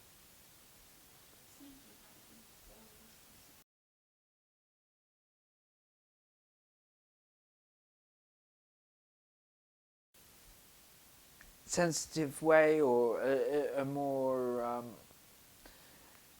because unfortunately it had the unintended consequence of boosting the far right in Germany and the far right support. So whether there was a way that the immigrants could have been taken in, but done in such a way that it wouldn't have led to such an uprising in far right support, I don't know. But I'm certainly in spirit very admiring of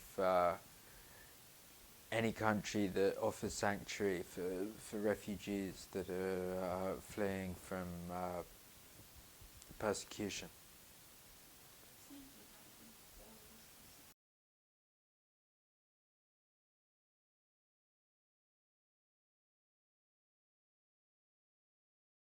The role model, because she's a role model as a strong woman that other women who aspire to be independent and strong-minded could look up to. But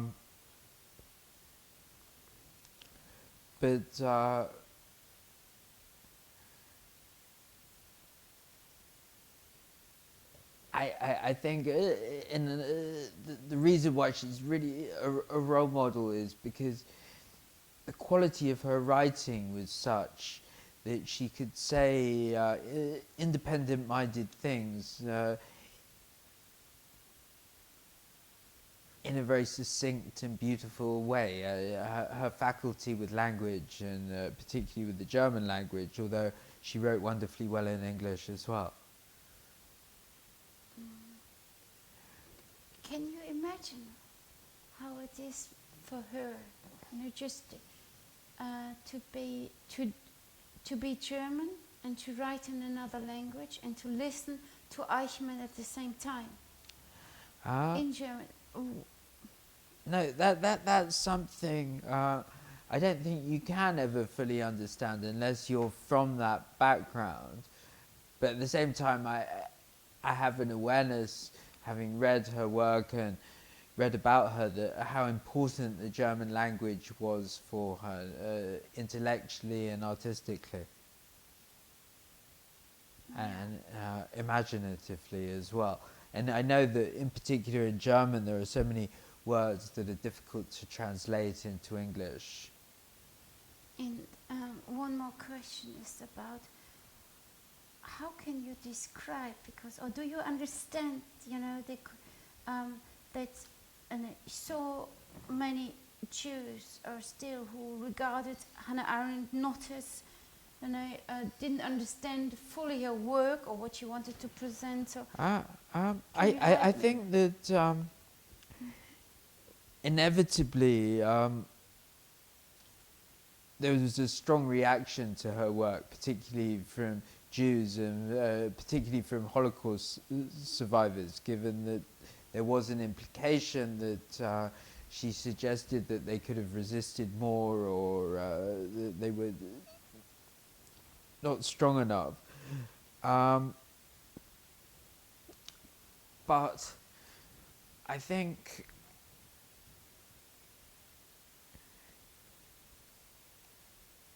and I know, for example, that Isaiah Berlin was very critical of her because he perceived that he'd suggested that his family, by implication of what she was saying, had somehow been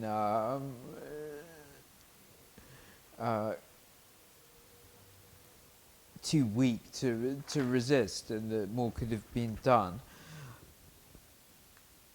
So yes, I can understand the controversy. That I can sympathise with both points of view, even though I think I admire Arendt for being uncompromising and saying what she really thought.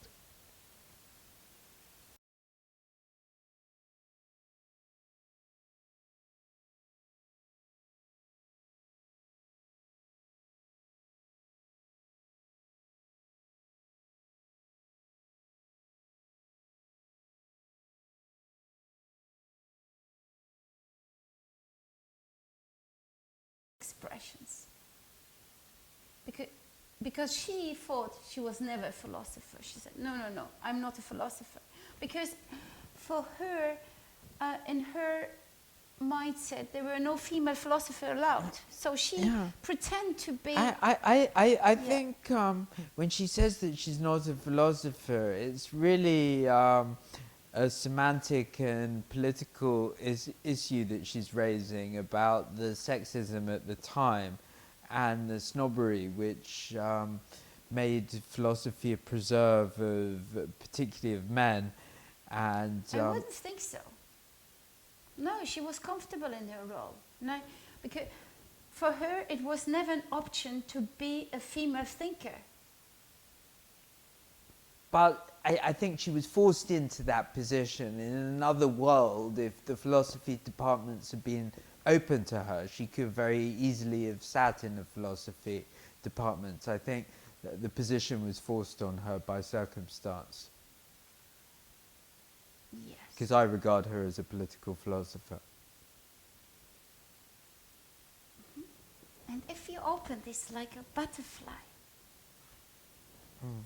this, these both words, they have such a meaningful, departure. Political thinker and philosopher. So where do you, you know how I'm incapable to speak. So where do you see the difference in between? I don't see a difference. I think she was just raising. No, not about her. Just in I don't think that there is such a big difference. I think that political theorists are engaging in political philosophy. I think it's more to do with the narcissism and the small distinctions of academic debate, that the need to classify yourself as one or the other. And the last question is, how much value do you give words? I think it's everything. Everything. Can you say this in the whole sentence? I think it's everything because... what is everything? Because what is everything? All ideas are mediated through words. So the words you choose are going to have the impact and importance. And and in Europe, which isn't the case in the Anglo-American world to such an extent, philosophy is regarded as a literary endeavor as well as being a philosophical one, and I think that Arendt certainly qualified as someone who could be regarded as a literary philosopher, that her works could be read as literature as well as pure philosophy. Perfect.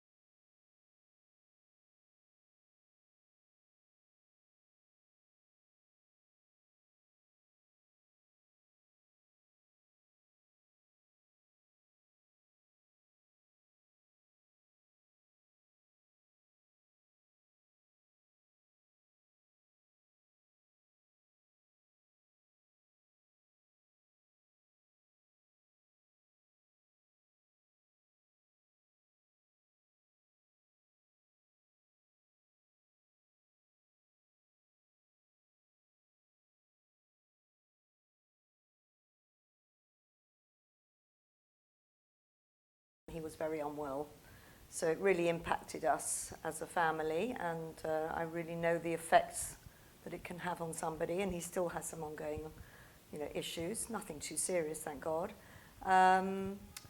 It's been a time for reflection, a big time for reflection, and strangely, I, as a second generation, have reflected a lot on what my mother must have gone through during the war.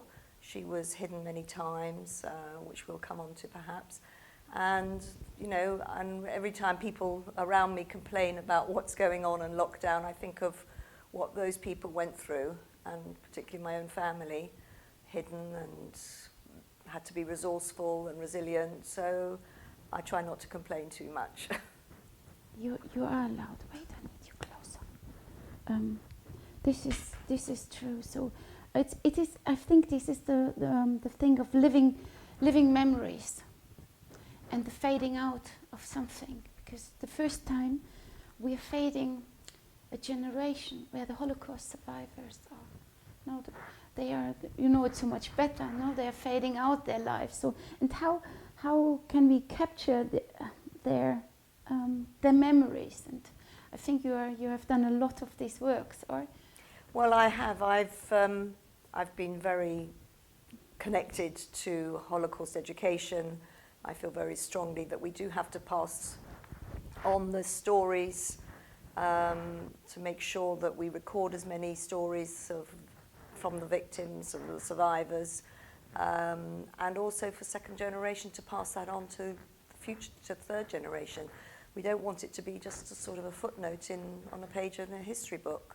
So it's the real stories that have to be, it's those individual stories that matter and count. And I'm actually now, I've researched over a number of years my own family story, and I use the opportunity of lockdown to start to write, which is not my strength, but it's given me the opportunity to spend time and starting to write a book about my mother's life. And how do you feel about when you write out of your memories and to pass it on the paper? Because it's all in your, in your mind. It's in my mind. It's also, it's difficult. It's difficult and it's also difficult to sort of give it the truth, you know, to speak the truth and to be there. I'm not a good writer by any means, and if somebody was a really good writer, I'm sure they would do a better job. But I'm trying to convey the experience as it happened to my mother, and rather than just sort of list where she went and what she did, so that it becomes real. Particularly, it's really more for my own grandchildren, for them to really know what happened, because people see and they become a bit immune to the horrors of Auschwitz, and that these are individual stories, and if one can relate to a family member, then it has much more meaning. And this meaning, can I throw you into this situation when you write? Because everything starts by this, by your, are these spoken words? Are these, you know, this, how do you transform this from your memories into the paper? Just the process. Well, it's difficult. So some of it, I have some recordings of my mother, fortunately, and of her sister and her brother. I have a cousin in Paris who's done a lot of research into the family, because that's where they lived after the war, and my mother's sisters continued to live there. My grandparents lived there after the war. So he has done a lot of research, and he actually just recently sent me some audio recordings of phone calls that my mother and his mother had, and my uncle who lived here and his mother had when when his mother wasn't so well, and it was nice for them to reminisce. And there were the little details about holding each other's hand, walking to school, and and seeing outside the window suddenly the. Yeah, sorry. I'm there. I'll wait. Yes, sorry. I'll wait till you. Sorry. Yes, okay. yes. No. Wait, sorry, because it's so important. But I want you in this wide angle. Something is with my camera.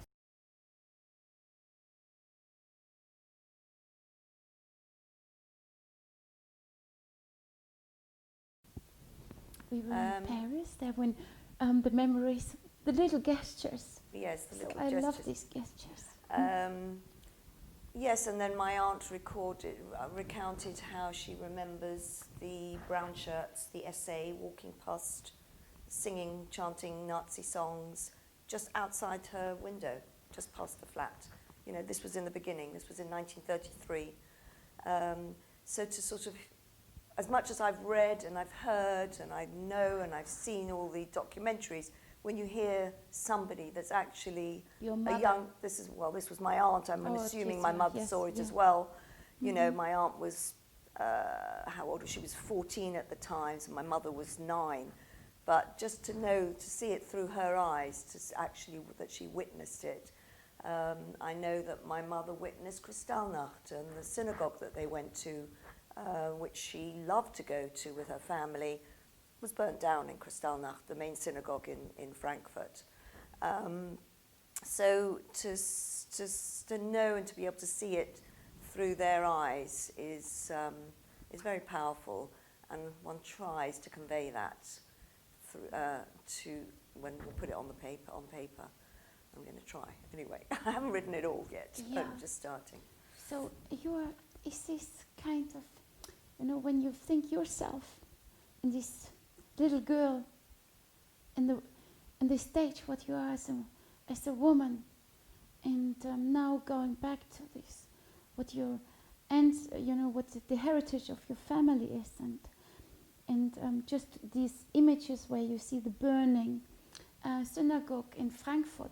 Can you give me a location? What is your knowledge? Because this is a project about Germany, and the Passover, and it is in the dedication of Hannah Arendt. So this is my main approach. It would be lovely. So what details do you want? Yeah, no, just if you have any memories or what you know about Frankfurt, is there something?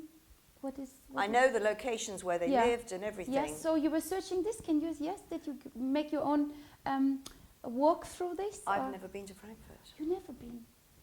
I've never been, but I've done the research. My cousin's been there, and I've looked at a map, and I've worked out where they lived and how far the school was. I know all the locations. I've never been. And the language of your mother was, which language did you Okay. Yeah. Are you on or am I on or off? Yes, you're on. Okay. Yes. So my father was also from Frankfurt, born in Frankfurt, and came to England in '39, straight, literally just before the war. So I grew up listening to German at home, largely, and I spoke better German, I think, then than I do now, so I don't use it that much. But my mother also spent time in France during the war, and Italy, and lived in Paris afterwards, and my grandparents, as I've mentioned, and her sister both lived in Paris. So I speak French as well, because I heard she spoke French all the time. And in fact, when she used to be on the telephone or speak to her sister, she would go, or to her brother, she would go from French to German to French to German, it was all one sentence. If they couldn't find a word in German or a number or something. So and my mother counted in German. People always count in their mother tongue. It's interesting, yes, when you think about, and also the possibility of thinking in a mother tongue, and how much that did she avoid to continue German outside or no, they carried on. She had friends here who were also from Germany originally. They spoke German together. But she spoke very good English eventually, obviously. And she'd learned French, and she'd learned Flemish. She spent a year in Antwerp. She learned Flemish, although obviously never had the opportunity after to speak. She was hidden in Rome and spent in a convent in Rome towards the end of the war, and spent an extra night. So she was in Rome for about 18 months and spoke fluent Italian. So I became I suppose maybe I've got a natural linguistic talent, or it's because of that background. Wherever we went in Europe, my mother could always speak the language, and I just assumed that that's what people did, so I was able to communicate like that as well. So French is my strength, it's a stronger language. German less so, but I understand quite well.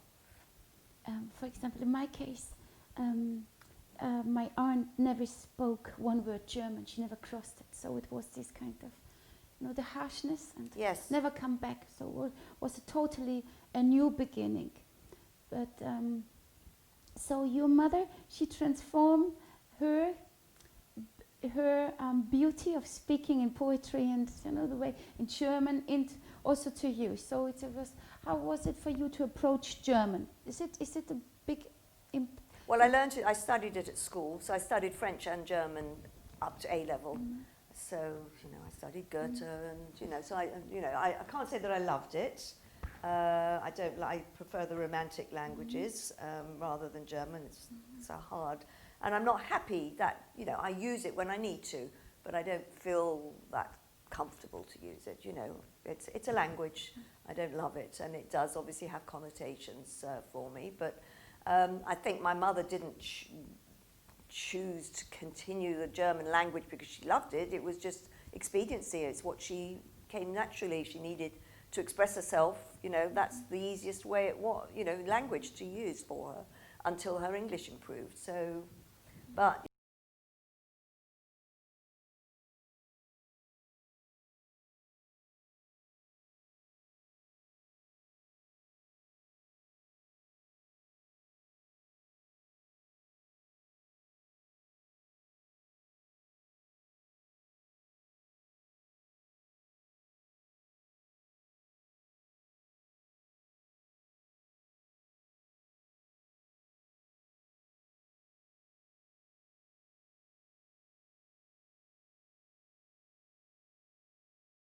you know, she had, obviously my father had family here, his sisters arrived here and his father was here, and you know, and that was the language they'd spoken at home, and they continued to use it. Yes, and do you know which language she dreams in? No, I don't actually. No, I don't think. I don't know, but probably. Yeah, I know that my mother did have nightmares. She used to say, she's no longer alive. Neither of my parents are alive. I know that she did always. She mentioned sometimes that she woke up in the night like she was being chased, and I supposed that would be in German, chased by German police or Gestapo or whatever, that she was running or hiding and being chased, and that was a recurrent dream for her. Do you think, for example, when we speak about where your mother comes from and the language gives you also home, it gives you, do you believe in this, where your home is where the mother tongue is? Well, I have to, so okay, I need to go back again. Yeah. So my grandparents, or actually all four grandparents, were from Poland, were from Galicia. So my parents never had German passports, they had Polish passports, and they were regarded as Ostjuden. They were, you know, so really I feel actually more at home, because I do go to Poland because of my charitable work. I feel more that Poland is my home than Germany. This is interesting, right? Not my home, but you know, I feel more connected. Yes, because I've since done research there, and I've found that my grandparents, particularly one grandmother, I've managed to find my great-great-grandmother's birth certificate. I've found out what's happened to them, and I do feel more connected. Look, I've been to Berlin, that's all, but I do feel more connected to Poland. Do you know where it comes from? This connection? The connection or disconnection. So this is it? Well, I presume I should say, you know, obviously that my parents were thrown out of Germany. You know, it wasn't their home at a young age, really young age. So, although I don't feel that they really felt at home there either. They never have. Certainly, my mother, you know, for her, she actually always said, you know, we don't nowhere, even England, although she lived in England for a long time and had a good life here, it was never really home. You know, nowhere was home. Everything was temporary for her. So I don't think she felt that she belonged anywhere. Only her family was home. Yes. That was it. Wherever the family was, okay, and some half lived in Paris, you know, that was the family unit was really where she belonged. And then I suppose with the establishment of the State of Israel, they were quite Zionist. My parents and I have become so. So Israel, you know, the home of the Jewish people is home. You know, I don't think she really felt that she belonged. She felt that she just wasn't wanted anywhere. And with the rise of anti-Semitism around the world and the prospect of possibly someone like Jeremy Corbyn coming into power here and all the anti-Semitism that, okay, you know, it brought it all back to me as well, that, you know, you're never safe anywhere really as a Jew. And that's something that I think that I was I've imbibed from my parents. From the very young age on. Can you tell me, Linda, please, do you have any siblings? Yes, I have a sister. Older, younger? Older, a few years older. And so you keep all this memory of your mother alive, and are there any moments for you who are very special, that will keep you as safe as like a treasure, or because what gives you some images or moments? How would you because as a child you adapt something, but it was definitely not a child language. It was so the brutality of what your mother have been through, passing everything, passing countries, and not in the most comfortable way, so always hiding. So what does it make for you as a child? Which kind of...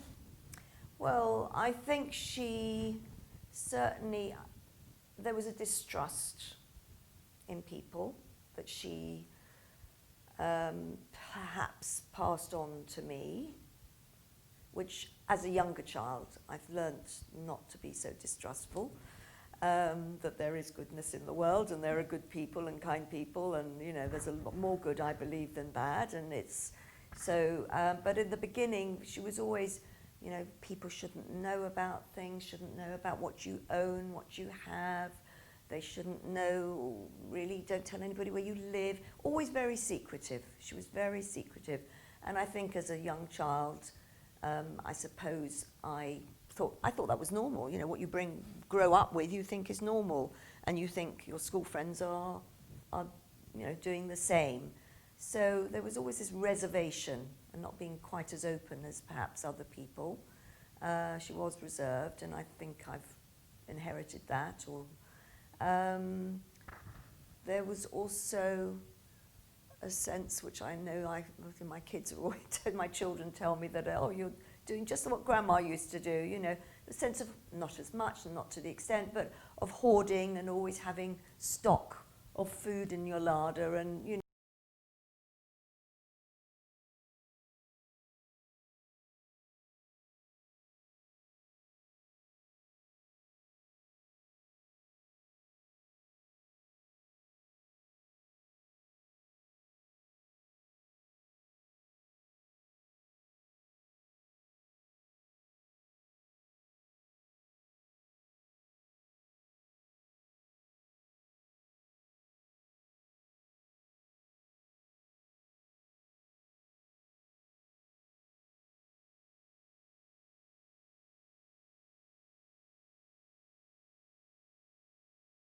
always making sure that you've got enough of everything just in case. You never know, you know. So there was those things, and just never feeling quite settled, and you know, always ready if one has to pick up and go.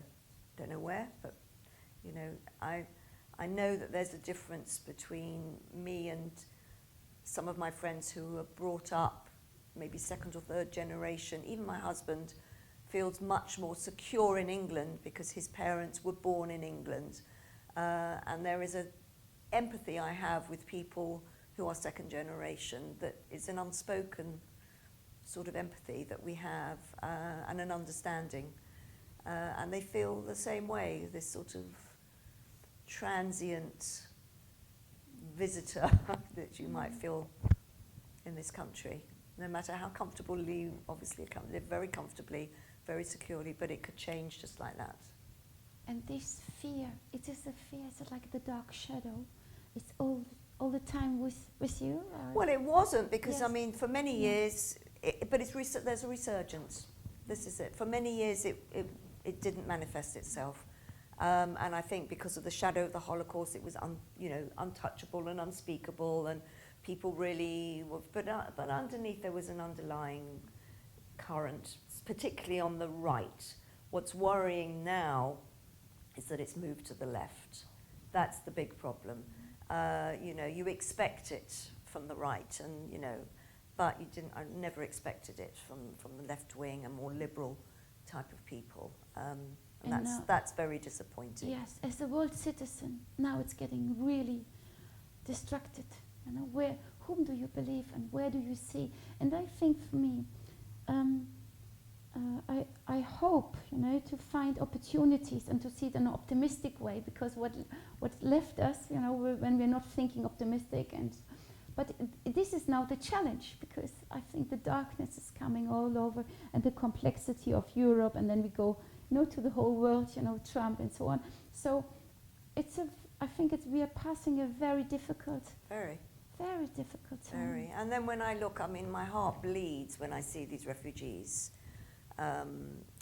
coming in or trying to come in, and then being regarded as criminals, and then I think my mother, people say, for example, I have friends here, and they say, well, they're only allowing, they should be 16, and they're lying about their age. Wouldn't you do the same thing to get into somewhere? I know my mother must have lied about her documents, said that she was a year older or a year younger. Of of course you would do that. People are desperate. And I get incensed when I read the attitudes and, you know, that these people are regarded, you know, refugees, they're criminals and they should look at them, and the attitude, it's just heartbreaking. And that's obviously because of what I know, what it's like from my mother's experience to be a refugee, and my father as well, and many others. And the difficulty, it's heartbreaking. So I'm very touched by that. Yes, Linda, this is so true. So, for example, when you think about an option what Britain offered once the Jewish community for centuries, Yes. And now with the new government, so how do you feel this? Because this is such going back to the Middle Age. It's terrible. Look, I understand there's practicalities, and, you know, one has to be, you can't let everybody in, you can't have a completely open door policy. Obviously, Angela Merkel did at the time in the beginning, and that was admirable, but again, that's probably because of maybe Germany's conscience of, you know, they had to, of what happened in the war, but, and then they can have negative knock-on effects, and it could create, in reaction to that, you end up having the rise of the alt, I can't remember, the alt party, the alt-right, or, well, in America it's called the alt-right, but, you know, you do get the AfD. Yes, exactly, thank you. So you have to find a balance, but, you know, I think every country could do more. Yes. And can I ask you about your passport? Yes. Mm-hmm. Which passport? I have a British passport. When Brexit happened, my children wanted to get German passports, so to give them the opportunity to be able to work, and you never know, wherever. So I made an approach to the German embassy or whatever, the passport, yeah, but they're not eligible because my parents didn't have German passports.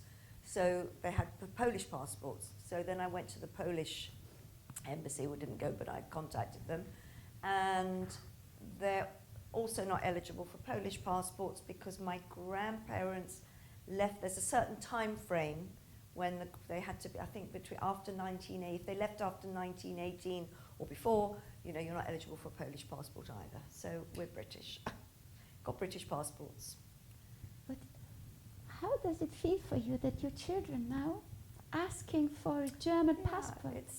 It's strange, but, you know, Germany's a different country. It's not the country that it was, and it's not the leadership that it was, and I don't, you know, you can't carry on. It's an unusual feeling, but on the other hand, I don't blame them. Look, it's a matter of, it's not that they want to be German citizens, they wanted an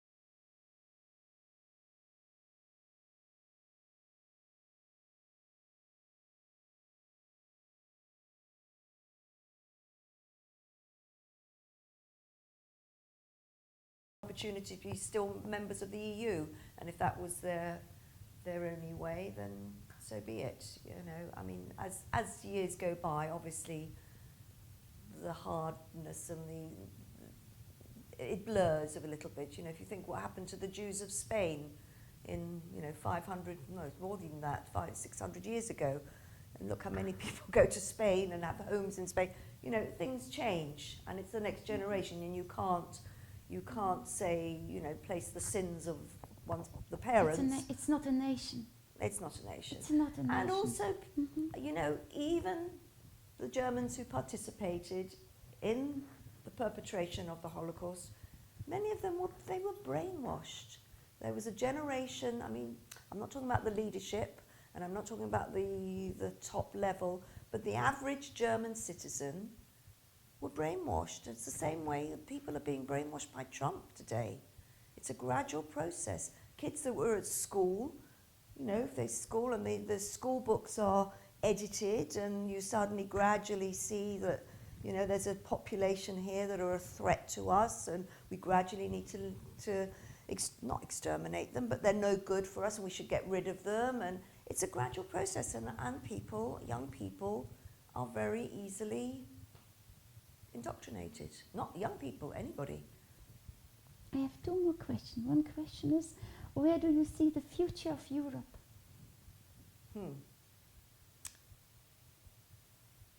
Well, where I see it or where I would like it to be are two different things. It's up to you. You can Well, choose. I'm a firm Remainer for Britain. I was, because I feel that we need to have a strong Europe, and England can no longer, you know, no country really can be strong on its own, and I think Europe needs to be strong.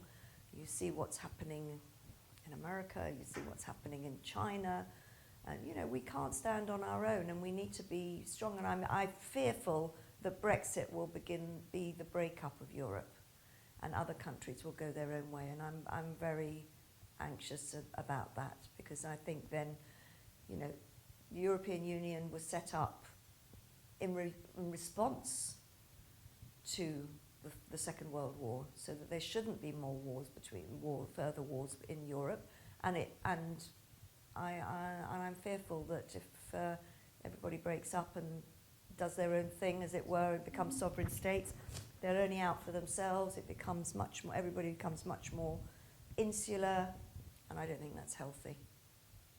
No, yes, I think this. And one thing.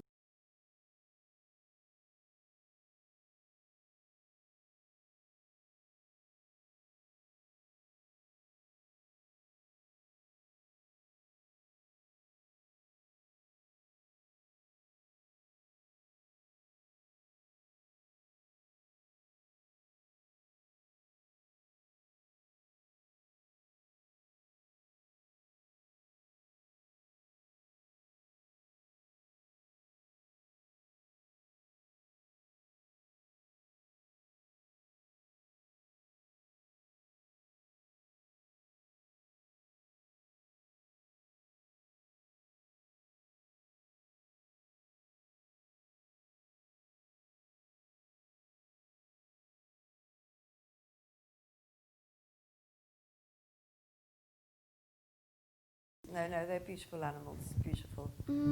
Okay, so let's speak a little bit about horses. These horses, you know, sometimes, where do you get your attention? There's so much history, or so much family history is on your back. So where did you get your How do I relax? Yes, How do I get rid of that tension? Yes. Well, no, it's not through horses actually anymore, but I do yoga and I do Pilates, and I like to walk. Fortunately, I live here in a nice green space, and I walk, and you know, I'm music. I enjoy music, and I love theatre, so you know, I can relax like that. Okay. I'm not and my grandchildren, my family. So. No, what I find interesting in this, I never thought about this, but just horses never, you know, if they have a hint, how do you call this? They would never jump over a hint. They would normally take the other way around. And right. so if we have borders crossing Europe, imagine that the horses, you know, in this philosophical way, jumping over, and you know, we all. So I think maybe it's a purpose that that you were loved. This kind of maybe. Well, there's a freedom about horses. They just do their own thing, don't they? Use their instinct, and I mean, there's nothing more beautiful in my view than seeing a horse gallop with its mane flying, and you know, they're just they're beautiful animals, beautiful, and there's that freedom. And whenever I see a horse, funnily enough, a few weeks ago went to visit some friends in the country, and I'm automatically, you know, saw horses in the fields, wanted them to come over. And funnily enough, I have one of my 7 grandsons, and he's only 1 year old. He loves horses. He absolutely, when my husband watches horse racing very frequently, And as soon as he comes in, the little one, he looks to see if the television's on. There is this kind of connections, how you give passion, how you get love, and what I think with horses is the companionship. It's a Well, I love dogs too. yes, but these kind of animals are, and if you talked about your mother, that she was always, discreet about everything, and also the fear that somebody hurts you again, and how much you have to protect your inner skin to be safe, and Yes. then because Linda, you think that for me you are such a strong, beautiful woman, but very, it's yes, there is this kind of, you learn so much, to be responsible in this world, and to give this also to the, to people who are not having the opportunity, maybe. So sometimes I'm fearful about these kind of role models, as you are for me. Where did you get here? Who puts the wings over you? So I don't know. I mean, I was very influenced by another lady. She was the chief rabbi's wife. do you I don't think so. It's all right. yeah. Lady Jakobovits, and she was the wife of Lord Jakobovits, who was the chief rabbi 2 chief rabbis ago. And she had very similar experiences as my mother through the war. And she was an amazing lady. And she didn't there wasn't a minute of the day that she didn't try and do things for other people. She connected with people. Everybody who she spoke to was as if it was the only person in the room. She visited people in hospital. There wasn't a moment that she didn't do things for other people. And she was fun. She was tremendous fun. It wasn't a serious woman, she had a big influence on my life as well. She was friendly with my mother, and she became a good friend to me. And she became a bit of a role model, very much so, for many people, not just for me. But so I often think sometimes if I have a challenge or a problem, or I have to think something through, what would she do? I do think about her, and also what my mother would have done. My mother.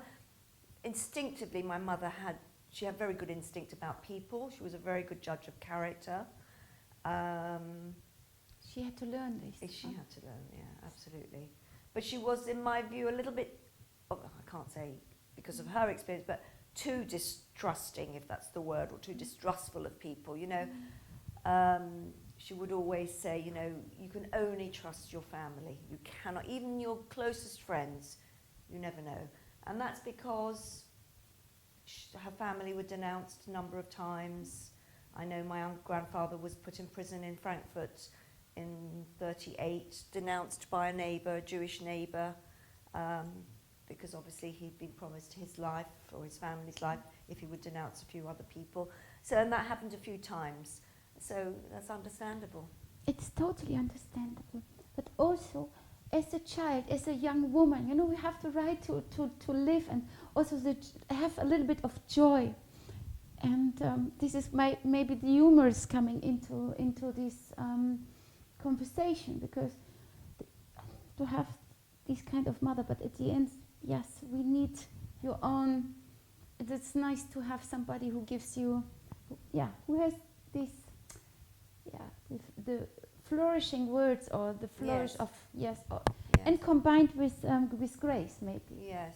No, but I mean, look, after the war, she's not like she pondered on it all her life. No. She had a great time. Yeah. She was very glamorous. She was very beautiful, very glamorous, amazing legs. I mean, just.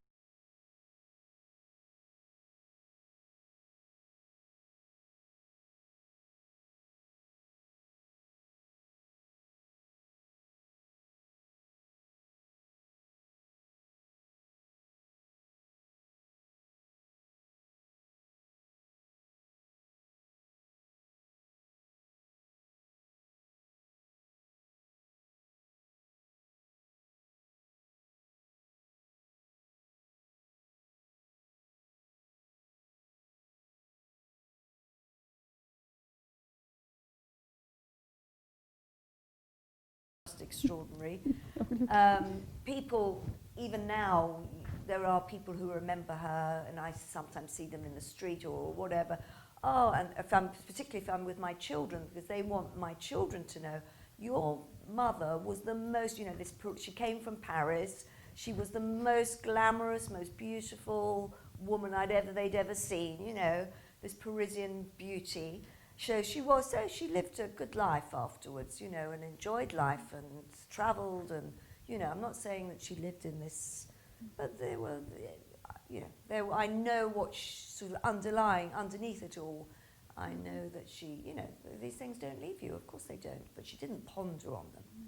She didn't ponder over them every minute of the day, by any means, and she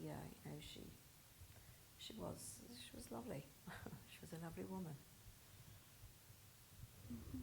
Thank you, Linda. I think this was wow. Mm-hmm.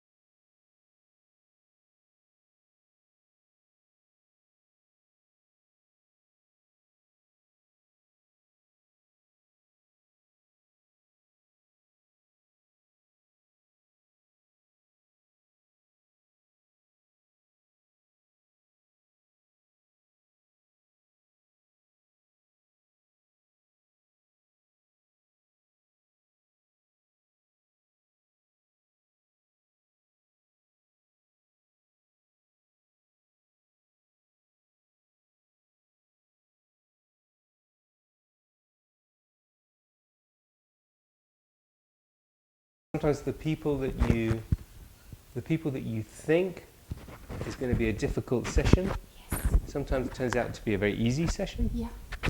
And sometimes when you think you're going to have an easy time, it turns out to be difficult. Yes. That's life, right?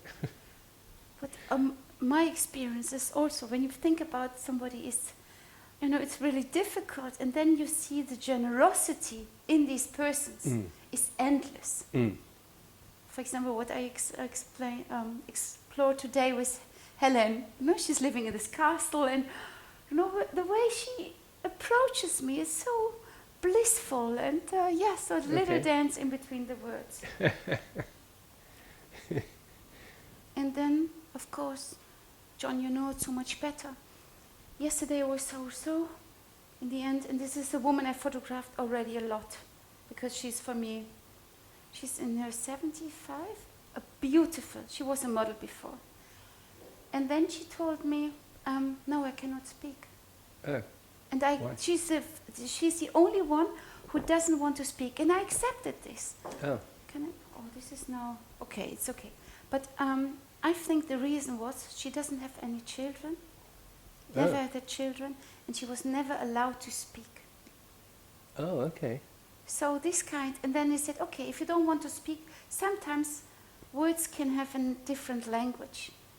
Just go in the wind, and so she was making Tai Chi for me. So we will find our way through. So, oh, John, you are so beautiful.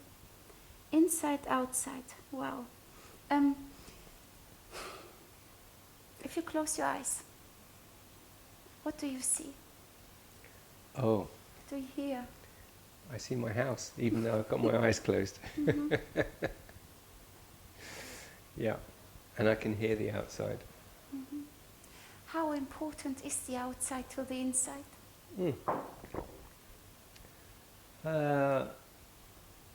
They merge together. They meld together. Can I open my eyes? Yes, you can open. Yes. Yes. Mm-hmm. The inside and the outside, yeah, they meld together. It's nice when they meld together. It's nice when there's no boundary between inside and outside. I think it looks like an inner skin. Okay. So the protected of the, you know, it's like the winter garden. It's open up, but there's this window, and then when it rains, you listen to the raindrops. Yeah. I don't like the raindrops so much. Tell me why? It keeps me awake at night if it's raining. But no. Yeah, no, water I love. I have a strong affinity to water. I swim a lot. You swim a lot so sorry, this we share. I was trained as a swimmer, and look at me, how small I am. I was never successful, but I was in this kind of competition and always never good enough, you know, to be. But I was training. Okay. And John, this is something really. This is a hyper discipline what we have when we are in the water. Don't you think so? If you really go to this competition or just to swim endlessly in the water, how would you describe your affiliation to water? I love water. I love water. I love swimming. I love having water around. I love being surrounded by water. Cold water is good. There's this famous phrase of Bruce Lee, you know, be like water. No, I didn't know that. Yeah, as I'm working a lot in Hong Kong in the movement, so this is a statement, be like water, so to fight against the police, to be flexible as this. So maybe this is also part of your life, how you approach something, very flexible. Yes, I hope so. Flexible is good, with some discipline. Yes. Flexible and discipline. How you have to have a little direction. Like you, I'm a photographer, and I think you want to go with the flow. You want to let things evolve their own way. Let things happen the way they happen. But I think that they're still within that. A little bit of discipline is important.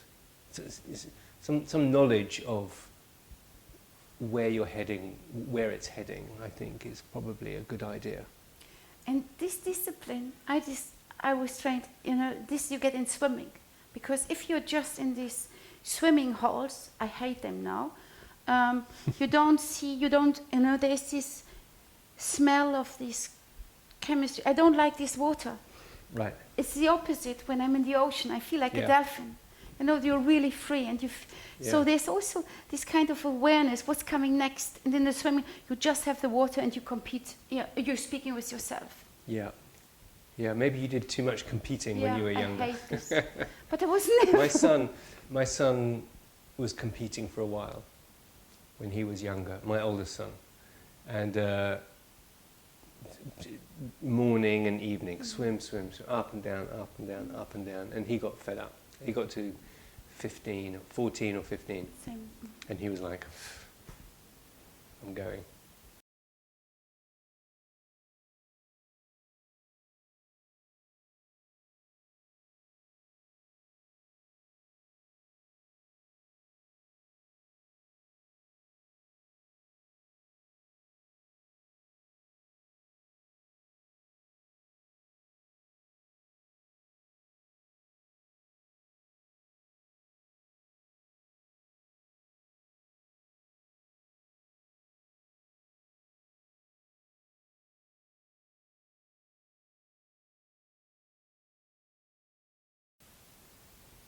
So I understand that. See, I didn't do that.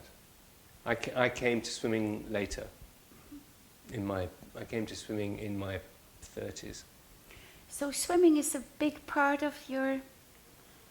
Big part of my life, yeah. In between, when you're swimming, when you're in the water, and is this like a meditation? Can you explain? Much so. Can you please explain me? Very much so. Mm-hmm. It's very much like a meditation. Number one, obviously you don't communicate with anybody.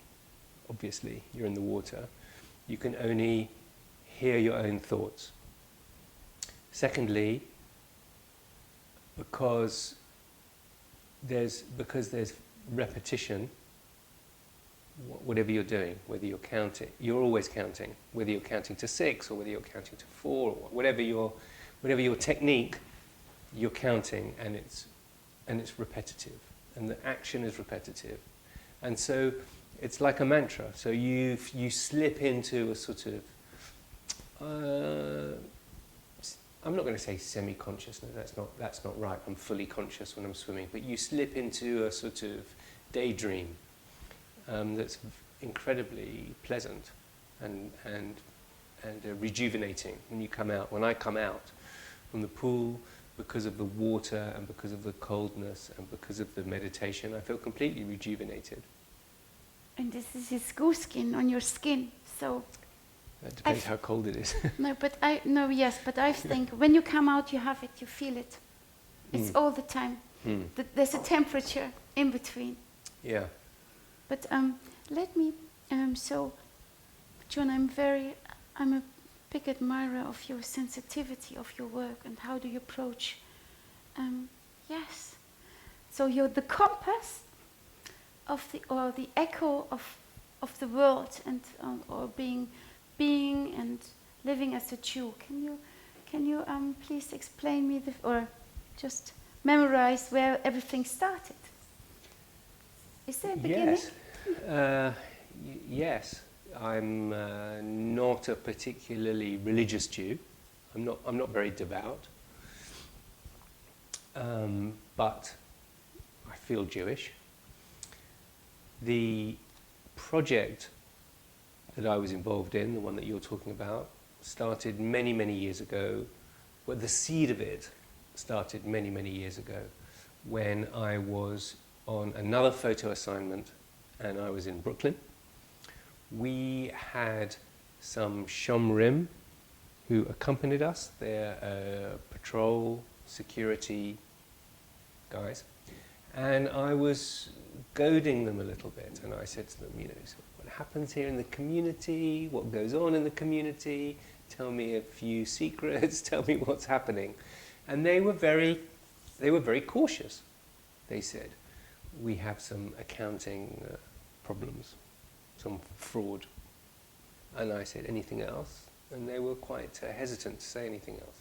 A number of years later, I Googled, how many Jews are there on death row?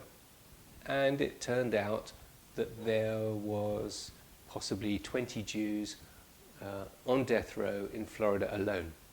So in my mind, I felt that there was more to the story. There was a part of the story about Jews that was being swept under the carpet, that people weren't talking about, weren't comfortable talking about. Everybody talks about successful Jews. Oh, this one's the chairman of this bank and this one is the chairman of this TV station. But nobody was really saying, this guy is in prison because he murdered his parents, or whatever, or whatever. So I felt like I wanted to tell the whole story. So you're German, from Cologne, and so is August Sander. August Sander, super famous photographer, tried to very objectively capture what it was to be German people in the 1930s. And with that in mind, I set about trying to capture the Jewish people. Who are the Jewish people? I wanted to tell the story. I wanted to tell the story objectively, and I wanted to tell the story honestly. I didn't want to leave anyone out. I didn't want it to be just, Do you think that it exists this kind of objective? If you're falling in love, with the protagonist in front of you, so it's. Yeah, that's that's a very interesting question. How comfortable was I with some of the people that I was photographing, and the process is interesting.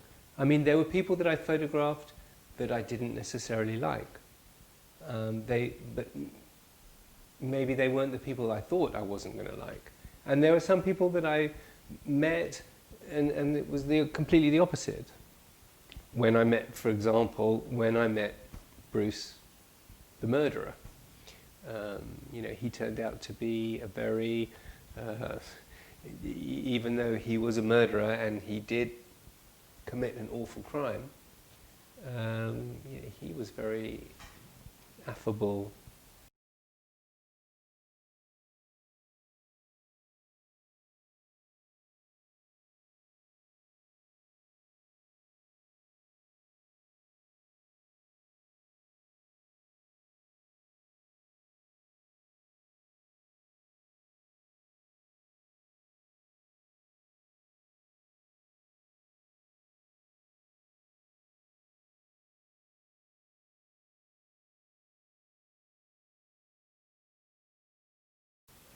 Character. The question is then, because we are working with these lenses, with the camera, and I think they are always so limited. Yeah. My eyes, I never, normally I never trust photography. I just trust voices. I'm not sure. I'm not sure if I agree with that, actually. Okay, go. You don't have to. Yeah, and because I think. So the dimension. Without reverting to sort of quotes from great people, but there's something that Ingmar Bergman said, and he said that sometimes it's not the camera, and it's not magic, but there's a part of the process sometimes.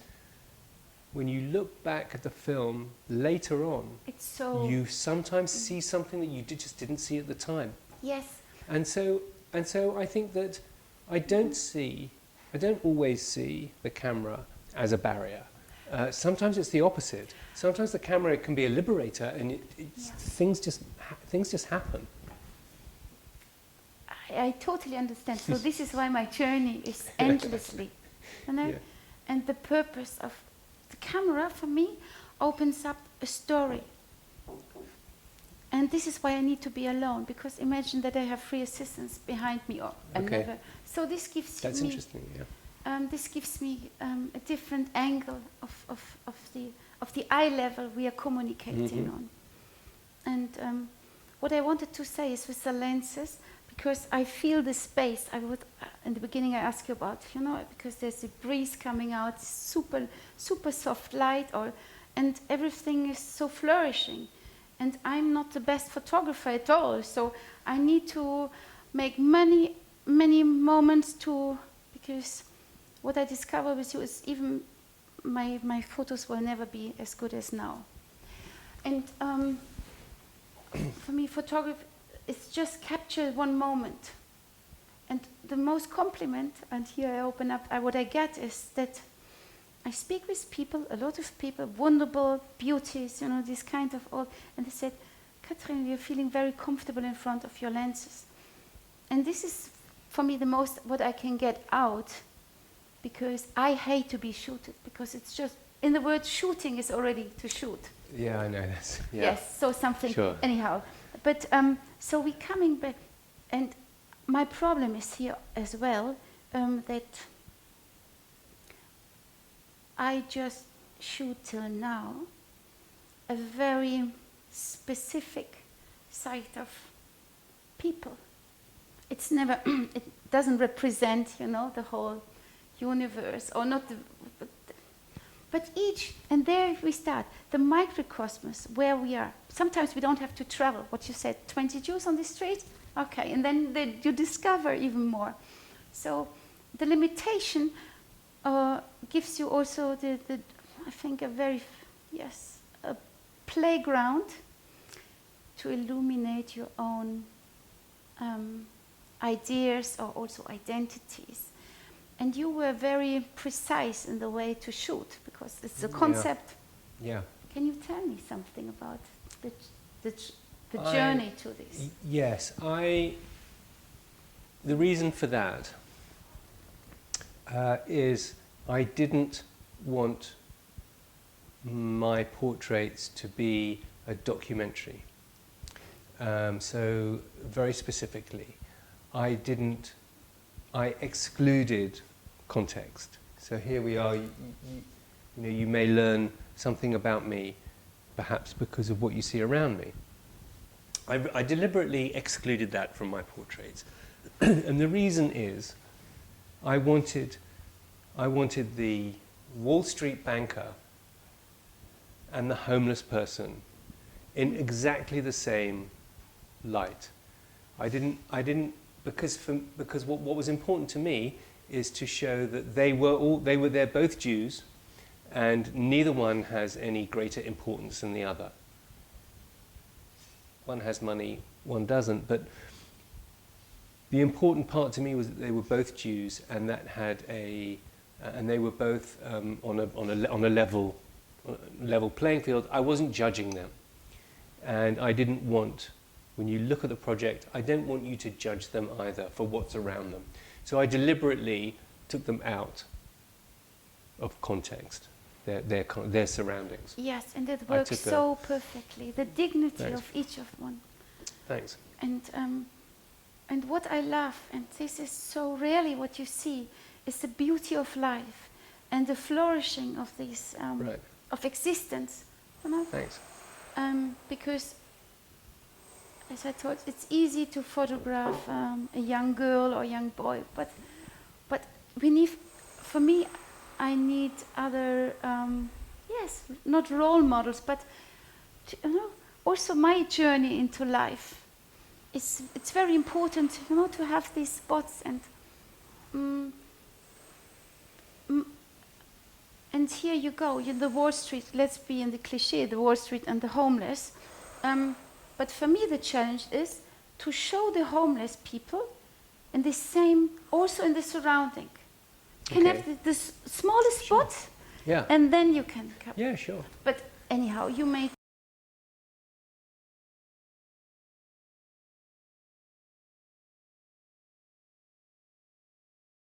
I mean, there's no, you know... But what I love the most is the solitude in your work. Thanks. Thank you. Thank you. I mean, I wanted each... Is it possible that we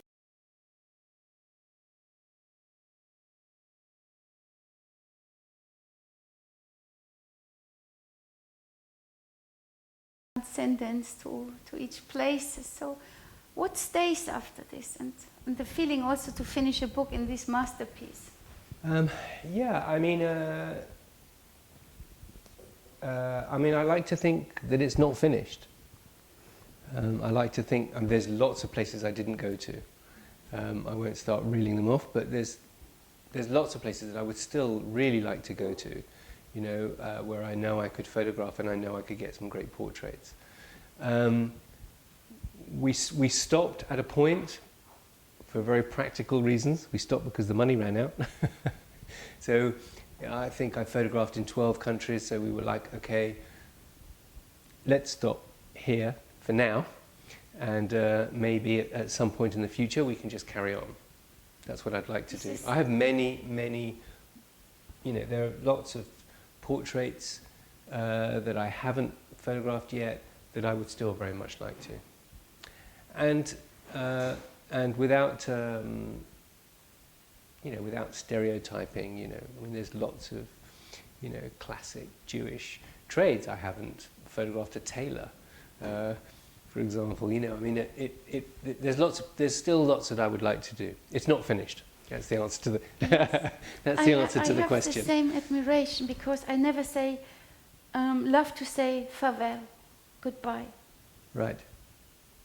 No, I'm not. Leaving is never easy for me. Right. Just looking forward, and then you will find something. This is something. Can you put this up there? Do you see this? This? Yes. Just Where? hold it on your lap. Yeah. Or somewhere else. Yeah. Mm-hmm. There? Thank you. Yeah. So this kind, I totally understand. How would you describe the memories? But still, how present are the memories of this shoot? And you have to make, yeah? Oh, really? I mean, I remember, I loved it. I mean, I loved shooting. I loved traveling to different places. Have I forgotten details? I hope not. Don't you think it's so bizarre, because we're having this daily routine, but as soon as you enter in this kind of shoot, the world is in a stillstand. So you expand time, you expand all the limits of, and in photography, in a superficial way, you say it's a click, Well, click. Yeah. But what you capture, don't you think that? No, it's of course it's more than a click. It's